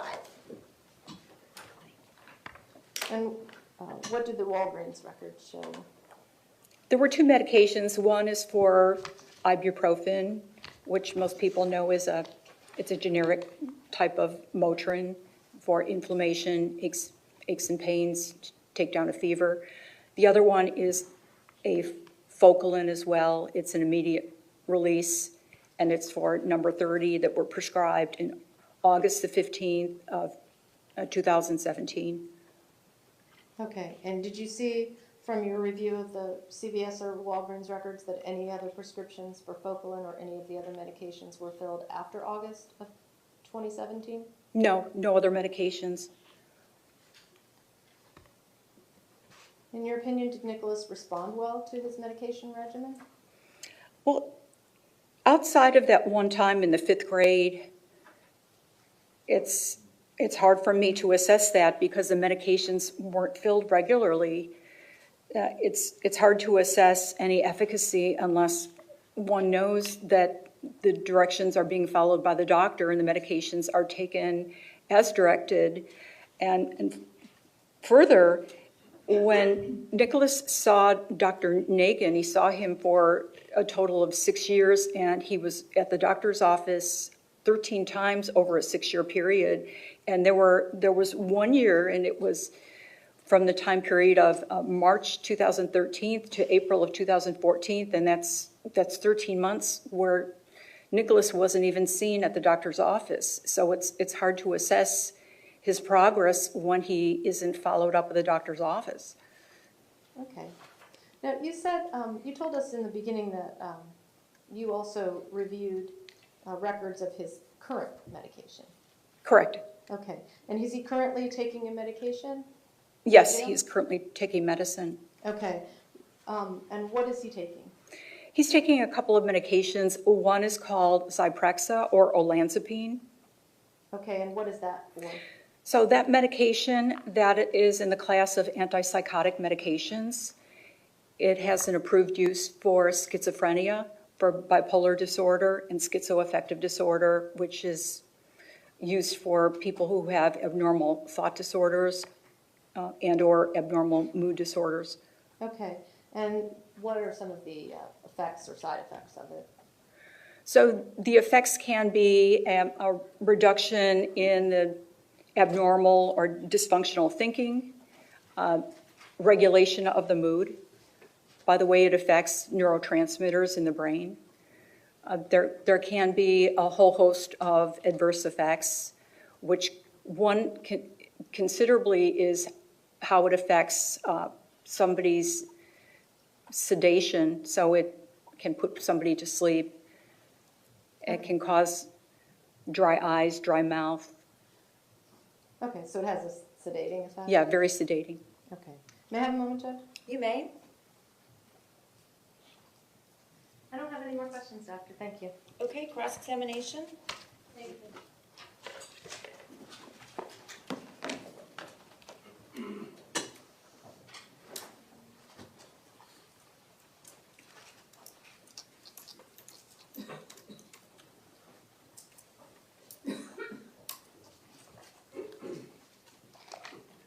Good afternoon, Dr. Slade. Good afternoon.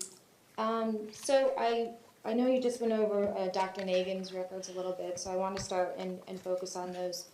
You'd agree with me that Dr. Nagin treated the defendant 5 to 6 years before the shooting, correct? Yes, Okay. And he is a psychiatrist. yes, he is. Okay. So the first visit that the defendant had was in the beginning of 2012? Yes, it was January 25th, 2012. Okay. And for that year, there were 5 visits total? There were 5 visits total for that year, correct? Okay. Would you say approximately every 2 to 3 months apart? Yes, about 2.5 to 3 months apart, correct. And during each of those visits, there were some minor adjustments to the medications? The first visit, the doctor actually increased the risperidone, and then afterward, mother came back and said he was not taking it. So I wouldn't say that was minor. Nicholas stopped taking that medicine. Well, didn't the doctor then prescribe something in addition to that? He did. Then he prescribed the clonidine.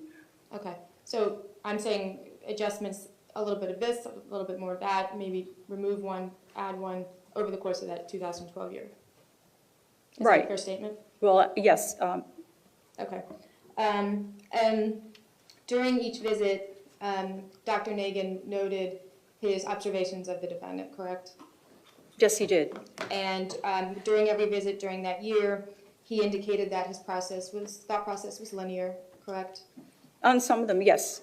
That was the language that was used. Yes, No delusions, correct. no hallucinations, Correct.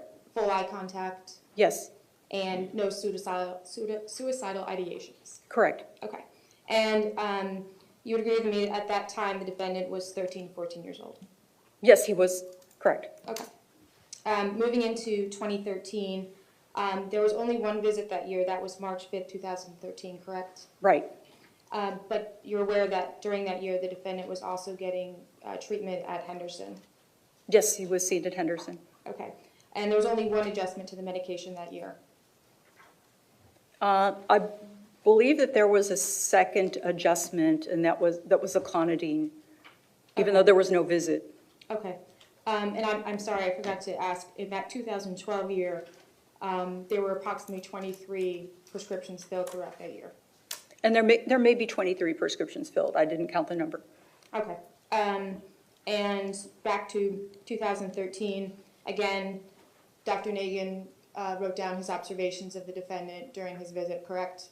Right. He writes down his observations through what the mother tells him and what he senses through Nicholas. That is correct. Well, and also, you don't know what conversations he might have had with the defendant himself, correct? No, I wouldn't know that. Okay. Again, during that 2013 visit, similar to the 2012, no suicidal ideations, there was eye contact, thought process was linear, correct? Yes, through that one visit in the year. Okay, and at that time, the defendant was 14 to 15 years old? Yes. Okay. And throughout that year, approximately 18 prescriptions were filled? Yes, I didn't count the number, but if you say 18. All right. And now we're in 2014, and there were 3 visits, correct? Yes, 3 visits. One in January, one in August, one in December. So one in the beginning, middle, and the end of the year. Yes. Okay. And again, There's some adjustments made to the medications. Yes, there's some slight adjustments. Okay. And again, during those visits, Dr. Nagin noted that mood was good, no suicidal ideations, no hallucinations, linear thought process. Correct? Yes, he did. Okay. And during the 2014 year, approximately 22 prescriptions were filled. Okay. Yes? Yeah, I didn't count them, so I'd rely on, if you say there were 22, I'll rely on I that. actually counted them again on your own report, so. Okay. And then in those year 2014, the defendant is 15 to 16 years old. Yes. And for all the medications and the prescriptions, you'd agree with me that the last one is filled, the last prescription is filled, really just right before the next visit to Dr. Nagin. In 2014? In all the years. He does fill before, the clonidine, I think, was about 1 month before, in 2016. For And- example, in April of 2014, he had a visit April 1st, and the prescriptions, the last one was filled on August 2nd, and then the next appointment is August 25th. So within 30 days of that last prescription is the next visit to Dr. Nagin. Right, so it is fairly close. Okay. And now in 2015, again, meds are adjusted slightly.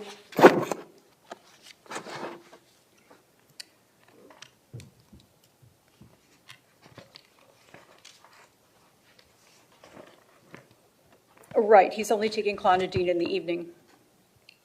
Okay, and he's, according to Dr. Nagin, he's doing well. His mood, he's actually doing well in school. There's no side effects, no hallucinations, no suicidal ideations, and he indicates his insight and his judgment are okay. Is that correct? Right, right. There's huge gaps in when he sees Nicholas. And that's what I was pointing out. Well, that's not my Yeah, question. It's just, I know. in his 2015 visit, he did indicate that, and then over that year, 6 prescriptions are filled from the August 20th, 2015 visit to the end of the year. Is that correct? I'm sorry, what was that question?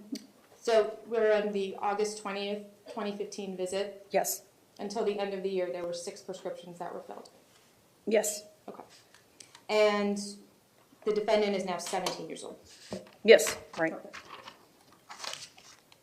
And then in 2016, this would be the next visit. That's February 22nd. The medications are adjusted again, and Dr. Nagin indicates again, mood is fine, linear thought process, no hallucinations, no side effects, no suicidal ideations. Correct? Yes, he does. Okay. And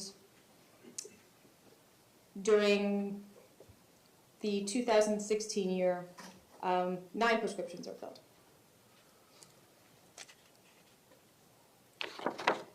Right, but one of those prescriptions is an antipsychotic. Okay, I'm just asking you how many Right. prescriptions. Yep, throughout the year. okay. And now the next visit, November 3rd, 2016, the defendant is now 18 years old and he's an adult, correct? By age, yes. Okay. And when he went to that November 13th visit, it was made clear that he did not want to be on Risperdal or any medication in that class of medications, correct? Correct. Okay. And he's an adult, and that's his choice, correct?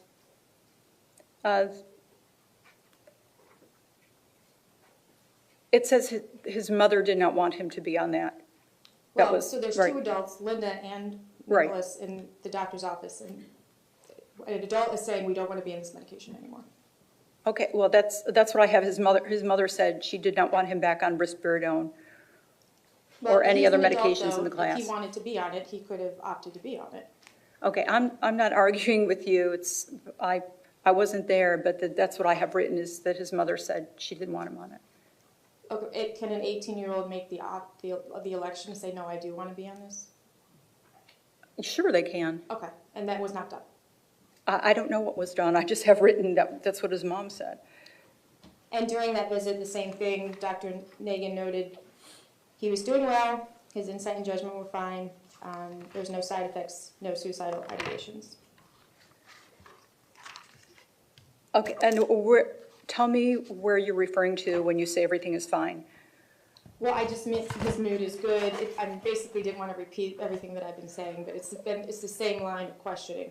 Okay, well, but that's not true, though, because before he gets the oxcarbazepine, the mother said he has defiant behaviors, and she's expressing Okay, let that me there's stop you. difficulties, so I'm that's not not asking true. you- Hold I'm on, sorry. wait. State, let her finish. But this is non-responsive. Okay, but you can't interrupt her. Go ahead, ma'am. So the issue was that, and I have this is what the doctor said, that Nicholas and his mother would like to target his defiant behaviors. And the doctor says, I feel the defiant behaviors are correlated with this difficulty in expressing emotions and feelings, which are characteristic of individuals with social skills related issues. So that's why the doctor wanted to prescribe the trileptal or oxcarbazepine to an attempt to try to target these kind of behaviors. Everything wasn't fine. According to Dr. Nagin, I'm not asking you what Linda and Dr. Nagin talked about. Dr. Nagin wrote in his report of his observations of the defendant, mood is described as good, no suicidal or homicidal ideations, no alcohol or illicit drug usage, appropriate eye contact, thought process linear, no delusions or hallucinations. Oh, okay, what date was that? Because I don't see that. We're on the last visit. Okay, well, I was on November the 3rd, Well, we can go back to that 2016. one, too. State, don't interrupt the witness, please. Wait till she's finished, and then you can talk. Go ahead.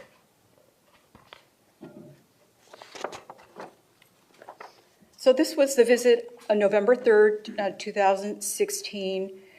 Nicholas is 18, as you say, and he's now 11th grade at Douglas High School.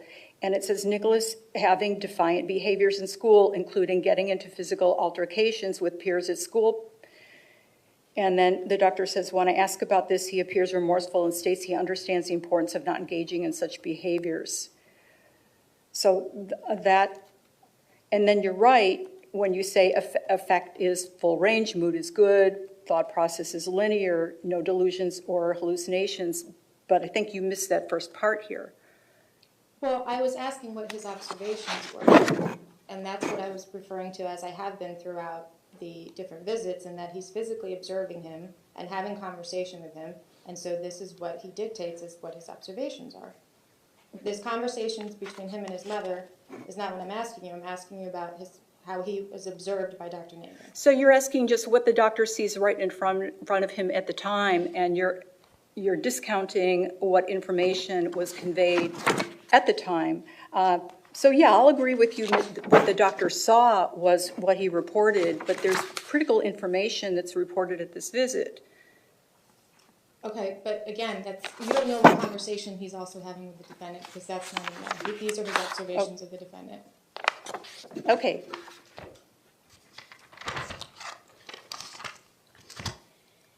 So now moving on to 2017, which I think we kind of already covered. And this is on August 14th, 2017.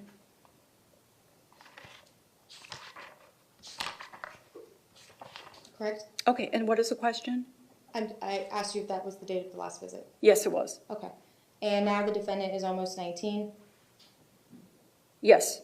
and he is working at the dollar store. According to Dr. Nagin, again, his mood is described as good, no suicidal or homicidal ideations, appropriate eye contact, thought process linear, no delusions or hallucinations, insight and judgment are fair. Correct? Okay, as you read them, yes. Okay. And then we see the last prescription was filled on, let's see, I think it was, must have been August 4th. Let me just check. The last medication was prescribed and dispensed on August 15th, 2017. Correct. Okay. And leading up to the incident, presumably the defendant was not on any other medication, correct? Correct. And again, he's an adult, and it's his choice to be on medication if he wants to be. Yes. And would you agree with me that over this 5 years, this is a rather gradual decrease in prescription fills and visits? It wasn't anything abrupt. It was over time. We see starting from 2012, 23 prescriptions down to the last year where we don't see many at all, correct? Right. It was a decline of prescriptions. Okay. And over that period of time, there was adjustments made, correct? Right. There were some adjustments made. And there was monitoring of the medication. Right. Although there was large gaps in when Nicholas was seen.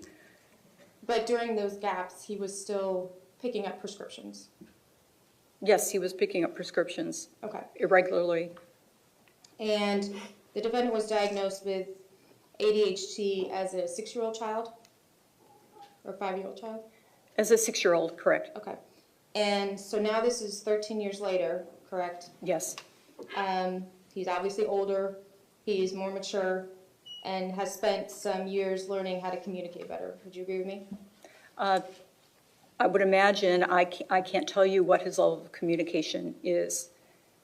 So, but it's certainly okay for a patient or the defendant to decide to say, look, I want to wean off all of this stuff. I feel good, I don't need to take it. Correct? Patients can do as they please. Yeah, you're right, they can. All right. All right, I want to move into a different topic of regarding the alcohol and substance abuse that you testified to on direct. You did review the birth records, obviously, correct? Yes, I did. Okay. And the defendant was a full-term baby, correct? Yes, He was a normal birth weight at 6 pounds, 4 ounces? correct. And all the drug screens that you reviewed in would be the adoption records were negative, correct?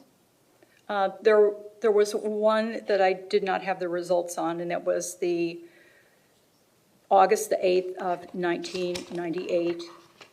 And there was questionable information, and the results weren't given, and the mother then goes into a rehabilitation center. Are you referring to page 111 of the adoption records? Yes. Okay. And is this when this was a conversation about not knowing what the test results were going to be for the birth mother? Correct. Okay. So that's your only thing you saw regarding just not knowing whether results were going to be positive or negative? Yes. And everything else that was in the adoption records indicated that the screens were negative? Correct.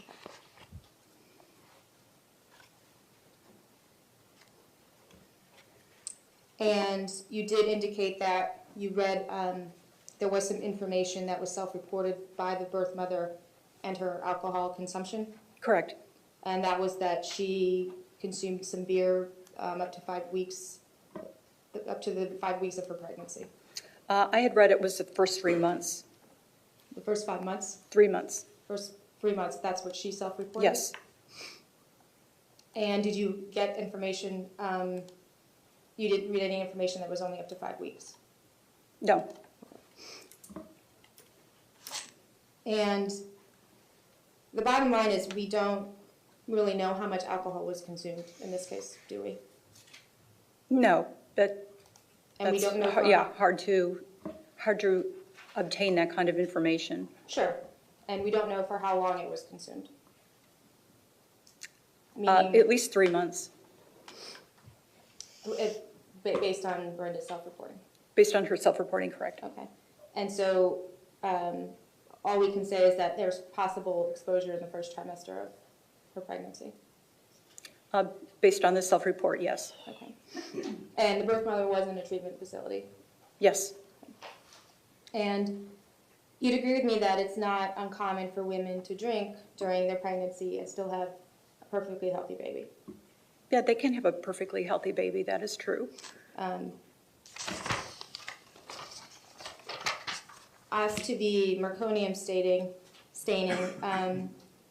you indicated on direct that that's the first bowel movement of a baby within its first few days of life.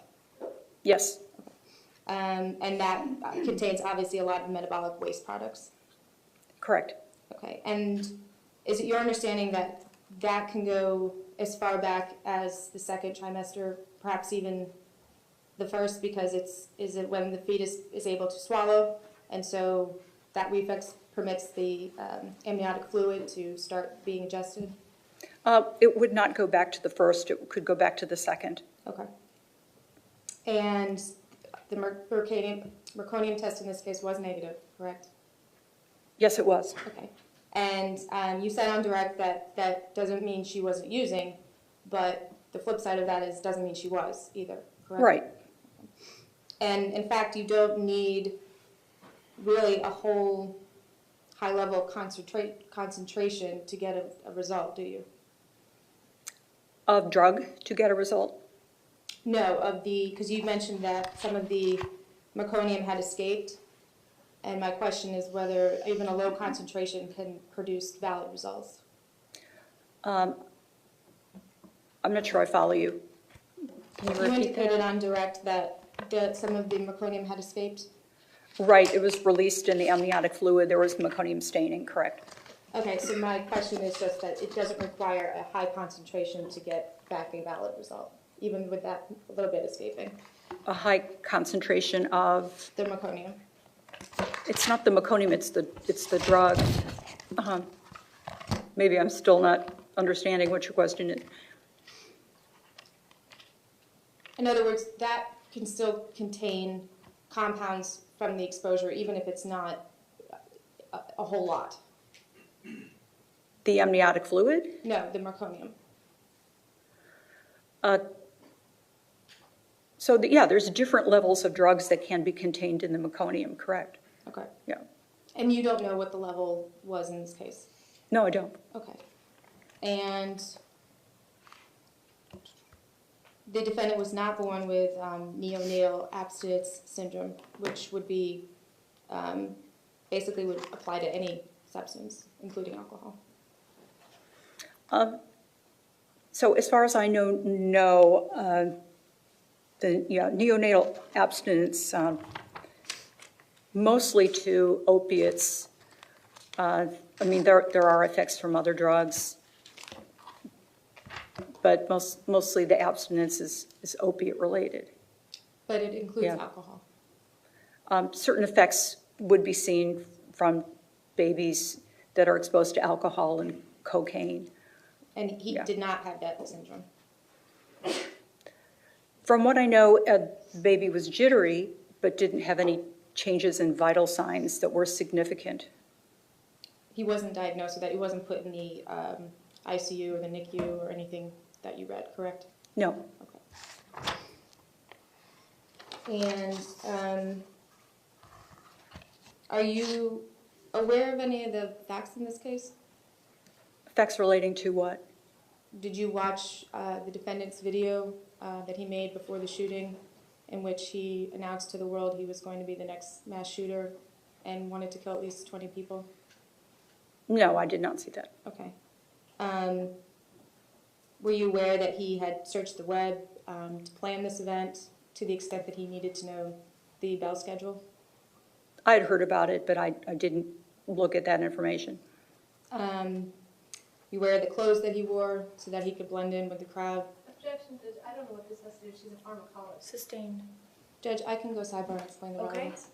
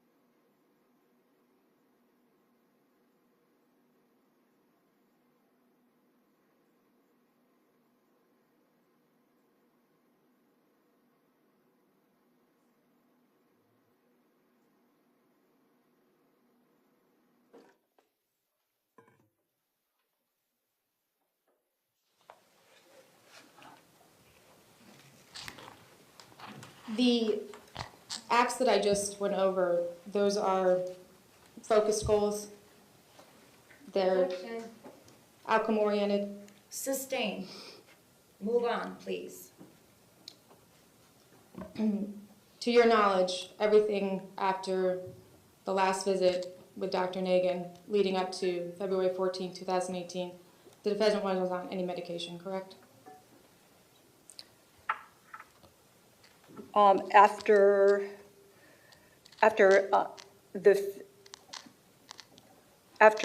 August the 15th of 2017, he wasn't on any other medication. Okay. Yeah. And that would be up and including February 14th, 2018, to your knowledge. I'm sorry, say that again? So he wasn't on any medication, and after that last prescription that was filled? Right, the last prescription, so that would have been a 30-day prescription, so that would have been, if taken every day, that would have been 5 months without medication. Okay. I have nothing further. Okay. Mrs. Curtis, anything else?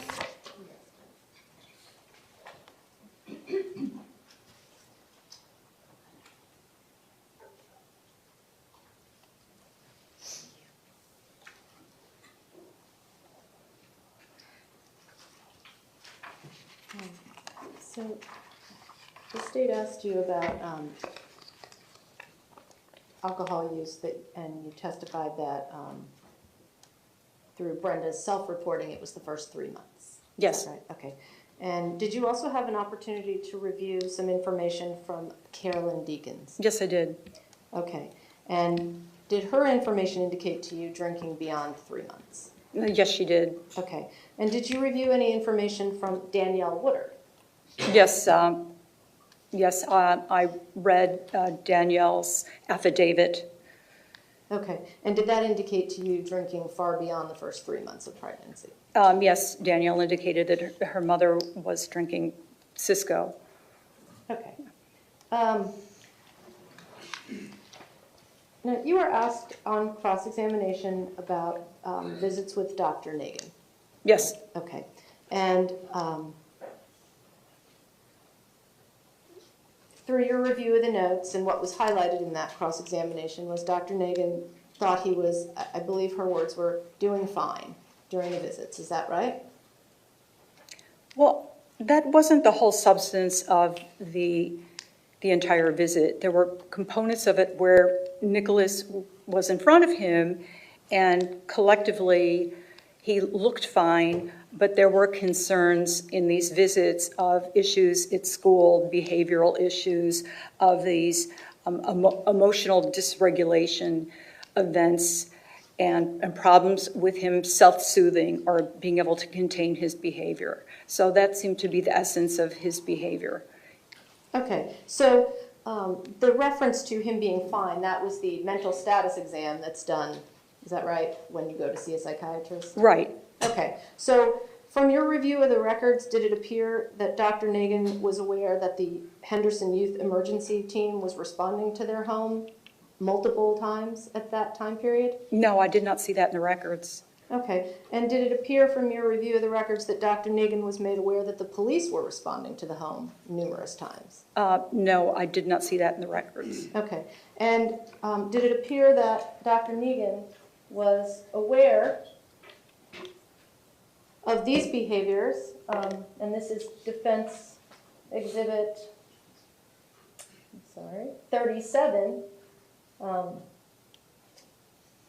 that he was aware that Nicholas continues to be aggressive and destructive, destroyed a television set, used a hatchet to chop a dead tree,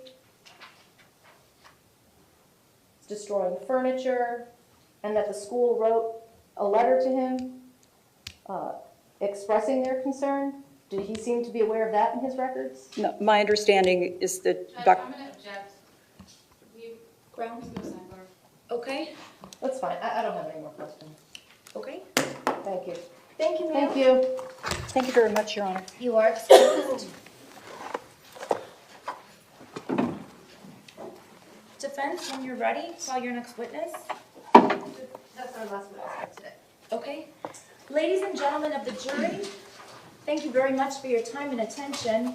You should have received an updated schedule on your chairs, which just remind you of some of the dates and times that I have told you about. There was an update for tomorrow, start time, so please pay close attention to that.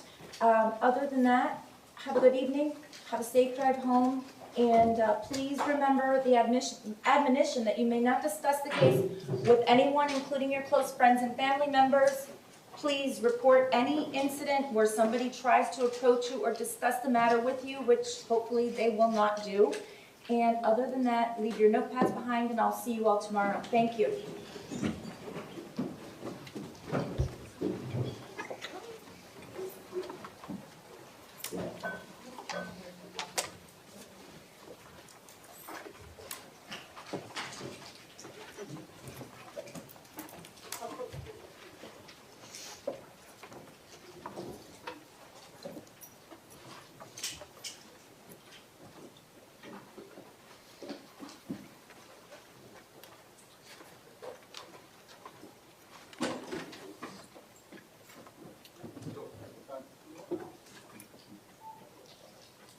Okay, the jurors have been excused. We are in recess, and I'll see everyone tomorrow. Thank you. Thank you.